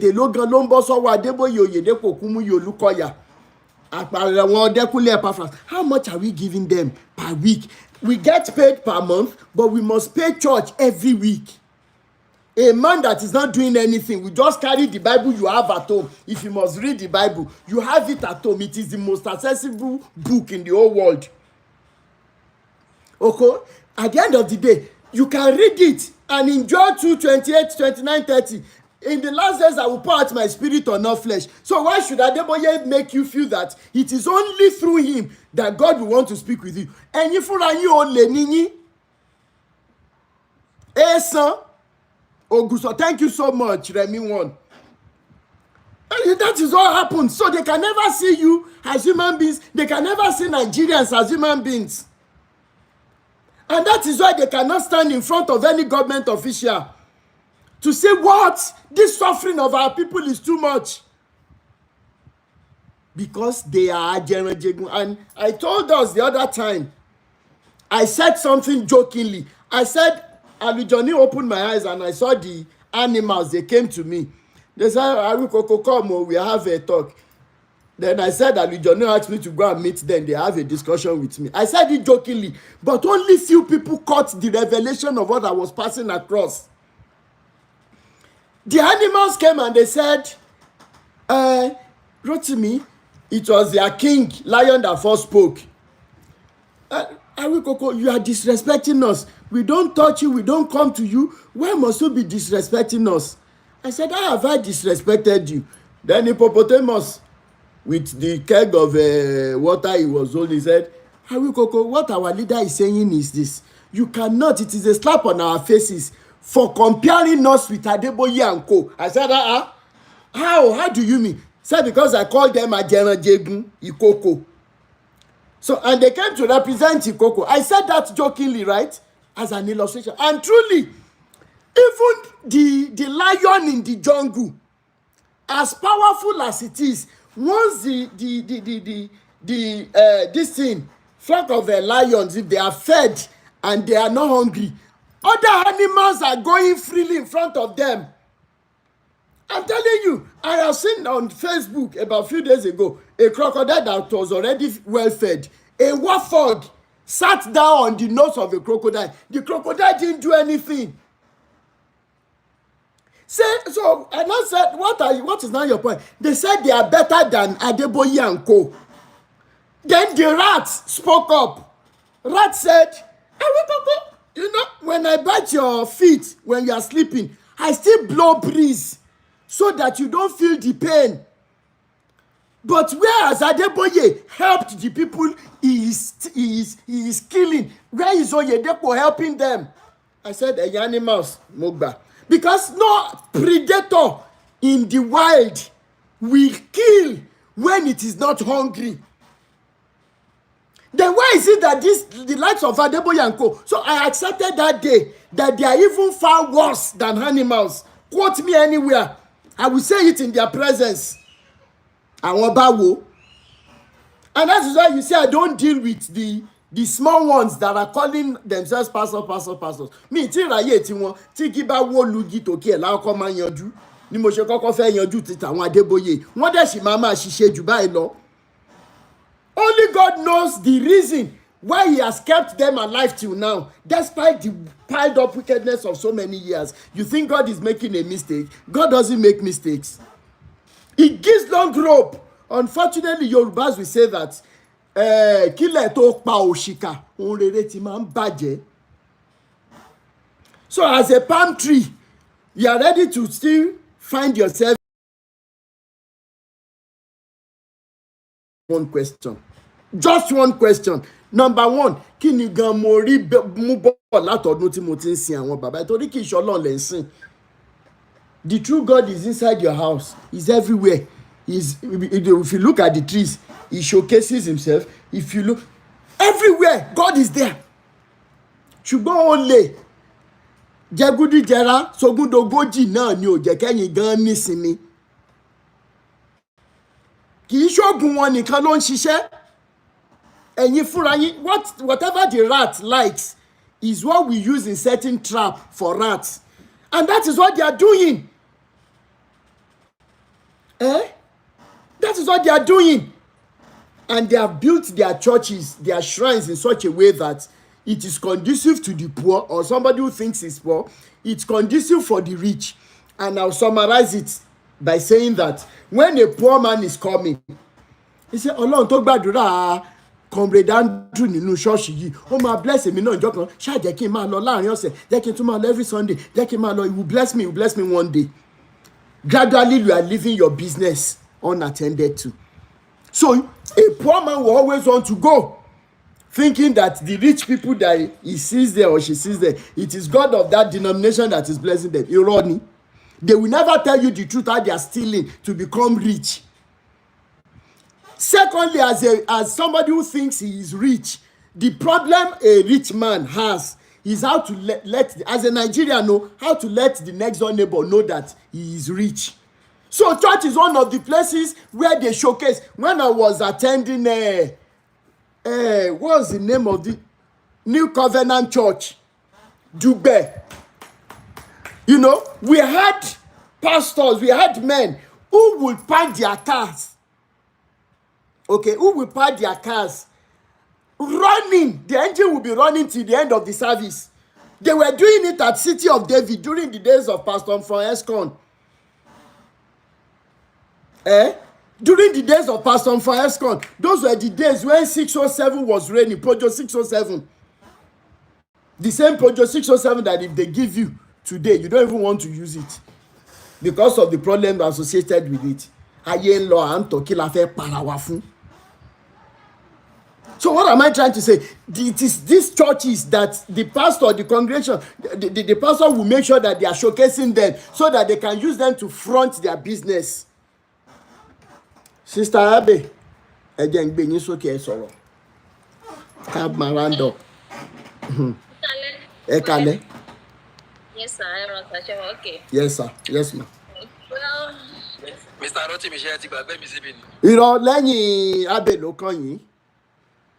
Mo confess one or two things about those pastors. Okay. And let me first start from we Nigerians. Like I used to tell you, pé ṣé lọ́jọ́ tá bá ti yọ tẹ́tẹ́ kúrò nínú ayé wa. Nigerians máa ní ìtumọ̀. Ọjọ́ tá bá ti lè yọ wípé tá bá fi 500 naira sílẹ̀ ní church, Ọlọ́run máa fi bless mi ní 5,000 naira. Ọjọ́ tá bá kó gan ayé já nìyẹn. You understand? Ìkọ́ tó rí lè ń pa wá kú. Òun nìyẹn wípé tí mo bá fi 1,000 sílẹ̀ ní church, tí mo bá fi máa ṣe prayer, Ọlọ́run máa bless mi. Ọlọ́run máa ṣe kinní kan fún mi. Of which, tó o bá believe nínú iṣẹ́ owó ẹ̀, you are going nowhere. Nǹkan tá a ṣe ṣì wà lójú kan nìyẹn. Can't get them. Bẹ́ẹ̀ni. So, then, mo ní ọ̀rẹ́ kan prophetess ni. Àwọn sọ̀rọ̀ ní ọjọ́ kan. I don't used to go to church. Mi tí mo ti lọ sí church ní bóyá ayé primary school tó láti lẹ̀ ní mi ti gíràn tèmi Catholic ni wá. So, èmi àtọ̀rẹ́ mi yẹn wá jọ ń sọ̀rọ̀ lọ́jọ́ kan láti sọ wípé òun ò kí ń san tithe. Mo á ní why? For a prophetess, òkè ní kò má máa san tithe. Kí ló ṣẹlẹ̀? Ó ní because kì í ṣe nǹkan tó ní kó máa ṣe pẹ̀lú tithe. Lọ́nṣẹ́ ní but offering òun máa ń san. Okay, that sounds good though. Ló bá ní pé a tún wá ń sọ̀rọ̀ ní time kan náà because ó ní ministry kan tó ń ràn lọ́wọ́. So a wá sọ̀rọ̀ débi pé ó wá jẹ́ kó yé mi pé it's not good for members kó máa gbà lọ́wọ́ pastors or ọwọ́ prophetess or ọwọ́ prophets. So I now ask her that why. Ó ní you know nǹkan tó bá ti tọ́lọ́run bá ti lè pè wọ́n tó ti lè jẹ́ òjíṣẹ́ Ọlọ́run bẹ́yẹn it's not good tó bá ń fún yàn báyìí tó ní pé ṣé wọn mọ̀ pé tí ọwọ́ afúnni bá lọ sókè tí ẹni tó fẹ́ receive ẹ̀yẹn ìsàlẹ̀ ló wà ní tó bá ṣe ń drop ẹ̀yẹn ọwọ́ ènìyàn máa lọ sísàlẹ̀ kíníkan wọ́n ní that's gibberish though because ẹ̀yin lè receive from them but you can't give back to them. Ẹ jọ̀ọ́ Sister Abe, ẹ máa bá mi béèrè question kan lọ́wọ́ ẹni yẹn pé báwo lọ́lọ́run ṣe ń pè wọ́n. I wonder. Me, I want to know. We are yet to see one person to come and tell us on live video. How do God call them? Or how does God call them? There was a time, and funny enough, you are calling yourself a prophetess. Me, Mokoko prophetess though, because kini lo pere marriage counselor or whatever, any popular marriage counselor lo pere. So why do I marriage counselor see prophetess to the in church? I just overlooked it. So I know Owani Ejakin Swagbi and Segbe, Owani time because one of pastors here. Owani pastors. I think they are number one. And I want that my so the altar mama preach against don't do adultery. It's not good. Ẹ má jẹ́ ṣe rí nǹkan tẹ́ fẹ́ sọ yìí. Ẹ má kọ́wọ́ bọ́ mi lọ fún un. Torí pé olóòótọ́ ṣe rí ó ní year kan bóyá about 4 years ago. Èmi àtẹni àwọn Holy Mary náà ni. Àṣàjọ ń sọ lọ sọ́bọ̀ a date. Níjọ́ tá a máa pàdé mi ní sọ ìlú yẹn lórí àwọn gbégbiri kan wà níbẹ̀ wọ́n máa ń tètè. The day we were going to eventually meet after we've been talking for about some years before that time. Lórí wọn àwọn ọkùnrin dídà aproko ti fọ́ wọn lórí ó dà mí ìsọ tó ṣẹlẹ̀ mọ́. Orí wọn wọ́n lè fún mi lọ́rùn lọ́ba wà tó sì pé ó sọ kí ni wàá sọ. Now, you see, I made a joke sometimes ago. I said, is it that tẹ́yà bá ti léjì tó dẹ̀ pupa tó dẹ̀ rówó kí náà ń pè tó ra sùtánà pẹ̀lú àwọn fìlà pẹ̀lú kíní irin tágbẹ̀dẹ̀ ẹ̀rọ yẹn tán náà fáwọn ọlọ́pàá. Does it mean pé Ọlọ́run dẹ̀ ti pe ẹni yẹn nìyẹn? Now, I met the very lovely lady. I'm not saying people, yeah, very lovely. You can't say because you are called, then you don't have feelings again. You must have feelings, especially if you see somebody that you like. It's not a sin. But bẹ́ẹ̀ ṣe gbé sórí èmi ò mọ bẹ́ẹ̀ ṣe ń ṣe o. No. Sir? Jẹ́ kí a bí parí submission ẹ̀ náà. Ibi tán Sunday ni mi fẹ́ gbàgbé ibi pé ká mọ́ ṣàdọ̀tírì. Now, at the end of the day, what I'm trying to say is, what they tell you, are they doing it? Because this particular lady, that year, when we met, kọ́lọ̀ tó bá yẹ pé ẹ̀ṣẹ̀ ni kọ́lọ̀ dárí ẹsẹ̀ láfi ti gbogbo Jésù àti Màríà tán tó kalẹ̀ níbi tá a ti ń ṣeré lọ ẹsẹ̀ láfi ti gbogbo ìgbà tá a ṣe tán láti ẹ̀ ń to gbogbo ẹ̀kọ́ pé ní Jésù jábọ́ sí ibo ni Màríà lọ ibo ni ẹ mọ̀ sọ̀rọ̀ lọ sí Abe. You have seen.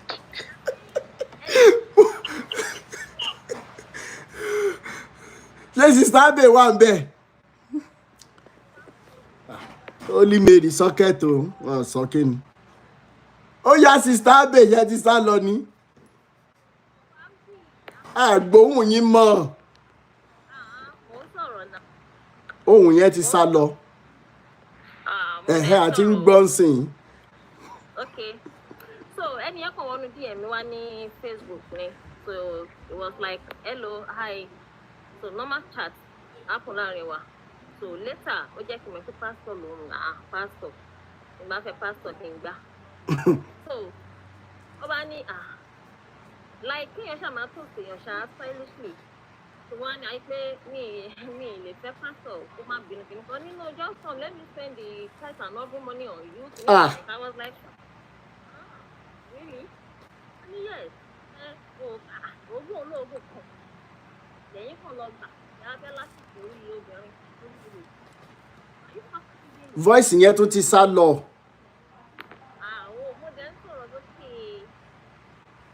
Ṣé ẹ̀ ń lo kinní ni? Ṣé ẹ̀ ń lo earpiece ni? Oh, lo earpiece. Ó tún ti better báyìí. So, you should expect kí voice yẹn sá lọ. Nígbà tí èèyàn fẹ́ lavish tight and offering money lórí èèyàn.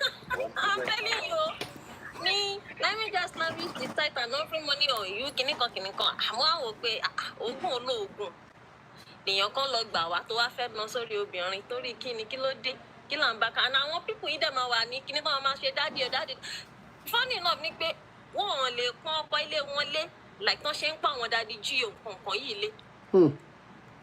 Yes. Ẹlòmíì máa dúró sórí ọkọ̀ ẹ̀ máa bọ́kọ̀ ẹ̀ sọ̀rọ̀ like pé kò tiẹ̀ ń ṣèyàn rárá.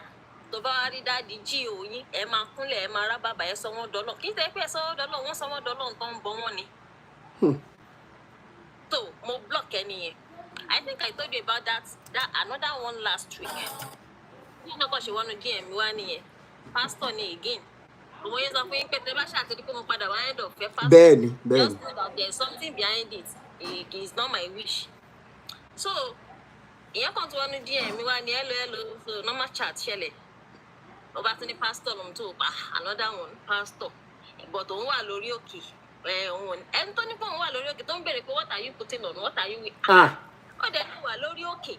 Òun communicate pẹ̀lú Ọlọ́run tó ń communicate pẹ̀lú ṣìnà lápá kan. Who does that? Because mo kàn ń reason pé mo tún bí pé ẹ má bínú what did you call yourself? Ó ní I'm a pastor now.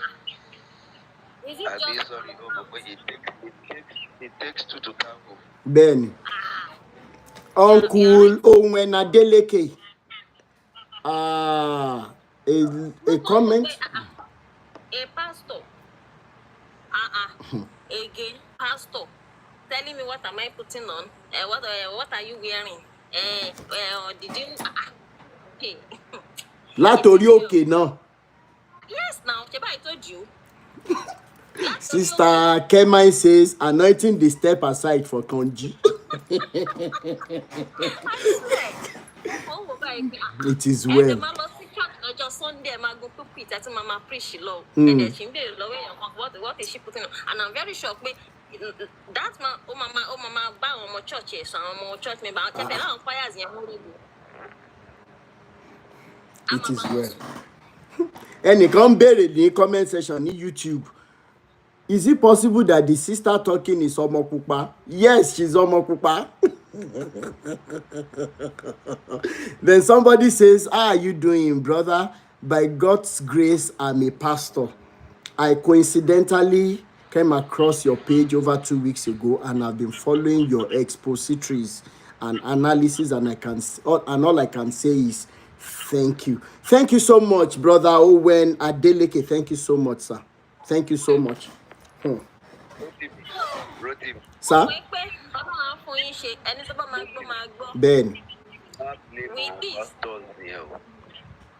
Abby. Yes, sir. Both your face and your voice. Yes, sir. Yes, sir. God is capable of doing something to a man's system. Out there.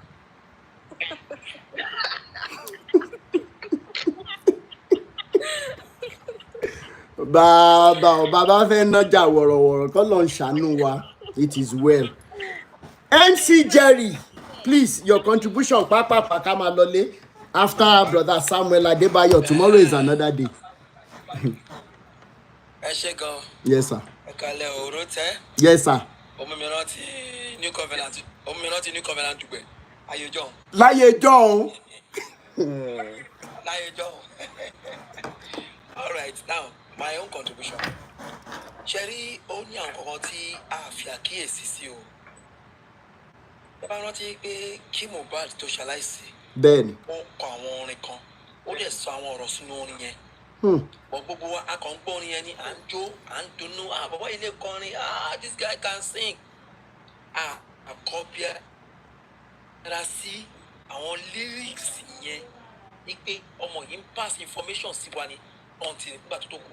Ẹ̀kú àṣẹ lọ preview orin yẹn torí beat ẹnìkan náà ń jó sí tẹ́lẹ̀. That's it. Now, ṣé àmọ́ pé the same thing náà ṣẹlẹ̀ sáwọn gospel artist? Bẹ́ẹ̀ni. The same thing ṣẹlẹ̀ sáwọn gospel artist. Now, ti lady tó ṣẹ̀ṣẹ̀ ṣaláìsí recently. Aduke Gold. Aduke Gold. Ṣé àmọ́ pé lady yẹn mention pé àṣírí kan wà. Bẹ́ẹ̀ni. Then, ó ní ó lẹ́nìkan tó ń fọ̀rọ̀ lọ. Now, ó dàbí ẹgbẹ́ tó fọ̀rọ̀ rẹ̀ lẹ́tọ̀ òun náà ti wá come out live kò tiẹ̀ kọ́kọ́ tó máa ṣẹlẹ̀ ó dìdí darúkọ ìránṣẹ́ Ọlọ́run yẹn. Bẹ́ẹ̀ni, HRM Adéyínká, bẹ́ẹ̀ni. Ṣé ó mention pé ìránṣẹ́ Ọlọ́run yẹn producer ni ó máa ń produce gospel music ní pé àwọn ọmọ kan tó fi ń bá wọn sùn nípa òun gbọngàn victim lòun náà. Bẹ́ẹ̀ni. tó bá bá wọn sùn tán ẹ̀jẹ̀ ó máa jáde lójú ara wọn. Bẹ́ẹ̀ni. But nobody is paying attention to those words. Nobody is paying attention. Could you believe it that TNT, Yinka TNT, is antagonizing that lady already as we speak? She doesn't want her to speak. Kí lẹ̀ bá mi sọ. Now, ẹ mọ̀ tí ẹ mọ̀ kọ́ sí fọ́nì. Ní ọjọ́ tó sọ̀rọ̀ yẹn, mo wá lọ comment section ẹ̀. Mo wá rí orúkọ ìránṣẹ́ Ọlọ́run yẹn. Ìránṣẹ́ èṣù ẹgbẹ́ bá jẹ́ pé níránṣẹ́ Ọlọ́run kankan. Mo wá lọ wo gbàtí mo wá rí mo wá click orúkọ ẹ̀ Julie King. Julius Olagoroye lórúkọ ẹ̀. Mo wá rí pé màá ní ẹ wà live. Bẹ́ẹ̀ni orúkọ ẹ̀ nìyẹn. So bá mo rí Julie King yẹn ó kàn gbé àwọn fídíò tẹ̀ wá. Bọ́n bá mo wá lọ click Olagoroye yẹn mo wá rí pé wà live. Mo wá rí pé àwọn èèyàn kan wọ́n ti ju béèrè sí pé kí ló ṣẹlẹ̀ pẹ̀lú òun àti kí ló wà láàrin òun àti Aduke Gold. Ṣé yẹn wọ́n yẹn ti bẹ̀rẹ̀ sí blast àwọn èèyàn ní orí live ẹ̀ torí lórí comment section àwọn èèyàn dáàbò gan. Pé kinní kan anybody tó bá wá bì tó bá fẹ́ kí òun kọ̀ sẹ́ni yẹn tó bá fẹ́ kí ìbínú Ọlọ́run kí orí ìbínú Ọlọ́run kinní kan. Èmi náà dẹ̀ra comment bẹ́ẹ̀ pé bàbá go and clear your image about this lady that is saying you have abused them sexually, both she and Aduke Gold. Tí a bá investigate a bá rí pé lóòótọ́ lọ́wọ́ bẹ̀ bàbá a máa drag ẹ nítìnítì kò dẹ̀ sí nǹkan tó wàá ṣe. Bẹ́ẹ̀ni. A máa drag ẹ tó jẹ́ pé ayé bó ṣe lókìkí yẹn in fact kó má yẹ kó wà padà ronú kù ni. Bẹ́ẹ̀ni. But the way the man was talking òun sọ pé òun ní kọ́fẹ́ ẹ̀mí gbọ́n nìkan tó gbójúlé ṣó ti yé yín. These are the kind of people we are talking about. Wọ́n pera wọn ní ìránṣẹ́ Ọlọ́run. They are not ìránṣẹ́ Ọlọ́run kankan. They are only after what they are going to eat.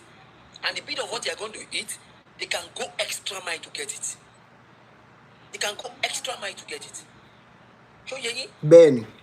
Mo ti gbé pẹ̀lú èèyàn rí tó jẹ́ bí abi family tó jẹ́ pé ọjọ́ kan wọ́n ní wọ́n ní wọ́n fẹ́ ṣe kankan wọ́n ní wọ́n wá màálù dúdú wọ́n wá ajá dúdú ṣó ti yé yín ìránṣẹ́ Ọlọ́run ni o wọ́n wá màálù dúdú wọ́n wá ajá dúdú wọ́n bá ní màálù dúdú ajá dúdú màálù dúdú nígbà yẹn I'm talking about around that 1994 92 stroke 94 màálù dúdú ara màálù dúdú ní 16,000 naira ara ajá dúdú ní 26,000 mi kàn torí pé àwọn tó máa tajà dúdú yẹn wọ́n ti mọ nǹkan tó ń fa ajá dúdú ṣe ìwọ́n ní bèrè lọ́wọ́ bá tó tajà yẹn pé kí gan ni nǹkan tó fẹ́ fi ṣe ó ní má wọrí ni pé kì í ṣe fún àwọn ọmọdé bíi tiwa at the end of the day wọ́n á sọ fún bàtà dé mo ní ṣe rí nǹkan tẹ̀ ń ṣe yìí.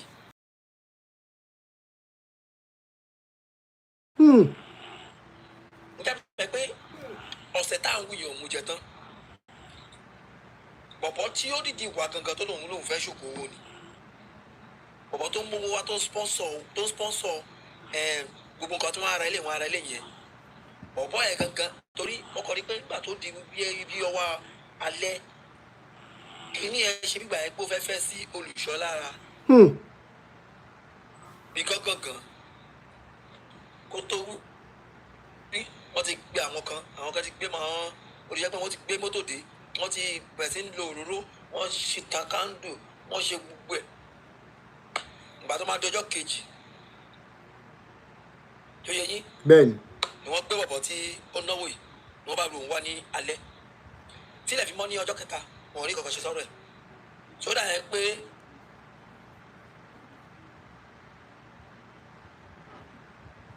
network o.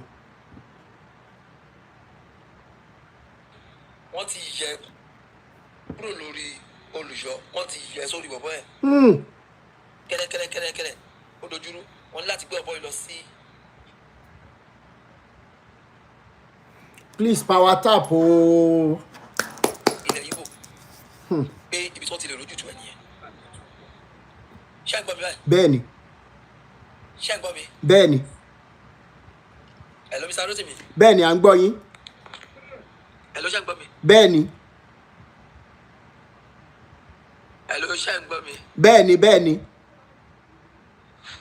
Hello, ṣé ń gbọ́ mi. À ń gbọ́, à ń gbọ́. ṣé ń gbọ́ mi. Bẹ́ẹ̀ni. Hello, ṣé ń gbọ́ mi. wọ́n gbé bọ̀bọ̀ yìí lọ sí ìpín. Now, àwọn wá dé tọ́tí bọ̀bọ̀ yìí ṣaláìsí nílẹ̀ yìí lọ. Wọ́n pàdé lójú ọ̀nà lágbájá máa ti kú. Meanwhile, wọn ò fẹ́ kẹ́mi mọ̀. Ní nǹkan tó wá ṣẹlẹ̀ ni pé orí eré à. So wàá bọ̀dà láti lọ sí ilé mọ́. Mo mẹ́sẹ̀jẹ̀ délé. Dídélé tẹ̀ máa délé. Ó dàbẹ̀ pé ó ti pàdé kan láwọn kọ́sìn mi lójú ọ̀nà ó sọ fún un. Bẹ́ẹ̀ni bàbá délé báyìí mo bá ẹrù mi lẹ́nu géètì mi. Wọ́n ní ọ̀rọ̀ tèmi sọ sílẹ̀ pé olúgbòhùn tèmi ni. Ó sọ pé èmi sọ pé ó máa jẹ orí èèyàn. Bá tó lẹ́ ti padà jẹ orí èèyàn mi ò ní bí tí màá máa gbé mọ́nú lé. Kí dẹ̀ nìkan tó ṣẹlẹ̀ wọ́n ní nǹkan tó wọ́n níbi tí wọ́n ti fẹ́ lọ ṣe kí nìyẹn wọ́n ní torí kọ́sìn mi ló jẹ́ nǹkan tẹ̀ ẹ̀kọ́ fún tẹ̀sí ìfura. Ó ní ó bẹ̀rẹ̀ sí bèrè ni pé èló ni wọ́n ń ta Benz 190 náà. Báwo pé ìwọ tó ń ṣiṣẹ́ ní Kampala èló ló ń gbà tó fẹ́ ra Benz 190. Ẹ mọ ẹbí tó ti ṣọṣẹ́ Kampala ní Òkè Àdó. Bẹ́ẹ̀ni. Èló ló ń gbà tó fẹ́ tó máa price 190 ló bá ní olóòótọ́ kí ló dín táwọn wà lórí ẹ̀ tó bá dé báyìí ó máa lọ ra Benz 190 kíní kan. Meanwhile ìgbà tọ́lọ̀ wá délẹ̀ tó wọ́n ní pé nígbà tí wọ́n fẹ́ lọ ṣe kíní yẹn wọ́n ní àjọ̀nú yẹn ti fi wọ́n hàn báyìí 80 million naira. But wọ́n sọ pé bọ̀bọ̀ tó sponsor yẹn tó máa determine bó ṣe máa pín owó. Eyíkéyìí tó bá sẹ́pọ̀ máa fún olùṣọ́ ògbúdọ̀ ájú pẹ̀lú ẹ̀. Ẹ máa wo bẹ́ẹ̀ ṣùṣẹ́ máa ń ṣiṣẹ́ o pé olùṣọ́ ògbúdọ̀ ájú pẹ̀lú ẹ̀. Bọ̀bọ̀ wá ní òun máa fún olùṣọ́ ní 5 million nínú 80 million o ẹ máa bóyá ṣe òun á ra bọ́ọ̀sì church ara bọ́ọ̀sì fún church òun á tún parish wọn ṣe. Gbogbo owó tó máa nọ́mbà yẹn kò tí wọ bí 20 olùṣọ́ bá fárí gáí pé láyé kò sí nǹkan tó jọ nínú 80 million èyí tó fún wọn ni wọ́n ṣe ágìrì nìyẹn o tó bá di pé wọ́n ní àjọ ló ti ń bínú pé wọ́n ágìrì pé kò sí wọ́n fẹ́ ṣe wọ́n máa mú àgbò wá ní àgbò méjì wá lọ́sẹ̀ọ̀sẹ̀ tó fi máa rúbọ fún àjọ̀lú epo pupa gálọ̀n kan aṣọ funfun ọ̀pá méje lọ́sẹ̀ọ̀sẹ̀ bọ̀bọ̀ yìí lẹ́rìí mọ́tò ẹ̀ tó ná dùgbẹ̀ sí ọjọ́ ó pé mẹ́rin kẹrẹkẹrẹ wọ́n tà kìíní wọ́n tà kejì wọ́n tà kẹta tó fi ta ogbó mọ́tò ẹ̀ tán lórí pé wọ́n á rúbọ fún àjọ̀lú at the end of the day nǹkan bọ̀bọ̀ yìí padà lọ sí i. So ṣe rí ọ̀pọ̀lọpọ̀ nínú àwọn tí wọ́n ń pè ní wọ́n pèrè àwọn ní ọlọ́run pè wọ́n yìí tèmi lọ́dọ̀ tèmi ọlọ́run pè wọ́n àwọn gangan ló kọ́ ọlọ́run.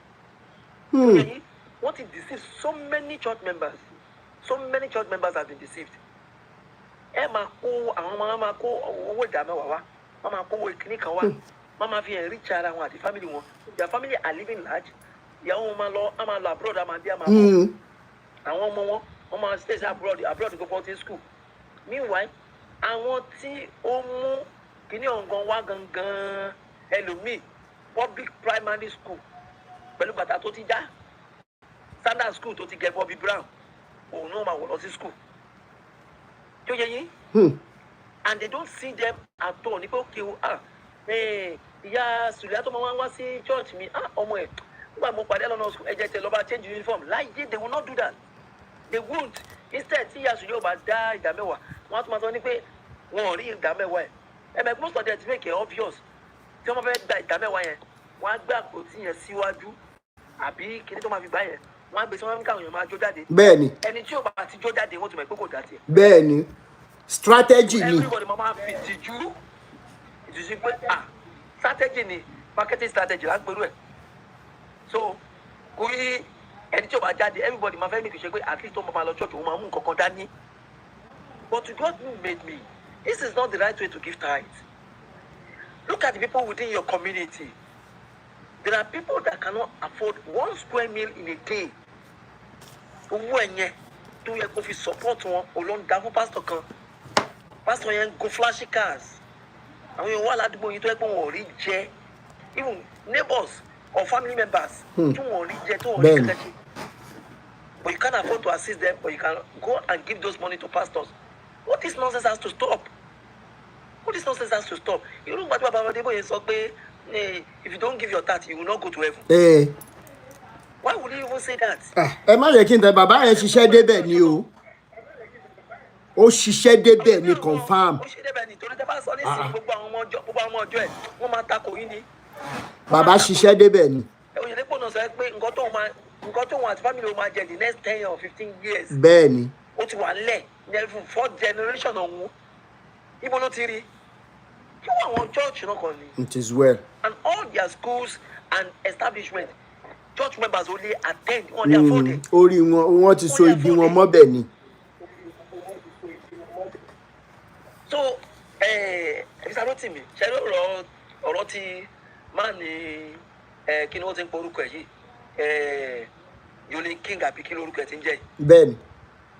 A máa ṣèwádìí lórí ọ̀rọ̀ máa nìyẹn o. Bẹ́ẹ̀ni, ó ti di dandan.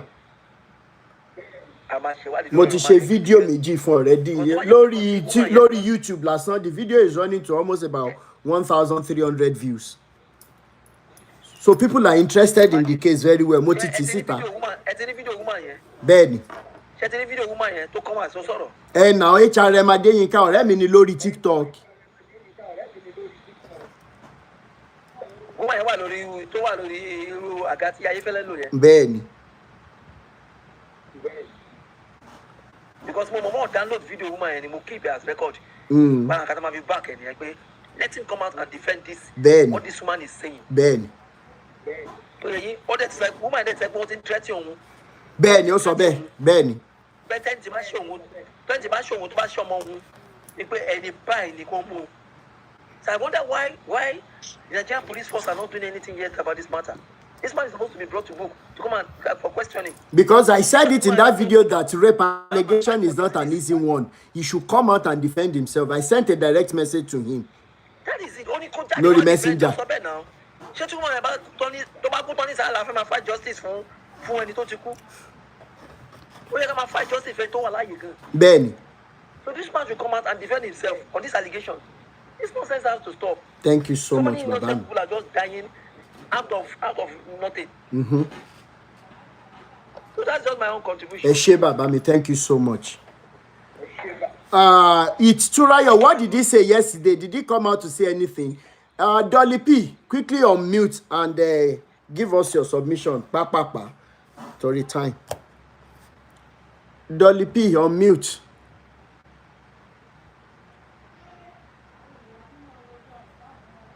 Dolly P.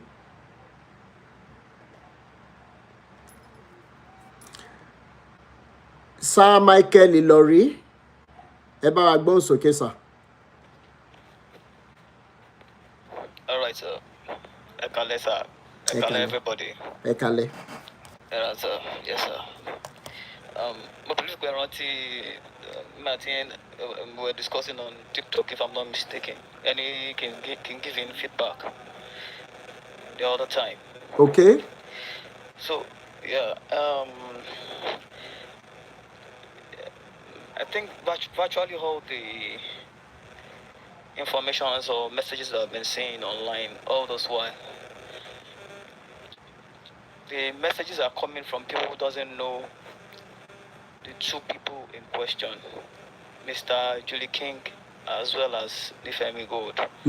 Oh yeah, Motorati. And yes, and it's quite unfortunate that so many people may not know the genesis of some matters and they'll just jump into conclusion. Okay. Yes, and those sort of nonsense only Ojisho Ọlọ́run. First and foremost, I want you to note something that Julie King is not an Ojisha Olorun. Julie King is just a member in the church. Yes, and there was a time he was leading the choir group of his church, the Celestia. Okay. Yes, but as I speak, he's no longer the head, but he's one of the heads. He's one of the executives, but not the head, the major head of the group. That aside, now, Tomani, you're more Julie King, has been your more in toto, more da. Okay. The Bali wo YouTube page me, mo release video on January. Release video on January. Yeah, Julie King one video me. Ẹ dúró. Yes, sir. One flag wa gan.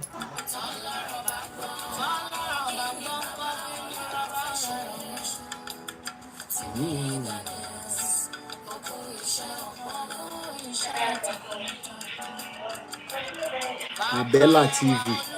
Má worry, a máa rí ẹ, Abella TV.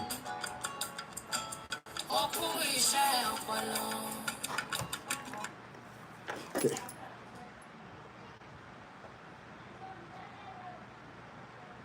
Okay, Brian Michael, oh yeah, continue. Okay, I know video me, like I said, it was part of that the video shoot. I shoot in Lekki.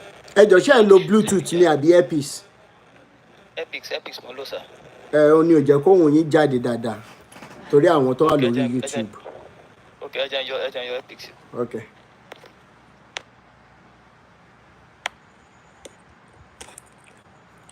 Ṣé ń gbọ́ mi? Okay, à ń gbọ́ yín. Okay. So tó bá ní your close mo close mo Julie King gan. Mo close mo gidi gan. Okay. Now, mo mọ̀ ibi ẹ mọ̀ pé wọ́n polúkọ ẹ̀ nífẹ̀ẹ́ mi ṣe máa bọ́ lè rìn. Bẹ́ẹ̀ ni ó ní medical condition kan ló ṣe wà lórí chair yẹn. Bẹ́ẹ̀ ni, but ó lè rìn. Bẹ́ẹ̀ ni. The fact is ó lè rìn. Ó yẹ kó máa rìn báyìí, but she still wants to be on that wheelchair because of some money, some amount of money she wants from people. Okay. That aside, Julie King kò ń ṣe irú èèyàn bẹ́ẹ̀ yẹn. Kò ń ṣe ń pé nítorí mo mọ̀ wọn, but I know what Julie King can do.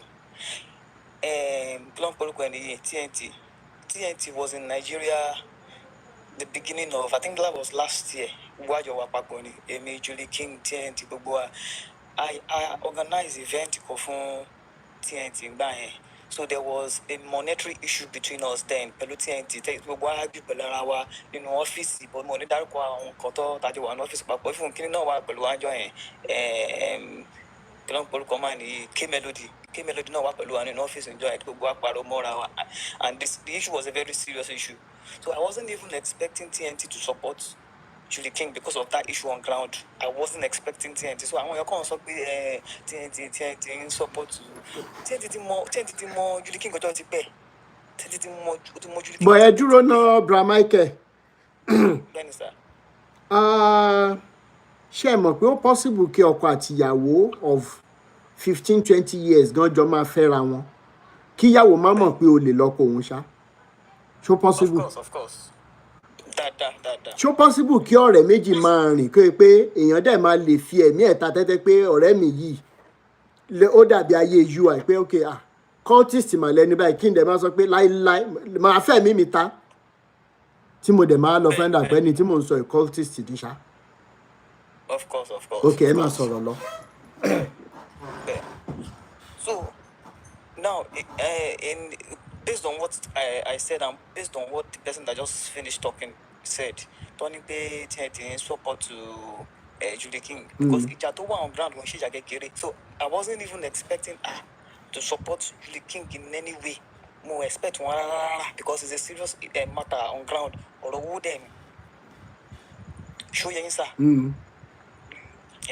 So I know the number of ladies Julie King to produce on the phone in time past. Uncountable of them, uncountable. I've never seen for once. Julie King to one in production studio times without number. I've never seen for once. Julie King mama your wife. See. But bẹ́ẹ̀ ṣe lẹ́ẹ̀mọ̀ Julie King yìí bẹ́ẹ̀ ṣe lẹ́ẹ̀mọ̀ yìí ṣé ẹjọ́ ń sùn ṣé ẹjọ́ ń jí ni ọ́ ẹ kàn jọ́ rẹ̀ lásán. ó dàbí ẹ̀gbọ́n bíi ọ̀nkú bíi dádì lọ́jọ́ sí mi. Okay, number 1. Then number 2, ṣé ẹ lè tẹ̀ wọ́n nínú. àtijọ́ wà studio dáadáa dáadáa. Bọ̀ bẹ́ẹ̀ ṣe ń sọ iná kò tí ì clear wípé ẹ mọ̀ pé yín ń sọ nǹkan tẹ́ ẹ mọ̀ ń pa wọn ni. Ẹni tí wọ́n bá fi allegation kan náà ó máa kọ́kọ́ defend ó máa kọ́kọ́ nírọ́ ni o. Ṣé ẹ mọ̀ ṣá? Most times we are disappointed most by the people we have trusted most. Definitely.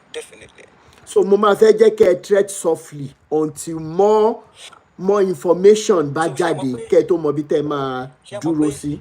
ẹ má bínú ṣé mo nǹkan tó wà ground sí ṣé mo nǹkan tó ń ṣẹlẹ̀ báyìí sí. Okay. ṣé mo pé nífẹ̀ẹ́ mi ó ń sá kiri sí kò fẹ́ kó ọlọ́pàá kọ́sìn mọ́tà yẹn sí ó ti wà lọ́dọ̀ ọlọ́pàá kò fẹ́ kó ọlọ́pàá kò fẹ́ appear sọ́dọ̀ àwọn ọlọ́pàá. Why is she running helter skelter? Because nǹkan tí mo sọ nínú fídíò mi to Julius Olagoroye is that sir mo send ẹ sínú inbox wọn mi mọ̀ tẹ́ bá lè sọ fún wọn pé Rotimi Daniels kan send message sí wọn and I said it respectfully pé allegation tán fi kàn yín lórí social media yìí èmi ò mọ̀ yín sá o but mi dẹ̀ kí n sí nídìí pé kí wọ́n bà orúkọ èèyàn jẹ́ pé ẹjọ́ ẹ lọ clear orúkọ yín o nǹkan tí mo sọ fún wọn nìyẹn. ẹ jẹ́ sọ nǹkan tó ṣẹlẹ̀ ọgbọ́n fún yín Okay. Àwọn ọlọ́pàá lọ sọ fún Julie King pé kó má sọ nǹkan for now since investigation is going on. Okay. And lawyer not to sọ fún wọn pé kó má sọ nǹkan for now since investigation is going on. So now they want only the Nifemi go appear so that she can tender what actually happened between the both of them, what actually transpired between both of them. Now she's not. What if she's running because of how corrupt our police people are? Ṣé mọ̀ pé Julie King tá à ń sọ yìí he knows people. Nífẹ̀mí náà mọ̀yàn the same way tí Nífẹ̀mí mọ̀yàn náà ni Julie King náà fi mọ̀yàn. Wọ́n máa wá mọ̀yàn jura wọn lọ. But not in this kind of case. Ṣé bóun ló yẹ kó appear òun ṣe bóun gangan ni òun ni major person tí wọ́n offend òun gangan ló yẹ kó appear now. Okay, èmi máa bá nǹkan tó ṣẹlẹ̀ ní wípé èmi àti yín ṣì máa chat lẹ́yìn live video because nífẹ̀ẹ́ mi máa ń bá mi àjọ ń sọ̀rọ̀. Okay. Èmi dẹ̀ mẹ̀yìn because nídìí pé kí nǹkan dà lèmi wá òkè pé bóyá ẹ mọ̀ pé mi ń ṣe blogger. I don't call myself a blogger. Àwọn blogger lè pé wọ́n máa ń fẹ́ trend news pé káwọn èèyàn lè wá sí page wọn. I am always on the side of keep peace and truth kó wà. But sir, mo ti got some statement from you during your life. Okay. There were inside the Nífẹ̀mí. No, me ẹ lọ gbọ́ ṣé mọ̀ pé mò ń lo the word alleged ṣá. Tí n bá wà ní side Nífẹ̀mí ṣé mọ̀ pé mi ní send message sí Mr. Julius ṣá. Okay. Mo mọ̀mọ́ send respectful message sí wọn ni pé sir allegation rape kì í ṣe kékeré ẹ jọ̀ọ́ gbogbo tẹ́ ẹ bá lè ṣe ẹ béèrè lọ́wọ́ mi ní parọ́ náà ó wà lórí messenger mi. Mo send the respectful message sí wọn pé kí wọ́n jọ̀ọ́ gbogbo tó bá lè sọ lórí ẹ because kì í ṣe gbogbo nǹkan tóbìnrin bá sọ lèèyàn máa tẹ̀lé torí pé ó jóbìnrin. Mo ti kọjá level yẹn in fact níbi tẹ́mi wà bí mo ń bá yín sọ̀rọ̀ yìí ex-girlfriend mi tó gbé mi lọ sí kóòtù ṣe kóòtù wípé òun fẹ́ jẹ́ kí wọ́n yọ basically owó ló fẹ́ máa gbà pé child support o mo kàn ń sọ lórí life for experience àwọn èèyàn káwọn èèyàn lè learn now ó dẹ̀ sọ fún lọ́ọ̀yà ẹ̀ pé nígbà tẹ́mi àtòun jọ ń date pé mo nà ó. Oh yes ó kọ síbẹ̀ now nírú bíbá yìí sì wọ́n á bèrè pé okay mú proof wá. This was a lady tó yẹ pé she was running helter skelter lórí DNA pé mo fẹ́ ṣe DNA ọmọ tó lòún bí fún mi. So mo ń sọ fún yín confirmatorily pé nígbà tí mo rí fídíò yẹn I intentionally asked around please who is Julie King. Mo rántí pé ìkan lára àwọn followers mi ta close ada ló sọ fún pé Rotimi go and check the post ẹni yóò mọ nǹkan tí mo ṣe ń béèrè mo dẹ̀ lọ respectfully ṣé mo pé tí n bá jẹ́ blogger mi náà ti máa sáré sọ pé ó ṣe without trying to get the truth, but respectful message mo sẹ́yìn pé ẹjọ́ gbogbo tẹ́ ẹ bá lè sọ lórí ọ̀rọ̀ yẹn ẹ lọ sọ káwọn èèyàn lè mọ̀ wípé irọ́ ni. Then ibi tí mo ti wà careful is mo send message sí nífẹ̀ẹ́ mi. Give me the details. Kí ni nǹkan tó ṣẹlẹ̀ gangan? The response she gave me was not really okay by me. Okay. Torí pé mo dẹ̀ wá ń biṣẹ́ ni ò jẹ́ kí n lọ tọpinpin. But ní eléyìí tí mo wà off ń biṣẹ́ máa ráyè. So if she is not ready to now tell me pé ó ṣẹlẹ̀, what are the proofs you have and everything, then èmi tí mo jẹ́ nìkan tó like òótọ́ ni máa gbé síta pé mi rò pé òótọ́ lọ́rọ̀ yìí.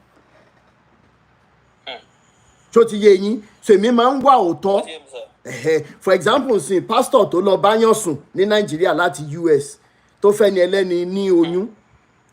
They believe before God and man. What bloggers will do is they will quickly go on social media and spread it. I gave this man 2 full weeks back to back. I was sending respectful message to him. Money, Cherry, ìgbà míì wá ìbẹ̀rẹ̀ ogun lèèyàn máa mọ̀ kì í mọ̀ parí ẹ̀. Ẹ jọ̀ọ́ nítorí Ọlọ́run. Nǹkan tẹ́ bá mọ̀ lórí allegation lady yìí, ẹ jẹ́ kí n mọ̀. A máa sort amicably. The man thought he was smart and everything. In fact, running around shows that he actually did it. And tó jẹ́ co-pastor bíi ti ẹni mo ti gbọ́ pé pastor ní Georgia, Atlanta. So what I'm trying to say is me side ẹnì kankan èmi àti nífẹ̀ẹ́ mi àpàdé rí orí social media láti mọ́ra when she was trying to raise money for whatever money mi lo platform mi láti fi raise owó fún yàn. But this is what I have personally gbam.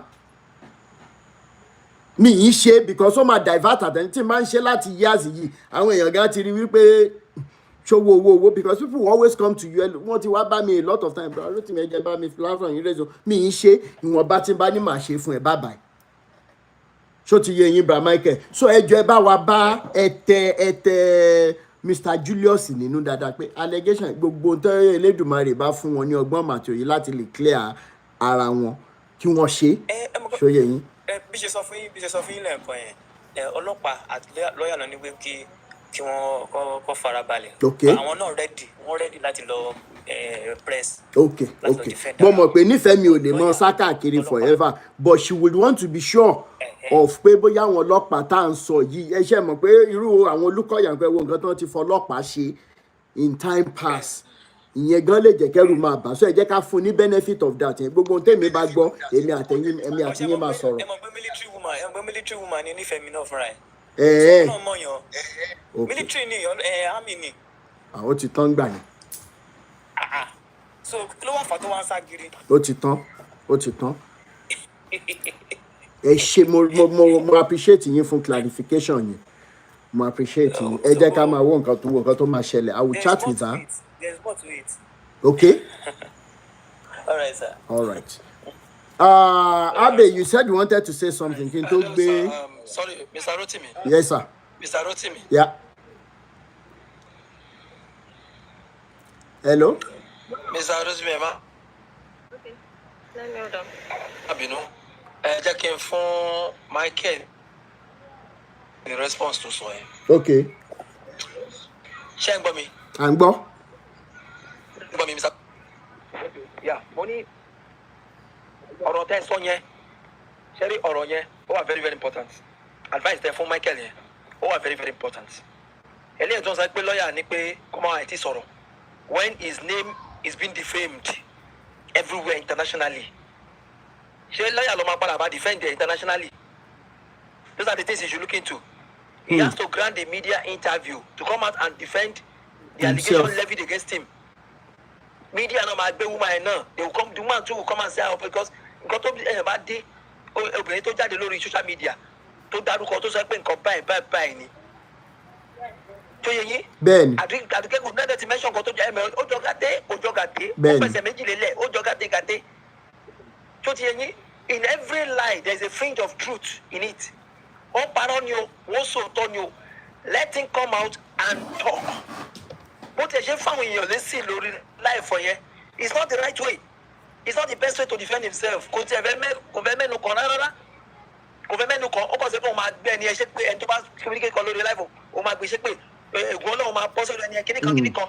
Is that the right way to defend tẹ́ bá rí comment section ẹ̀ ní ọjọ́ yẹn àwọn èèyàn fi máa drag ẹ̀ gidi gan ni so èyí ló jẹ́ kí mi náà comment ni pé ọ̀gá ṣé o ti wo fídíò yẹn ìwọ náà jáde kó lóko tó bá wà láàrin wa fún wọn yẹn. bẹ́ẹ̀ni nǹkan tẹ́mi náà sọ fún wọn respectfully nìyẹn rape allegation kì í ṣe nǹkan kékeré o.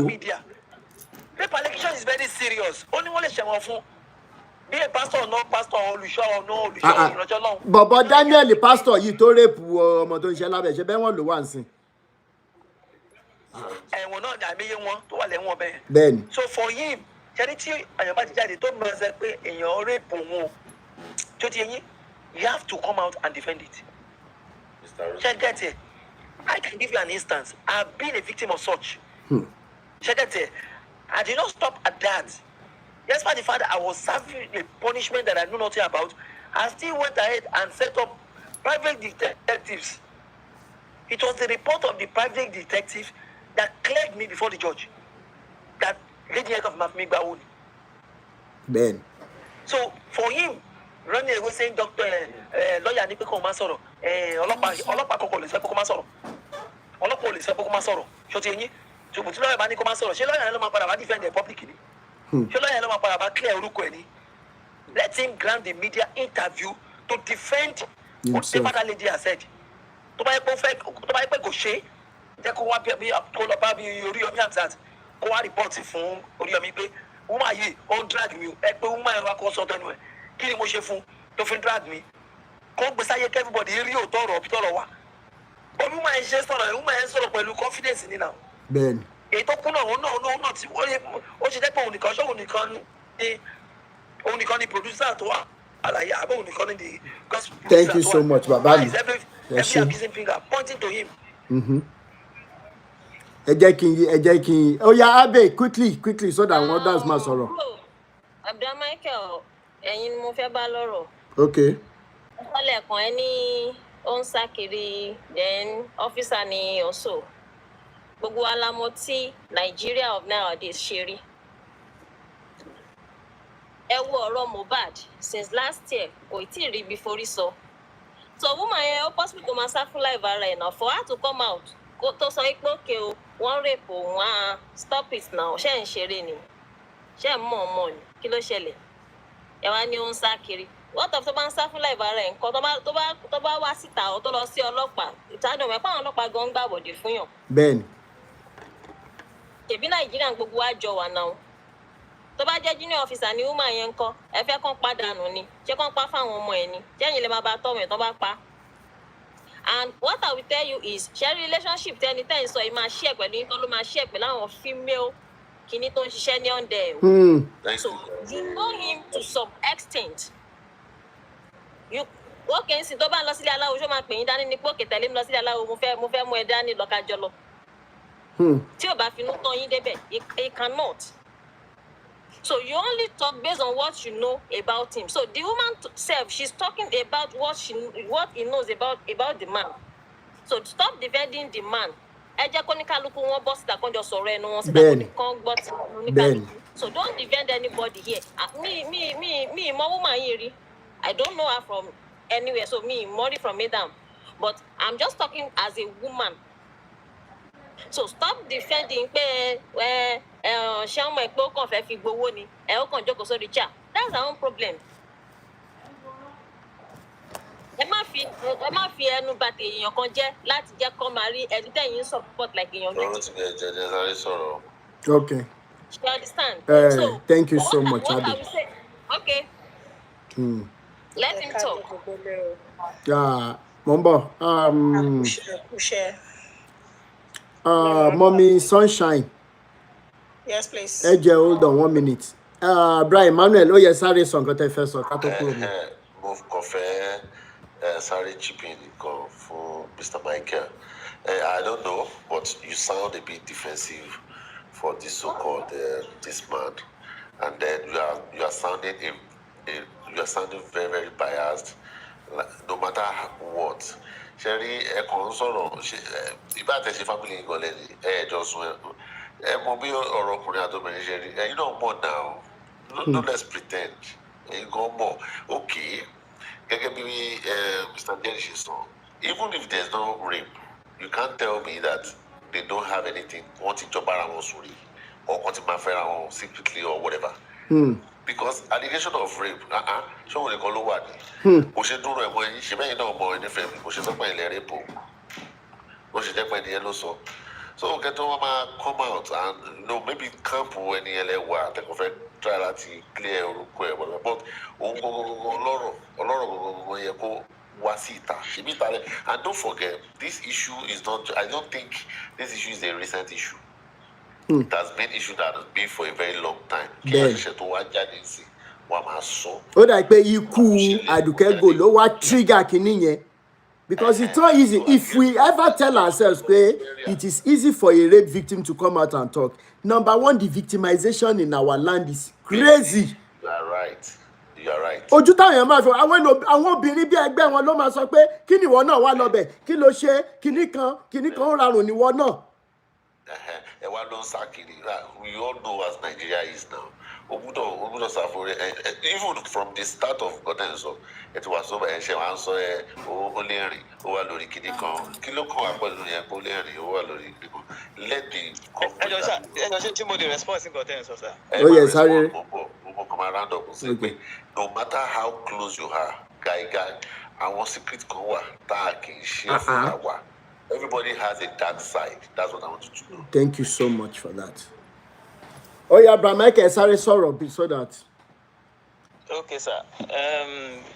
During conversation, Nifemi, but over online, over report to Julie King.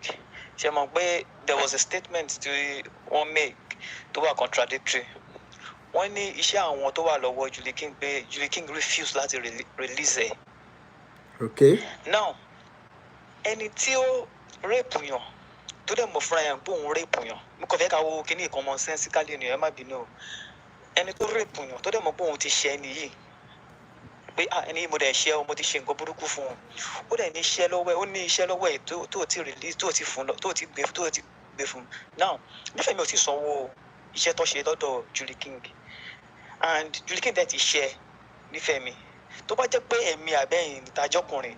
Kill a match that I'm about to share. I'm a da, a share by that. What are you saying? I'm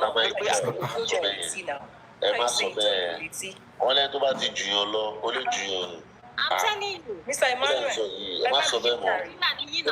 Michael, can you please hear yourself? Hear what you're talking. Look at the way you are speaking. Absolute power corrupts, Mr. Michael. When you are in a position of power, forget. Okay, and the politician was go to hell, go and do anything. No matter what you say, and don't forget this issue of rape, just like Mr. Rotimi so Sharon Toba Algagobin, our woman was victimized you. Guys know ọkùnrin mọ gbogbo kìíní yìí and then so ẹ má sọ̀rọ̀ báyìí Mr. Michael. Mr. Michael, please, what you are saying, you are not even coordinated because look at what you are saying. That guy,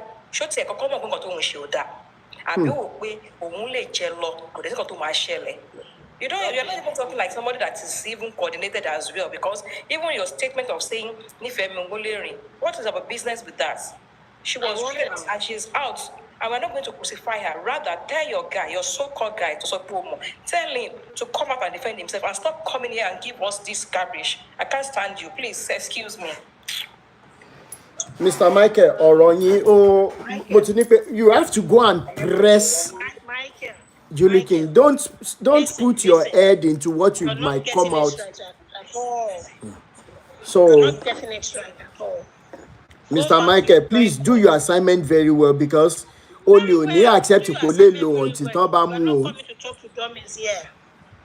please. You're not coming online to speak with dummies. Please. Sherry, bí Julie King ṣe sọ̀rọ̀. Ó ṣe sọ̀rọ̀ lórí life yẹn, ó ní nǹkan tó gbójúlé. Ṣé gbọ́ mi sà? Ó ní nǹkan tó gbójúlé. Ó ní nǹkan tó gbójúlé. That's why tó fi rò pé ó lè treat anybody anyhow and go scot-free with it. Ṣé ti yẹn kò mọ̀ pé bí tó máa gbà yọ lélẹ̀? Ben.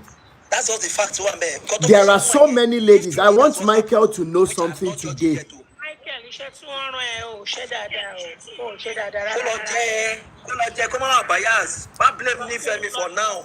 Let him come out and defend himself. And I will say this. Michael is gone, but I know he will listen to me. There are so many ladies that if they are not afraid of victimization and stigmatization, and they are not afraid of the power we have put in the hands of these pastors and religious people, Ìgboro máa dàrú.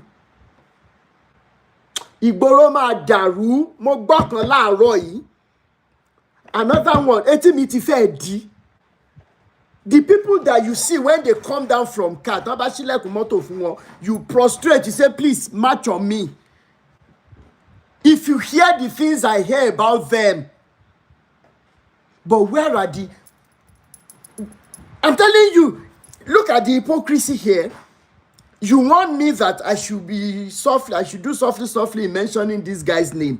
I said, which of them? He said, I want Baba Deboye and Co. I said, why? You know these men are powerful, but yet you go to their church tomorrow. Who should I be afraid of? We're not saying that Julie King is guilty because the law says that somebody is guilty until proven otherwise. But if his response is not forthcoming, forget it. Forget it. You know, at the end of the day, what we are trying to see through is this wickedness in our society. The victimization of our ladies must stop. I know people here will say, Lord, defend their right. That's what they will tell me.